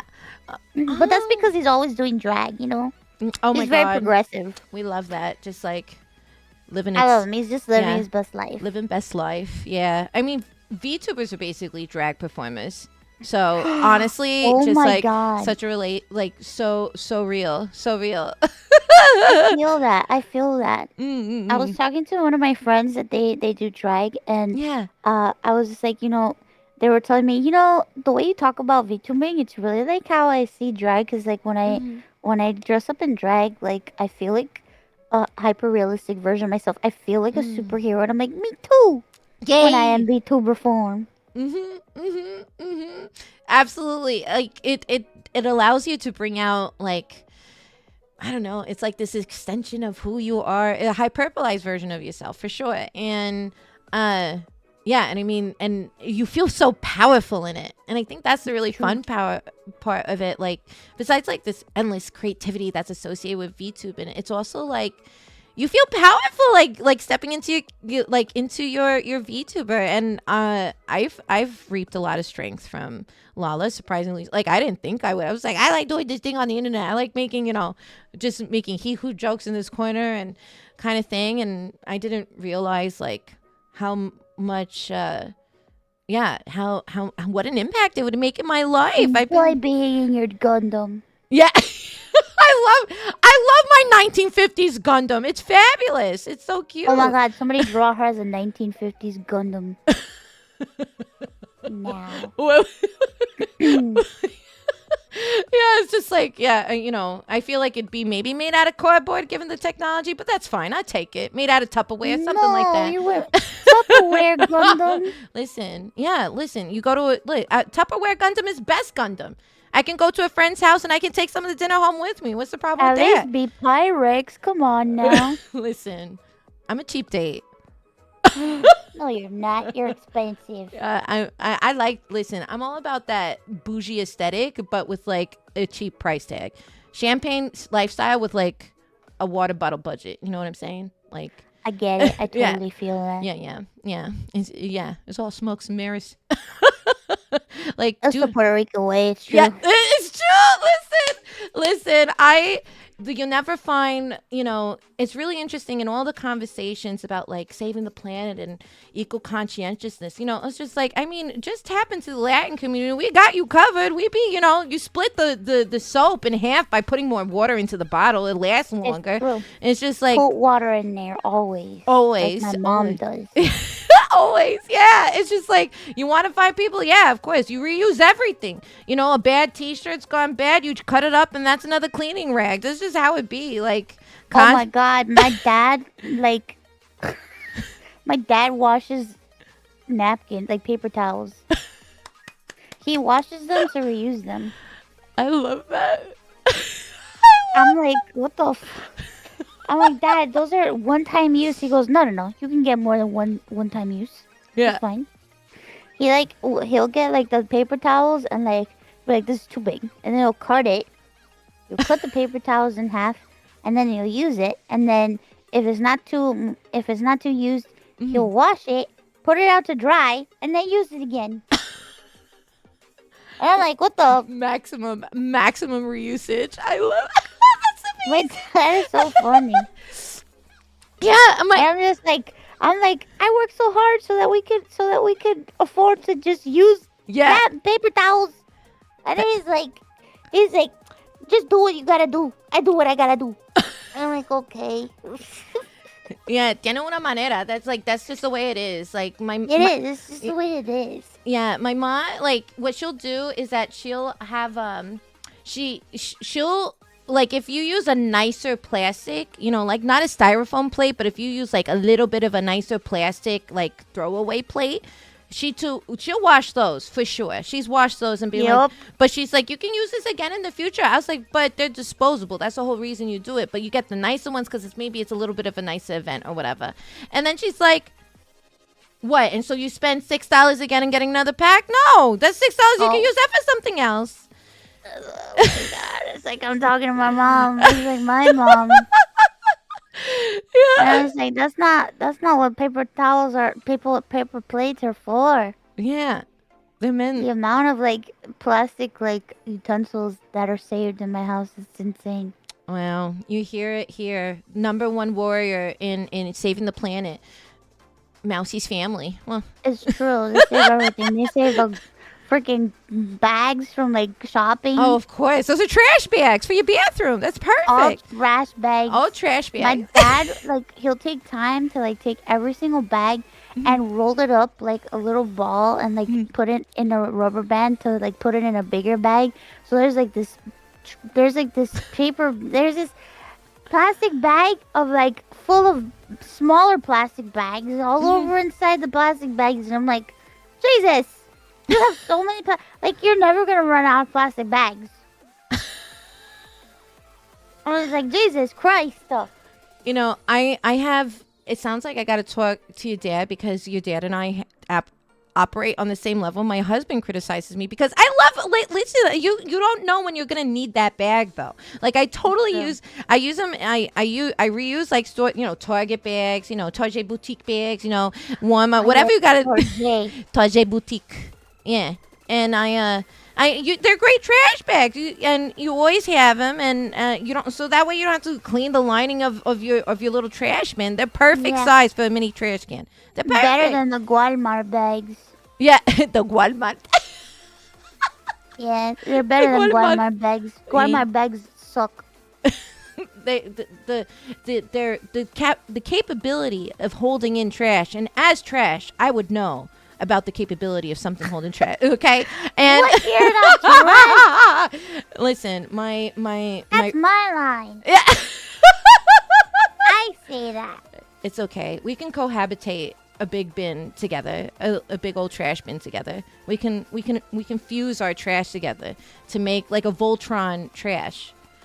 It's great. Voltron trash. Put it together like one piece at a time. We gotta find someone who could be like the arm, the other leg, like so we could be like mega trash. Yeah, become a Gundam of trash, and then maybe one day somebody can write a sexy Tumblr fanfic about our trash Gundam, and then we know. True. Then we know the internet would have. We made it. That's how we know. I made it, Mom. I'm trash Gundam now. I've ascended. I've ascended. We've ascended. Yeah, you saying Walmart is so funny. There's definitely certain words that I feel like are just, other people are like, what did you say? And you're like, that's just how that is actually the true pronunciation. The Walmart. The Walmart. Walmart. Well, people don't believe my pronunciation. So I have a friend. He's like a sea dog. Yeah. And he never believes me when I pronounce things a certain way. He thinks that I'm lying, and I'm just like, dude, you don't understand. When you're around Latinian people, it's always people say chicken, people say gualman, they say sandwich. They you just don't get the lingo, and that's okay. It's fine. It's fine. Pizza. Pizza. Crema. You don't pronounce the S. Crema. Merry crema. Yeah, crema. Merry crema. Yeah, you don't pronounce the S. Halloween. Yeah. Halloween.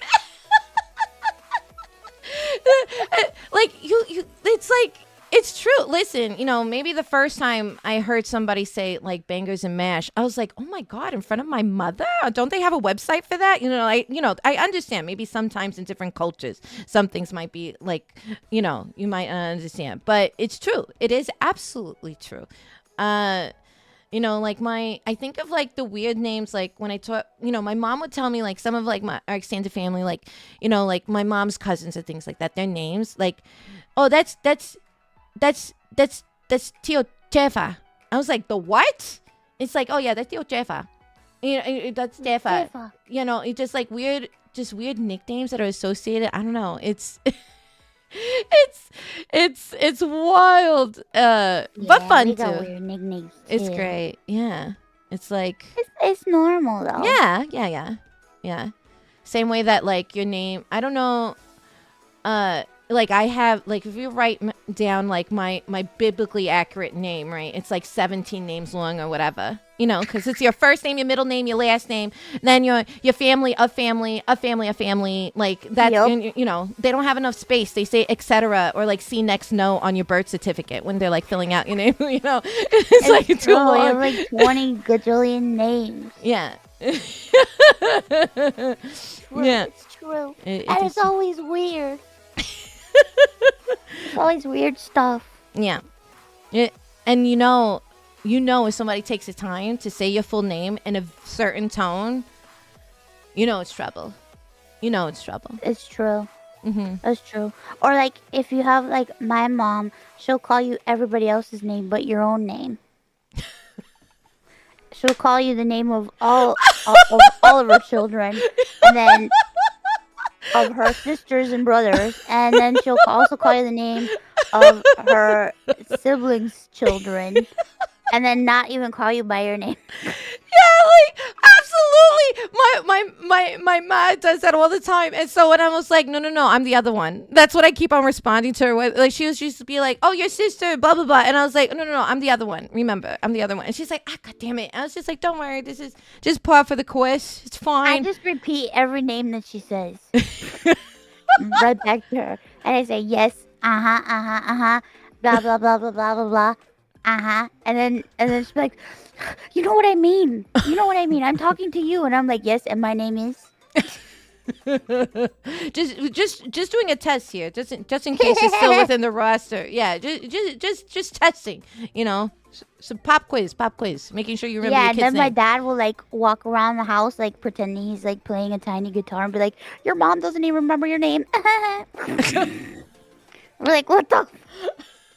That's so messed up. Icy, My dad's a troll, okay? I was gonna say, I was like, Icy. So gremlin personality traits is absolutely hereditary. Is what we're just exploring right now. You know, it's like it goes from like your parents, and then you're like, oh my god, I remember when I was a wee gremlin, and I learned the ways from my parents. And it's such an emotional time. I remember when we trolled together as a family.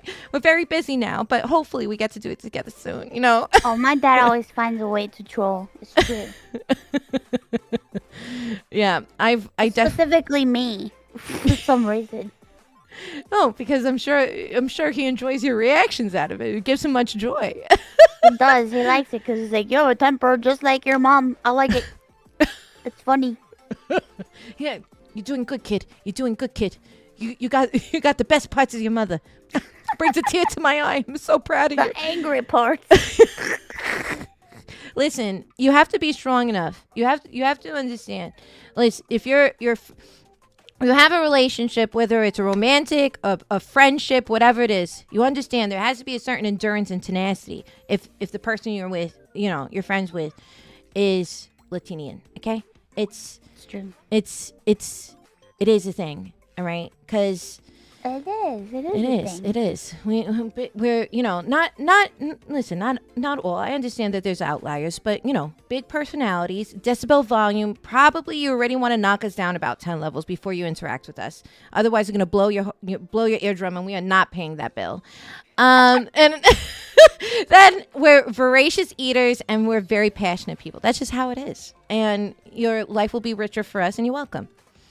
Yeah, you're welcome. Yeah, you're Also, welcome. I'm very loud. Yeah. It's crazy. It's funny because sometimes like I talk to like my streamer friends like on call, and my mom will come in and they'll be like, "Why is your mom yelling?" It's just like she's not yelling. That's just how she talks. It's a thing. Yeah. I can tell you have been around Latinian people, and that's okay because you might think we're yelling, but it's not yelling. It's just talking. She can't control the volume of her voice, okay? Listen, you always want to see an example of the volume capabilities of a Latin family. Go to a graduation. Oh Jesus! They're like, okay, here we go. We have John Smith. Congratulations, graduating high school. Okay, then we got yes, nice. Some Okay, whoops, that's great. some Woo, woo. woo, woo. Oh, nice. Okay. We have Edgardo Miranda coming to the. Oh, we're behind! Qué bueno! Yeah. They got their own boombox. They're playing it. They bring the rep. They got street food. They're doing a whole like the tailgating, the whole graduation event. Oh my God! They graduated school. Oh my God, it's great. That's my boy. Yeah, they freak out. It's like always, and as you're like, point of view, it's like, yay, like you're so obviously you're happy. It feels good when your family got you back, but also at the same time, you're like, oh yeah, we that apologies. That's my family. Yep. The 20 people in a row. Don't ask how we all got here in a 4-door sedan. It's fine. Don't question it. Just understand we do have magical powers. We got here is fine. It's great. It's absolutely. Yeah. There is something very joyful about that. But yeah. We're not for the weak. We like celebration, I definitely There's much to celebrate. Yeah, much celebration. I feel like I don't know, like even when you're dealing with like a lot of adversity or things like that, you still like there's still a lot of ways to celebrate life and joy and things like that. Like I know, like for instance, when my grandparents passed away, we all got together, but in Florida with my family, but it was a weekend that was like, it was obviously really emotional, and we were all really, my family's very, very close, and especially to my maternal grandparents, we were really tight. And but it was a weekend like where we were like having so much fun at the same time, even though we were there for a funeral and wake, because it was like appreciating the memories and the time we got to spend with that family member, and also appreciating our connection as a family. And so I think that's one of like my favorite things about the sense of community, no matter what. Me too. Yeah, I he's agree. good. I agree. He's good. I agree. Yeah. Yeah, we always come together and celebrate things, celebrate life, even if it's a funeral. It's true. Mm-hmm. I feel like some people don't get it, Mm. but it's like, I get it. Yeah. They just don't get us. They don't get us, and it's okay. They We'll don't find understand you. us. Yeah. Well, and we'll find you. We'll find you. Milkshake brings all the boys to the yard. You ever put sofrito in your front yard? You see the response? It's crazy. They like become Sofrito. you just come. Yeah, they come from the corners of the earth. They just like pop out like daisies and be like, sofrito. I want a bacalaito. That's what I want. So good. So good. So good. Yeah. So good. Bacalaitos. Oh my god. I love bacalaitos. I love like what is it? Serenata, like bacalao serenata, where it's like you put it with like what is it? Malanga. You put it with potatoes and like tomato. Oh my god. I mean, weekend food really is the best. Oh, my mom used to force me to eat malanga all the time, and I fucking hate malanga. She will fucking, oh my god, she will make me like this soup with like malanga and stuff, and she'll be like, you gotta eat this thing now, it's good for you. And I'm just like, I don't want any more malanga, please. Stop it. She's a cease mother, please spare me. Yeah, stop. No more malanga. New campaign slogan: no more malanga. We've been terrorized enough. No Oh more. yeah, and all no the freaking olives. I don't understand, man. My mom like, she puts olives in everything, and I freaking hate olives so much. Gasp. I have to say, I'm sorry. I'm team Iron Mouse Mama. I know, on this everybody one. loves- I'm sorry. everybody loves I love olives. olives. Give me a fork. I'll finish a little bottle by myself. Give me put a little video on YouTube. Go ahead. I'll finish it in like 5 minutes tops. I'll give you all my olives. Oh, perfect. It's That's just, great. I just don't like it because my mom would force me to eat Yeah. them. It's okay. You know? I happily do that community service for you. I totally alleviate that burden from your life. I'm gonna give you all my Yeah. olives. I'm gonna send them to you. Yeah. It's okay. I'll unhinge my drawer. I'm ready for this. I've been waiting my whole life. My whole life to be the garbage eat can to all my somebody olives. Yeah. I love both black and green olives. But yeah, there's olives in like, I feel like it's in everything. You put it in rice. You put it in beans. You put it when you do the rice and beans. You put it in, it's like And the fucking empanadillas. everywhere. Yeah, you're making the picadillo for that. Yeah, exactly. It's like, it's just part of it. And so, yeah, I understand. It's okay. My brother's the same way. He doesn't like olives either. Good. The less people that like olives in the world, the better. Yes. No, I'm just kidding. That's okay. That's good. That is good, because then it's more people to give me their olives. There's an Yeah, see, ecosystem more that's olives created. for you. Yeah, exactly. It's actually very kind to abandon your olives for me specifically. Yeah, it's wonderful. Less olives for me, more for you. Yeah. Oh my god. I do feel like bacalaitos are like a great way to like introduce somebody to like Rican snacky snacks, cause True. like I had I did like a not potluck, but I did like a little buffet style dinner for a lot of friends who weren't Puerto Rican, and this was back when Maria had hit the island. And I was doing like I was like, come over to my house. I make a big spread of food, and bring something, because then I was we were gonna donate everything to this restaurant nearby that was like doing trips to the island to like drop off supplies, and. There's a lot of people who hadn't even touched Puerto Rican food. They're like, well, I've had a Mexican. It's the same thing. I was like, It's not the same thing, you. not all rice and beans are the same, okay? This is very distinct. It's not the same. It is not the same. It is absolutely not the same.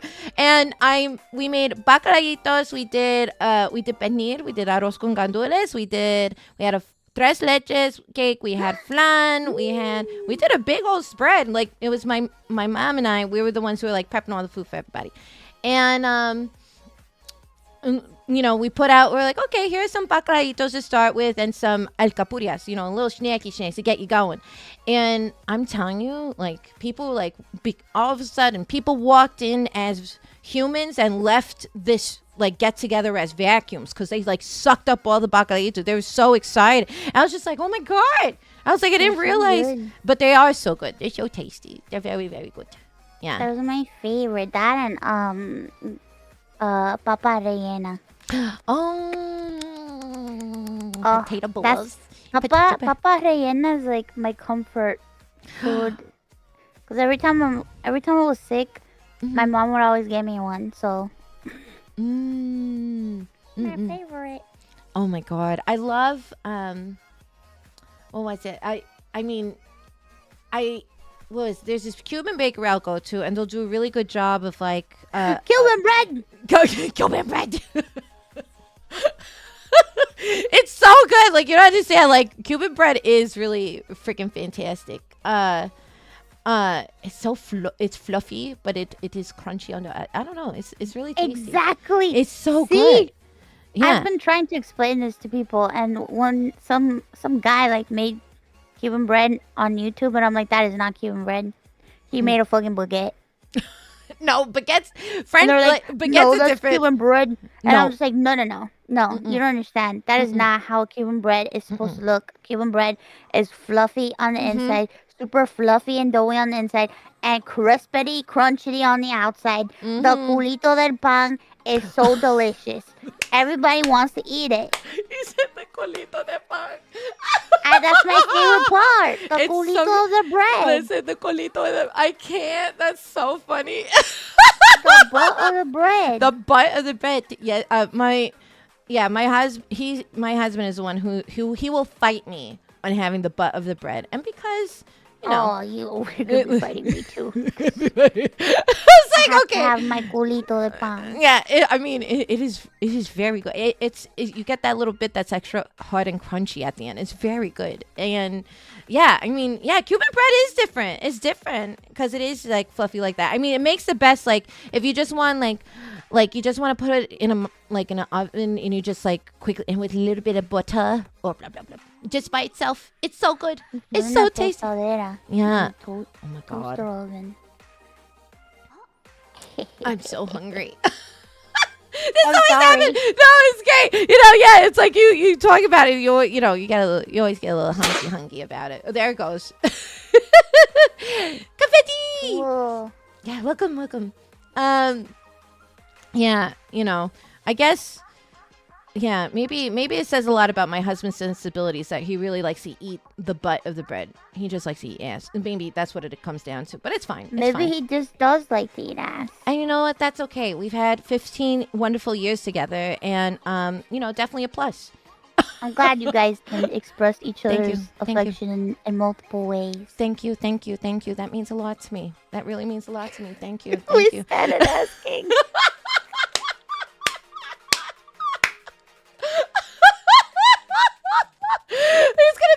He was like, so how was hanging out today with all the ladies? I was like, it was great. We celebrated your taste, honey. You're just wonderful. Just know that. And people really appreciated how open you are and things like that. And he's like, watches VOD.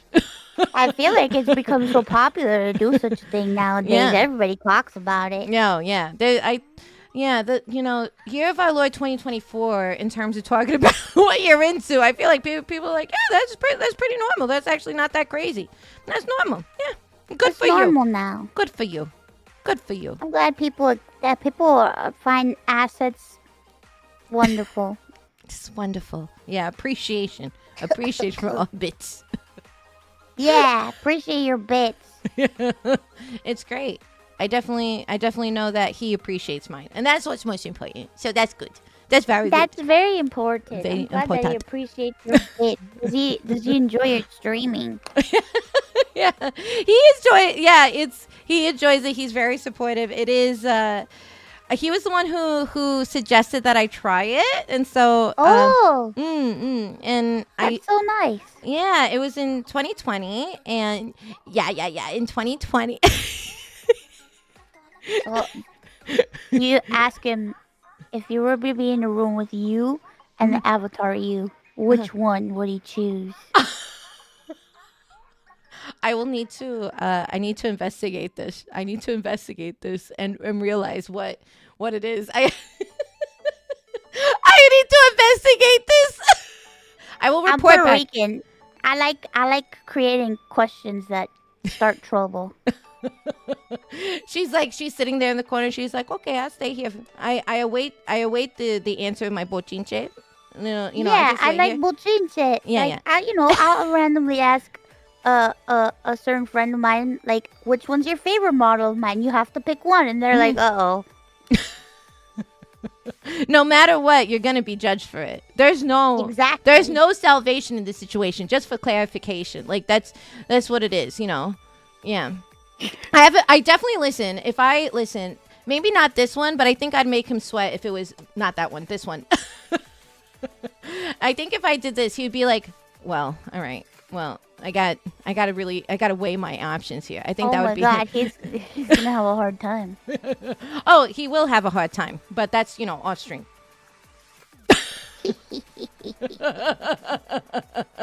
Yeah. Yeah, And that's when after he answers correctly to the best of his ability to your liking, that's when you're like, maybe I could cosplay as myself one day. Maybe. Maybe. I could. Maybe. And then you're like, oh, so you like this one, but you don't like this one? Yeah. Actually, I'll be very disappointed if he says this is the one that revs his engine. I'll be very disappointed because knowing. If it's the pigeon? Yeah. I mean, come on. Like, what's nothing? What is not peak attraction to this? Beak attraction. How can you say no to those beady eyes? I know. And staring into your soul. Oh my God. They're so scary. Look at that move too. Your little bird legs. Oh, my little bird, my little patas. Yeah. Yeah, your patas. Yeah. Little ones, Your or are they bird like? patas. They're like, it's like Sesame Street. They're pretty big. I think I'm pretty sure that people saw the patas of this model and they were like, oh no. Those are true patas sucias. Like this is just dirty baby. That's like look at like the little like yeah. Got to go out to the club in that outfit. Oh, I mean, like I got some moves. She's going out to the club in that outfit. I am gonna go out to this club. You gonna be think I'm twerking playing? like a bird. Oh, you think I'm playing? You think I'm playing about going out to the club with this? It's cute. Hold on. Let me see. I think I can. I think I can shake my hiney a little bit. Let me see what I can work out here. Hold on. I think it's cool that you're 3D. Would you ever go 2D or no? There is one person who I would love, like if I was to do like a 2D module. Oh God. If I was to do a 2D module, there's one artist that I'm really in love with their style that I would love to do it. But I don't know. I've enjoyed being a 3D like model, but there is one artist that I've inquired with them in terms of like if I was to do a 2D module, what would it be? But I'm open to it because I don't know. It's cool. I'm someone who like just because I would have a 2D, it doesn't mean that I would stop doing 3D. I would play with all of it because it's all fun. It's like a big toy box. Are you kidding me? Just more opportunity for play. Yeah. Yeah, I used to do 3D too, but I'm lazy. Also, it's very intense on me. Like I just Yeah. get really tired really fast. Yeah. There's a lot. There's a lot more. I feel like there is physicality. Look at me. Me doing this for hours on end can get very tiring. Believe it or not, I know. It's true. It's like Anyway, It's true. It's true. yeah. It's Flapping. so nice talking to you because I hear the Puerto Rican in your voice and it's cute. Oh, thank you. I know. I wake up every It's morning. a very distinct speaking. Thank you. Every morning I The way wake you up. say some of your vowels and stuff, and I'm like, yes. Yes, the audios to me. I was like, I do wake up, and I was like, yes, izquierda, derecha, delante, detrás, cerca y lejos, y algo más, abajo, arriba, enfrente, encima. Ahora, muchachas, se acaba la rima. Thank you. Yeah. Thank you. I do that, wake up every morning. It's like, people hype themselves up. That's how I hype myself up. Nice. Thank you. Yeah. I wish I knew that. That little rhyme. It's a cute. It's what was it? I think it's like it teaches you. It's an easy way to remember like certain things like what's left, what's right. Wait, what's on top, what's under. It's very helpful. You're not so quick if I'm trying to recite it to somebody, but yes, it's it's great. It's a helpful thing. I've learned. I have something to share. Okay. Yeah. Okay. You know how you make somebody speak Spanish really quickly? Yeah. Yeah? Ow. You tell them to spell socks. How you spell socks? Yeah. And you tell somebody... That's funny. Oh my god, I'm gonna use that. S-O-C-K-S. Yeah, eso sí que es. You want to see somebody? Yeah, you use that with all anybody who don't speak Spanish. There you go. Instant automatic fluency. Just with that little quip. You're done. There you go. I like that. That's cute. Thank you. I was, my parents wanted to make sure that I was prepared for the big wide world that I was going to encounter. So that, they taught me all the important things. They taught me that. And they also taught me, they're like, listen, if you really need to express yourself, you just say, no me joda. Okay. No joda, yes. Yeah, no me joda. And pato, vete pa'l carajo. Just very important things that'll help you navigate life very easily. So, I have to thank them for that education. That's wonderful. Yeah, That's yeah. wonderful education. Yeah. I feel like I can navigate this No world now. me jodas. Yeah, no me Yeah, jodas. I learned English in school. I picked up like my parents didn't like they were very like my mom grew up in Brooklyn and my dad came from Puerto Rico to New York when he was like 15, and so they were very much of the like assimilation kind of style, so they didn't really speak Spanish at home. And so my exposure to Spanish, unless they want to talk shit about somebody, that's when or about us, they talk Spanish, that was when they spoke it. But I ended up picking up Spanish because like I spent all my summers growing up in Puerto Rico, and then that was how I would learn, or that was really how I ended up picking it up. So and I'm grateful for that because it really connected. Spending my summers with my grandparents connected me to the culture otherwise that I feel like I would have been deprived of in many ways. So, which is great. I learned a lot of things in my summers in Puerto Rico. Like when you go to an arcade, you put That's a quarter. wonderful. Yeah. You put a quarter on the DDR machine to secure your slot in the arcade line to play DDR. Important things.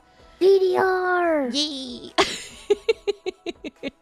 Yeah, I love. I would go. We would go to Plaza Carolina. We'd go to Timeout. We'd like arcade the hell out of our evening, and then we'd go to the Sanrio. Those were like we'd go bounce back and forth between those two locations. Probably drew people crazy, but those were my favorites.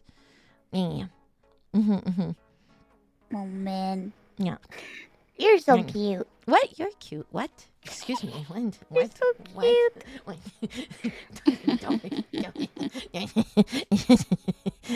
I just think it's really cool to talk to somebody that like I know all the places you're saying. Yeah. I mean, it is. You know, what was it? There's this. It's I don't know. What's that trend that's been going around of people sharing their backgrounds and stuff? I was like, there's a lot of fucking Puerto Ricans in this space. Like, it's so That's cool. what I'm saying. Yeah, I it's was so like, cool. I was on Twitter and I was like, oh my god, why I see so many Puerto Rican flags? What the heck? Yeah. I was like, whoa, Yeah. that's crazy. You would have asked this question back in 2020. See no damn flags. Maybe like 2. The only flags they'd be showing off is their Animal Crossing Island flags. That's probably the True. only flag. That'd actually probably be True. the only flag. But like even me, like I remember when I first started streaming, like I was so afraid to tell people that I was like Latina because I was like, nobody's gonna watch me if I tell them that I'm Latina, you know. So I was just like, I'm just gonna pretend to be, hi guys. And then finally one day I was like, you know what, fuck it, guys, I'm Puerto Rican. Gasp. Gasp. Surprise. Oh no, immersion. Oh no, the immersion. But it's actually, I feel like that makes a lot of sense. You're like, hi, I'm a demon queen who's Puerto Rican. They're like, that's not a surprise. That's of course that makes fucking sense. Of course. I think Like, one of the first things they said was like, so are you trying to tell me that Puerto Rico was hell? And it's like, yep. No, I'm just kidding. I'm from the hell underneath the island. Yes. yeah, it's like, I was like, sometimes it gets that hot where you're like, yeah, actually, You would think it is. Let me tell you, like going, it was great spending the summers in Puerto Rico because, there was nothing better, but just like, it's just so hot sometimes that you're like, you go to the mall, not because you want to buy anything, but just because you want the fucking air conditioning. Like, honestly, like that's what you want. Like, it does get like, oh my God. And, my grandparents, their like couch was covered in plastic, and so even if you wanted to like relax, you're like sweating your hiney off, and on top of that, you're trying to like, and you sit on this couch that's wrapped in plastic. You're like, Yeah, my grandma had the plastic all over the couch too. Is it a Puerto Rican thing? Because I'm just like, when I tell people that my grandma used to have like, and then like my mom like had plastic on her furniture too, and then like I moved. I'm in a new place now, and like I got a place for my parents and me, and I'm like, no plastic on the couch. Listen, I signed the deed, no plastic. That is the baseline. Fine, you can wash your paper towels, okay? But I draw the line at plastic on the couch. Yeah. No fork in plastic or else. Yeah, I feel like maybe it's a Latin thing. I feel like it's definitely a generational thing for sure. Like even if I leave, like if I go on a travel job, because sometimes my work outside of the diner, so to say, like has me traveling a bit. So, my mom will be like, "You gotta at least put like a sheet over your couch so it doesn't get dust." I was like, "There's not. It's gonna be fine." And she's like, "No, you should." You should go. I was like, I'm only going for like a month. It's not like I'm moving for like a thing. She's like, when you come back, watch. I want to know that you're going to probably have to vacuum your classroom. I'm going to have to tell you, I told you so. I told you. I just know. I just know. And I was like, it's fine. And then I don't do it. And then she comes and visits me. And then she's like, should have put a dust cover on your couch. Should have put it. It's like just like calling me out. I was like, it's like transport. It doesn't matter if I'm a grown ass woman. Every time, like my. Oh, you'll always be baby. You'll always be baby. You'll always be baby. It don't matter. I'll always baby. I'll always be baby. You will always be baby. We are. No, we can be as adult as we can be. Yeah. We try our best. I'll, try our best. I try to resist, but sometimes it's nice. But other times I'm like, oh, listen. You don't have to make me a brown paper bag lunch with my name on it, Ma. It's okay. And she's like, but I made you this sandwich. And I was like, all right, fine. The sandwich is very good. I'll take the bag. Fine. Even though I feel like I'm an 8-year-old, that's fine. I'll take the bag. Me going to work with my paper bag. It's fine. Oh, yeah, my mom wants to do everything for me. Yeah. She's like, because she used to be like my caretaker all the time because I was sick so much. So like she would do everything for me. Mhm. And it's like, she's a professional mom, so she was already used to doing everything for me. And then I became an adult and she still did everything for me. But now I'm like more self sufficient, so I can do stuff on my own. And she's like, she'll come up to me, she'll be like, Can I wash your hair? Mm. Can I do this? Can I do that? And I'm like, okay, you can. We'll do it together. It's fine. Cause she's like so used to doing everything for me. Mm. It's so cute. That's I have to humor the mom. but that's really cute though. That's cute. If that's if I ask Ma, do you want to wash my hair? She's like, I'm not touching your fucking hair. Listen. But she'll style it for sure. She'd be like, I'm like getting ready to like go out or something. If I'm like, hey, I'm spending the day with her or whatever, or staying with her, she'll be like, okay, I'll get you ready. Let's do something nice with your hair. I was like, no, I got it all knocked down. I'll pin curl it. I'll make it look really nice. And she's like, no, you got to do a chignon. I was like, what? And she's like, you got to do a chignon. That doesn't work. I was like, my hair is totally presentable and fine. And she's like, no, it's not. I was like, what? Like my cousin got married and they had a hairdresser for her wedding. And for her, the hairdresser was like, we're going to like do curls and we're going to like, put it up in this like updo and stuff. And my aunt, and we're like, whoop it. My aunt, my mom and my aunt are identical twins. And so you got the two of them that ganged up on this poor they ganged up on this poor hairdresser. And my aunt was like, the hell you were. You're not going to do that to my daughter. What are you going to do? What is she going to look like, a poodle going down the aisle? I don't fucking think so. And she was like, give me that. She's like, this is what I want. You're going to do the hair like this. You're going to tease it, blah, blah, blah. And that's how she's going to look. I want her to look classy. I don't want her to look like a fucking Barbie doll. I was like, Jesus Christ. Just very strong personalities. And they're like, you see, they look at the pictures. You're like, you see, she looks beautiful. You see, if I didn't say anything, she would have looked terrible in these pictures. I know these photos are forever. You only got one chance. It's like, you're terrified. Oh, my mom is like shady as fuck. If I do something she doesn't like or I'm wearing something she doesn't like, she'll be like, well, at least your personality comes out very well in that outfit. And I'll be like, oh my God. What the fuck? That's so savage. Jesus. Yeah, my mom's savage. It's crazy. No chill. Zero chill. I cut my bangs the other day. She was like, you know what? I'm so happy the hair grows. And I'm like, what the fuck? I'm like, you don't think it looks good? And she's like, remember when you were like 4 years old and I got you this haircut? It looks so good. I'm like, oh my God. What the fuck? Mom! It's so messed up.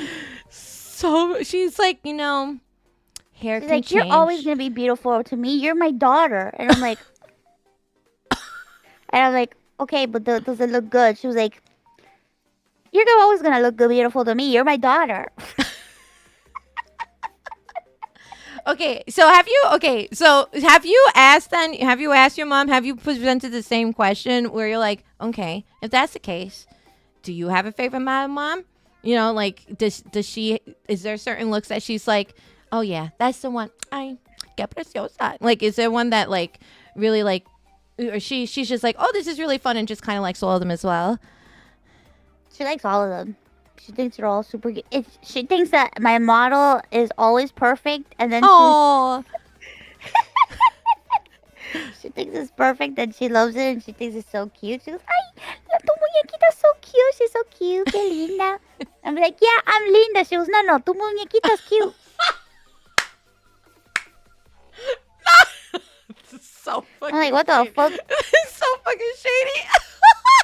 It's so shady. So messed up. She's like, yeah, let me no, let me correct you for a second. So I said no, the model, my lovey-dovey, head pats, walks away. You're trying so hard. You're trying so hard. You have such a bright personality. Walks away. Like, Yep, that's exactly what she does.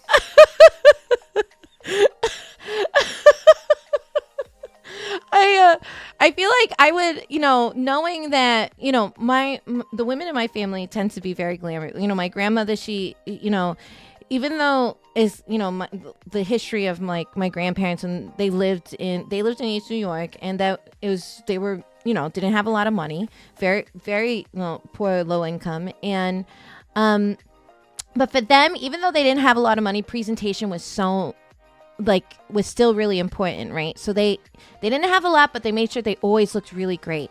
And I feel like that was kind of the mentality, so if you decide to the idea of relaxed fashion, was it something that my grandmother was really into until she got, very much in her later years. And my mom, she, even though my mom has this is house clothes, and those house clothes are really really old t-shirts or whatever. Everything else is really great. But sometimes, I'd be like, oh, I want to go to school, but I want to do other kids. They're wearing their pajamas to school. I think that's so cool. And she's like, ain't no way. Absolutely not. I was like, what? We have the clothes. Might as well use. She's like, no. My family did not suffer in East New York for you to wear your Snoopy pajamas to school. That's not how this works, okay? No, okay? And it's they're I don't care. If you're, definitely the judgment was real, man. Judgment is real. I feel like that. I get it. Yeah. Now I'm even though I VTube, I could be hanging around in sloppy clothes. I was today I'm I put together a nice look. You can't see me, don't matter, because I feel like I hear her voice. She's like, uh-huh. Oh, yeah. Really? Always in the back. It's like, oh, you doing this thing? That's cool. That's great. That's great. That's neat. That's really cool. That's cool. Oh my God! Yeah, I'm up in here in my pajamas, and my mom was like, oh yeah, it's so nice that you could, it's so nice that you can always look great with your little muñequita, even when you're dressed like that. I'm like, what the? Listen, it's called fashion, Ma. Okay, it's called fashion. Okay, it's okay. God damn You may not.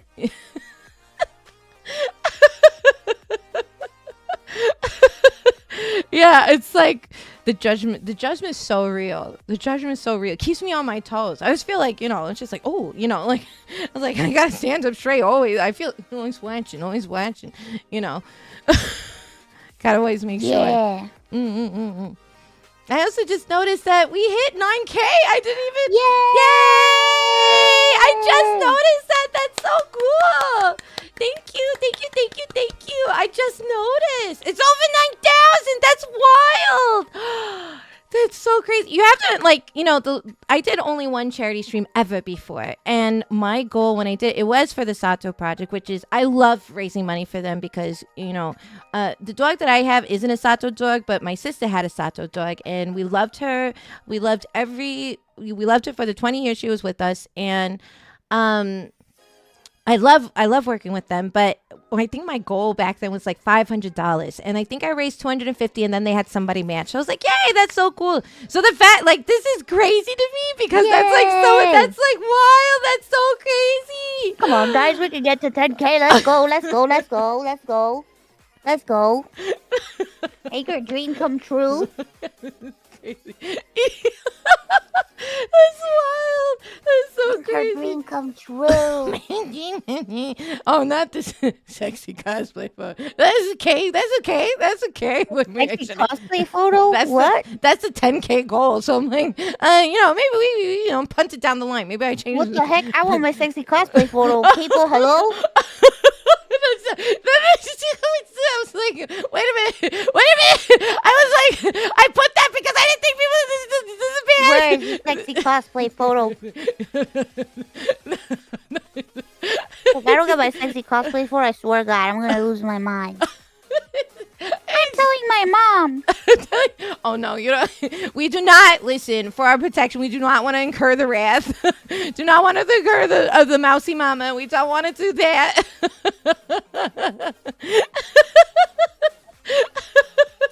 Oh my God. not the race the cosplay photo dance. Oh God. I want it. I want it. Give it to me. I was like, I don't know. I don't know if I don't know. I don't. I worry about the health of people if that was to be released into the world. I don't know what would happen. Everybody will collectively nut. Yeah. New York City is halfway underwater the way it is. I really don't want to accelerate that process. I'm really nervous. Dozens of accidents happened this day. On the day that cosplay world was released. I know how to doggy paddle pretty good. So I guess it's the world collectively nuts and we end up drowning. I don't know how to swim, please. Next, don't go a little floaty for Mousy. So, yeah, a little floaty so you can survive the nupacalypse. Nupacalypse.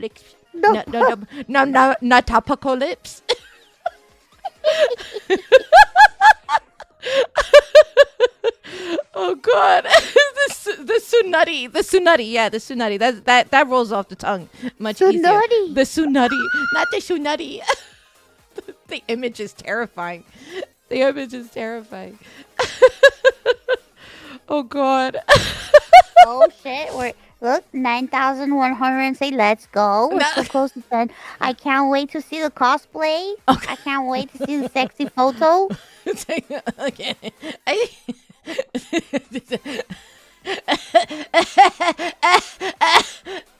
I should be in the bird costume. I'm flapping my arms. I'm like waving my face again.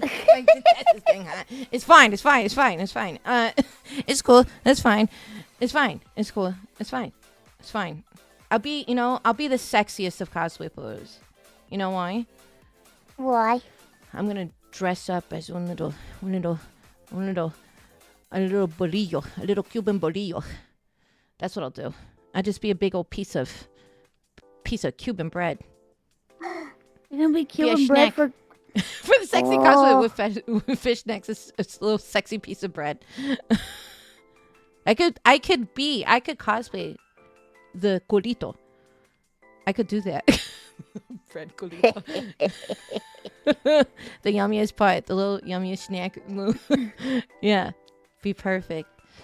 Oh my goodness. So crazy. Oh my God. Yeah, it's wild. I'm really yeah, it's so cool to I don't know, it's nice to connect with people in terms of similar backgrounds and stuff like that, because if sometimes it can feel like kind of isolating alone. Sometimes when you're working in this space, you're focused on all the things going on, and it's nice to like spend time to like get to know other people, especially if you're trauma bonding over the power of the chancla or whatever it is,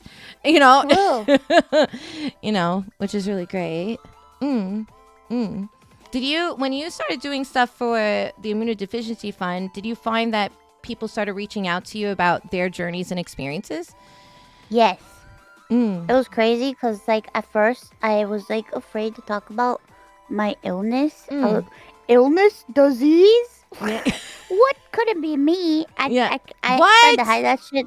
I tried to hide that shit so much. And then like it just became to the point, it just got to the point where it's like I couldn't really hide it anymore because everybody's like, what the fuck is that noise? What is that? How come you take so many breaks? How come you can only stream X amount of time? So I was like, you know what? Let me just talk about it. And I did. And I was like afraid because I was just like, I thought, I don't know. I felt like I felt embarrassed too. I felt like people would like think like less of me or like feel bad for me, and I didn't want people to feel bad for me, and I didn't want people to think, because obviously like one of the main issues is like whenever somebody says I have a disease, they're like, you are such a liar, you don't have a disease, you freaking liar. Yeah.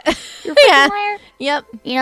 Or like they would use it to like, I don't know, shit on me or whatever. So it's just like I had many reasons why I didn't want to talk about it. But one of the main ones was that I just didn't want people to view me differently, and I didn't want people to feel bad for me, because that's the last thing I want. I just wanted people to treat me like a normal person, like an anime girl on the internet. So when I did talk about it, I was kind of like worried, and I think for a little bit I was just like, why did I talk about this? Why did I tell people? this. But then, like, I started getting all these messages of people like, oh, you inspired me, and a lot of really nice messages, and then I started getting messages of people saying, I donated plasma today. This is my X donation. Da da da da. And I'm just like, oh my god, it's so nice. And now Yeah. more people are talking about it, and more people Mm. know about it, and people know about the Immune Deficiency Foundation, and Mm.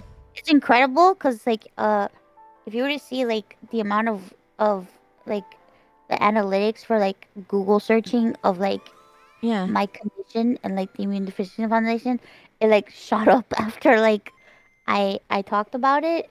So I'm just really grateful, and I'm I really love that. happy that people are interested in the cause, and I hope more people get interested in your cause. Oh, thank you. Yeah, I think that was like the surprise about it. Like, it's something I've just, I was diagnosed in 2022, and I, like many things, I was just like, oh, it's fine. I'll just kind of push through it. I'll just kind of navigate this. And, Changes your life, doesn't yeah, it? yeah, it's just, yeah, like having a diagnosis, like, and seeing, and like going down that path, it's, it's both like enlightening, it's frustrating, sometimes it's isolating, and when I started like opening up a little bit more about it, I was just like, well, I have to, because sometimes, like there's been times where I've had to like cancel a hangout with a friend because like I happen to like have a really bad flare up, and I feel really bad about that, but I'm like, I don't know how to, it sounds kind of like what you said. I'm like worried that people think I'm like talking out of my ass and making up a lie or whatever. And I was like, I promise, I promise, I would much rather be hanging out than dealing with what I'm dealing with. And when I started talking about like even this, like today, this charity stream, there's been other people who have reached out and who kind of shared, oh yeah, like I deal with this, or like even people here in chat who've been sharing like, oh, this means a lot, like this, like I know somebody who's affected by this, or I'm affected by this. And I was like, that was crazy. I didn't really expect that, and that's like really neat, because I don't know, I didn't really think about doing I didn't really consider doing a charity for endometriosis until like kind of the stars aligned in a way, where like I was in the ER last month for a bad flare up essentially, and then I got an email from like my insurance saying like, by the way, March is like endometriosis awareness month, by the way, you were just in the hospital for that. And I was just like, maybe that's a sign for maybe I should try doing something, and that's when, I had reached out, and I was like, okay, maybe I try something and see, but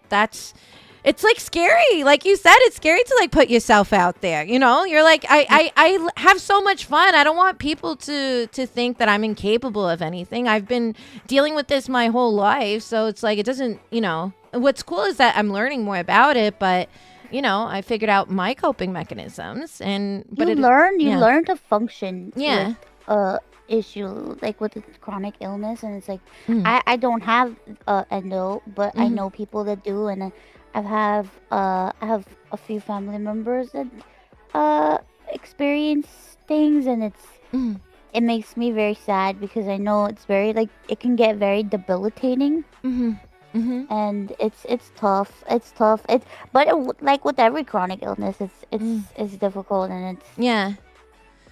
I think in general, like what's been cool is to see people, like one of the many reasons I love VTubing has been such an amazing thing in my life. Like only like so much fun, a lot of joy and all this stuff, but it's been really cool to see how people really use like VTubing specifically as a way to connect with other people, and there's a lot of people with chronic illness in this community. There's a lot of people. There's a lot of trans people. There's a lot of chronic illness people, and it's really cool to see people who are able to like up their quality of life because they're able to connect with people when they maybe not have been able to otherwise, and that is really fucking cool. And yeah, and then it's like yes, I too love reading Optimus Prime Tumblr porn, and you connect with someone across the world who has a chronic illness, and they're like, I personally love the Bumblebee point. You're like, oh yes, well let's talk about this. Let's write a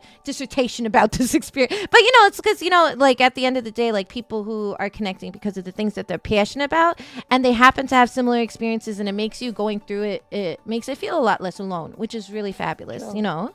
So yeah, it's pretty fun. It's pretty cool. Yeah. Pretty cool, man. Pretty cool. Pretty good. Yeah. pretty fucking cool. Yeah.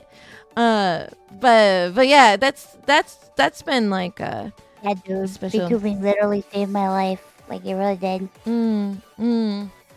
It's been I think of course that's been you were one of the when I first started like exploring this, I was trying to, I don't know, 2020, I work in the film industry. I'm a costume designer, outside of designer. And when I wanted to, I've been searching for, like, the reason why I did burlesque and then I ended up falling into streaming was because I was searching for hobbies to help me decompress from the life that I live. All right, I'm career-wise. gonna need this cosplay photo, guys. Come on, hurry up. She did burlesque. Can we please hurry?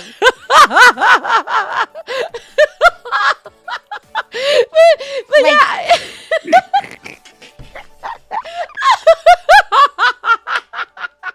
Yeah, like I was like, oh my god! I realized like just the other day, I had a couple of like my performances on YouTube. I was like, oh my god, I need to hide these in case somebody. I was like, oh no, I gotta hide my titties from the internet. Like,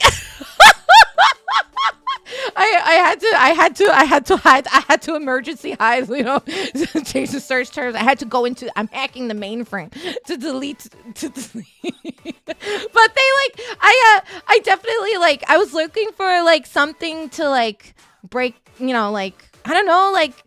My job, my career, I like my work days are like 12 to 14 hours a day. I do that like nonstop. I didn't have like weekends, it's like nonstop. So I was looking for ways so that I can not only be swallowed up by what I was doing in terms of my work. And I fell into streaming. My husband recommended I try it. Tried face camming for like a hot second. And I was like, oh, I hate showing my face. This is awful. I don't like, I work behind the scenes. I don't like showing my face. Dude, I have a panic attack on the thought.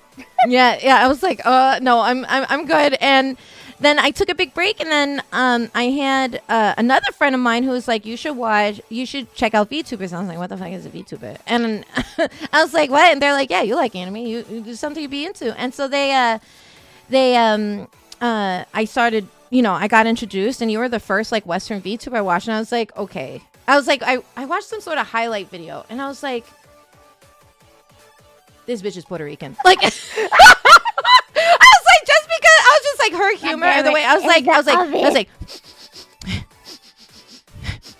oh yeah, people, I can knew it. I can smell it. I can smell that arroz con gandules.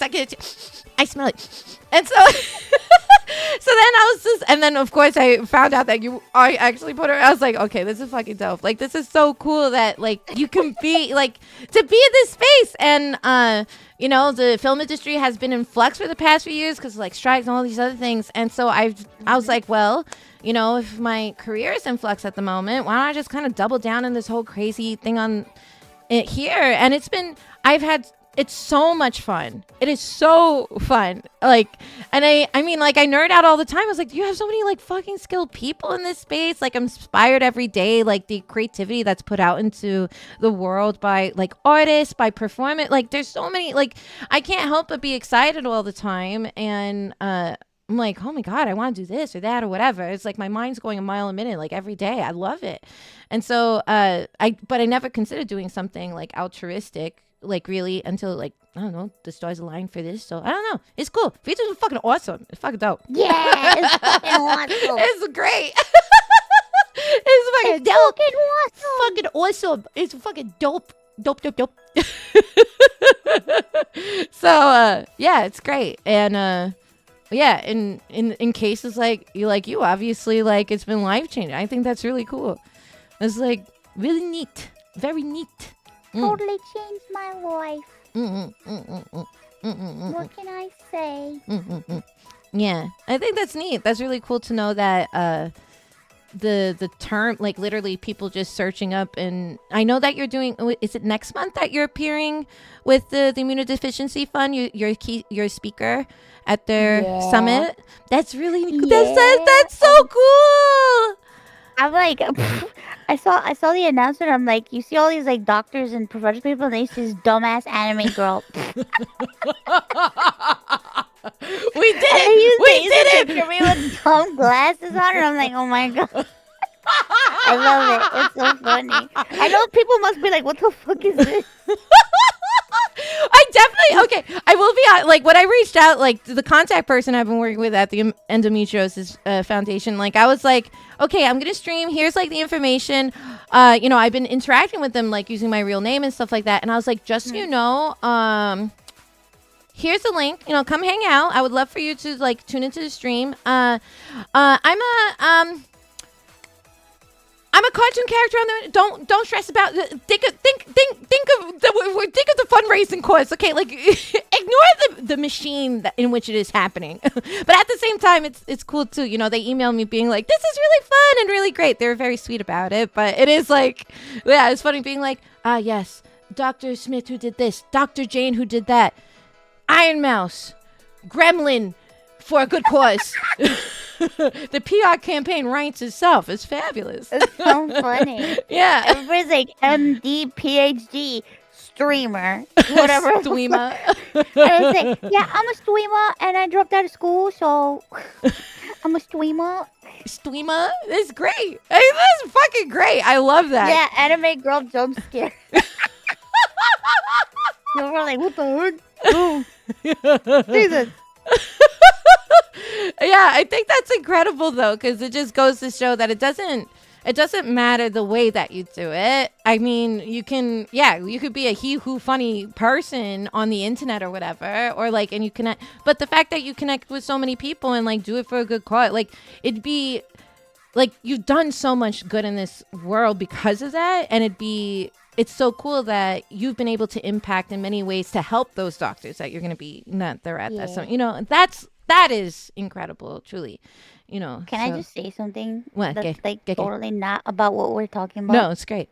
Your OBS is the most organized OBS I've ever seen in my life. Oh my god. It's so organized. Okay, wait. Okay, I cannot. Okay, first of all, I cannot take credit for the organization. Okay, I cannot take. I'm like, holy shit. Okay. I have to shout somebody out who totally helped me with like the organization, because yes, my nipples also got hard when I looked at their OBS. I was like, oh my god, it's so great. And so their name is Size Chronic. They're a wonderful trans streamer. We hung out, we did a collab, and then I saw her OBS screen. I was like, that is such a sexy setup. Like, I can't believe like your things are all like divided. And so I was like, I messaged her. I was like, okay, I need to like be an adult. Like the way it is, I just like upgraded my microphone from a USB to like a regular mic like 2 days ago. And so I'm like, I need to grow up. I need to wear, you know, I need to change from my banter to my girl, you know, to my full bottom bikini adult panties. Thank you. And so she was so sweet, and and she showed me like how to do it. But yeah, I was like, oh, credit to her. This isn't my brainchild by any means. It's all her. Oh my god, it's so organized. I'm just like, dude, damn. Oh yeah. 88. Listen, other people provide the organization of my life. Me being organized, that's an oxymoron. That's a physical oxymoron. There's no way. You hit 10K. Wait, what? Let's go. Wait, what? Yeah. Yeah, you did it. Let's go. Let's go. I'm sorry. It's okay, don't worry. Sorry. Don't apologize. Girl, I know. It's overwhelming. It's. Aw, she's so sweet. Yeah, it is. It is overwhelming. That's like. Oh no! I have to be a Cuban bread. Just kidding. Where's my Cuban bread picture? Streamer promised Cuban bread picture.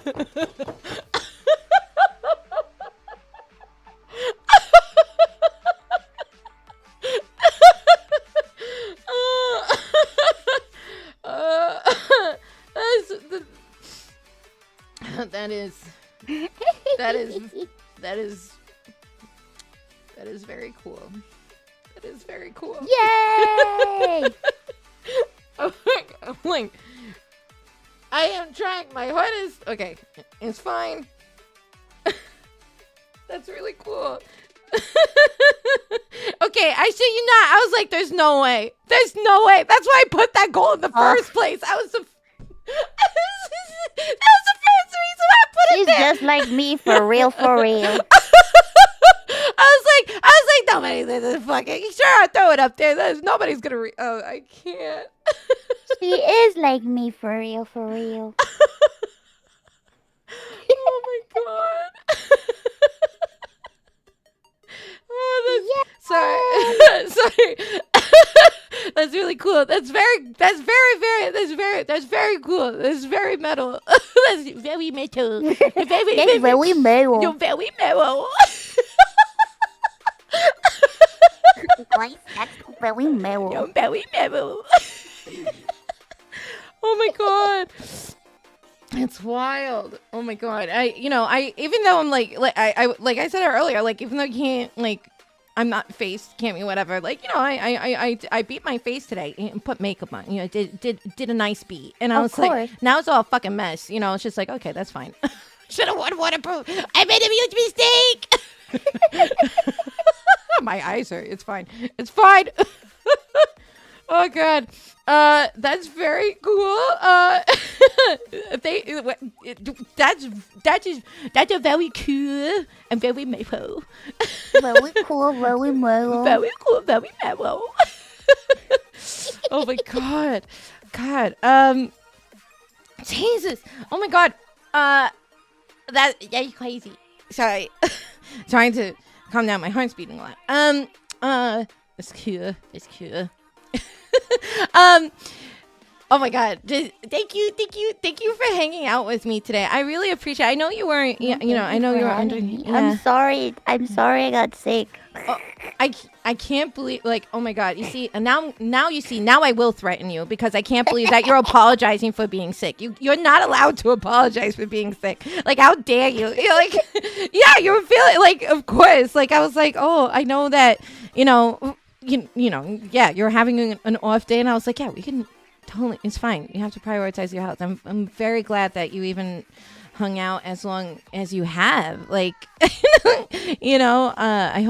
I hope you feel a lot better. I know that. Thank you. Yeah. You're too kind. Yeah, I had a lot of fun. I was like, I really wanted to be here, and I'm like, oh my god, I can't like not be here. But now it's time to lay down. Yeah, no, yes, that's very good. That's very good. I wish you much EP, and love and good rest and recovery. Now I will say there is one problem. Now I'm just gonna have to send you all the ridiculous Bagao memes I find in the DMs. I'm so sorry. I have to all the memes. Also, you should be following Out of Context Puerto Rico on Twitter. That is the best. Wait, what? Wait, there's a fucking Out of Context Puerto Rico Twitter. No way. Wait. Let me get it for you. Okay, yeah. Send it to me. I was like searching. I was like, no way. I was like literally searching. Like, wait a minute. Let me take a peek.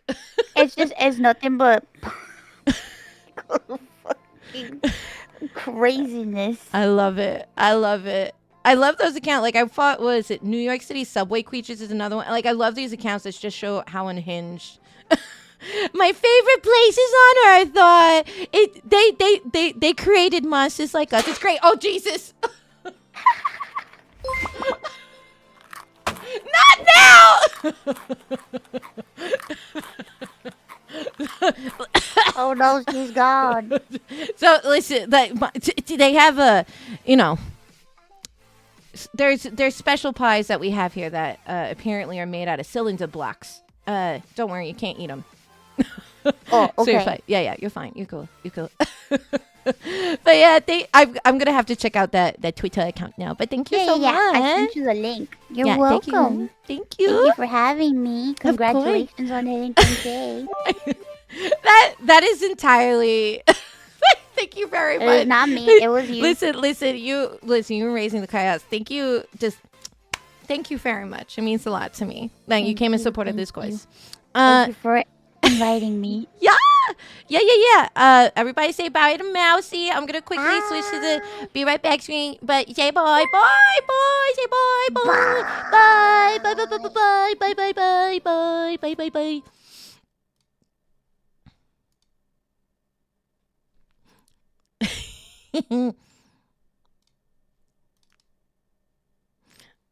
Oh my god.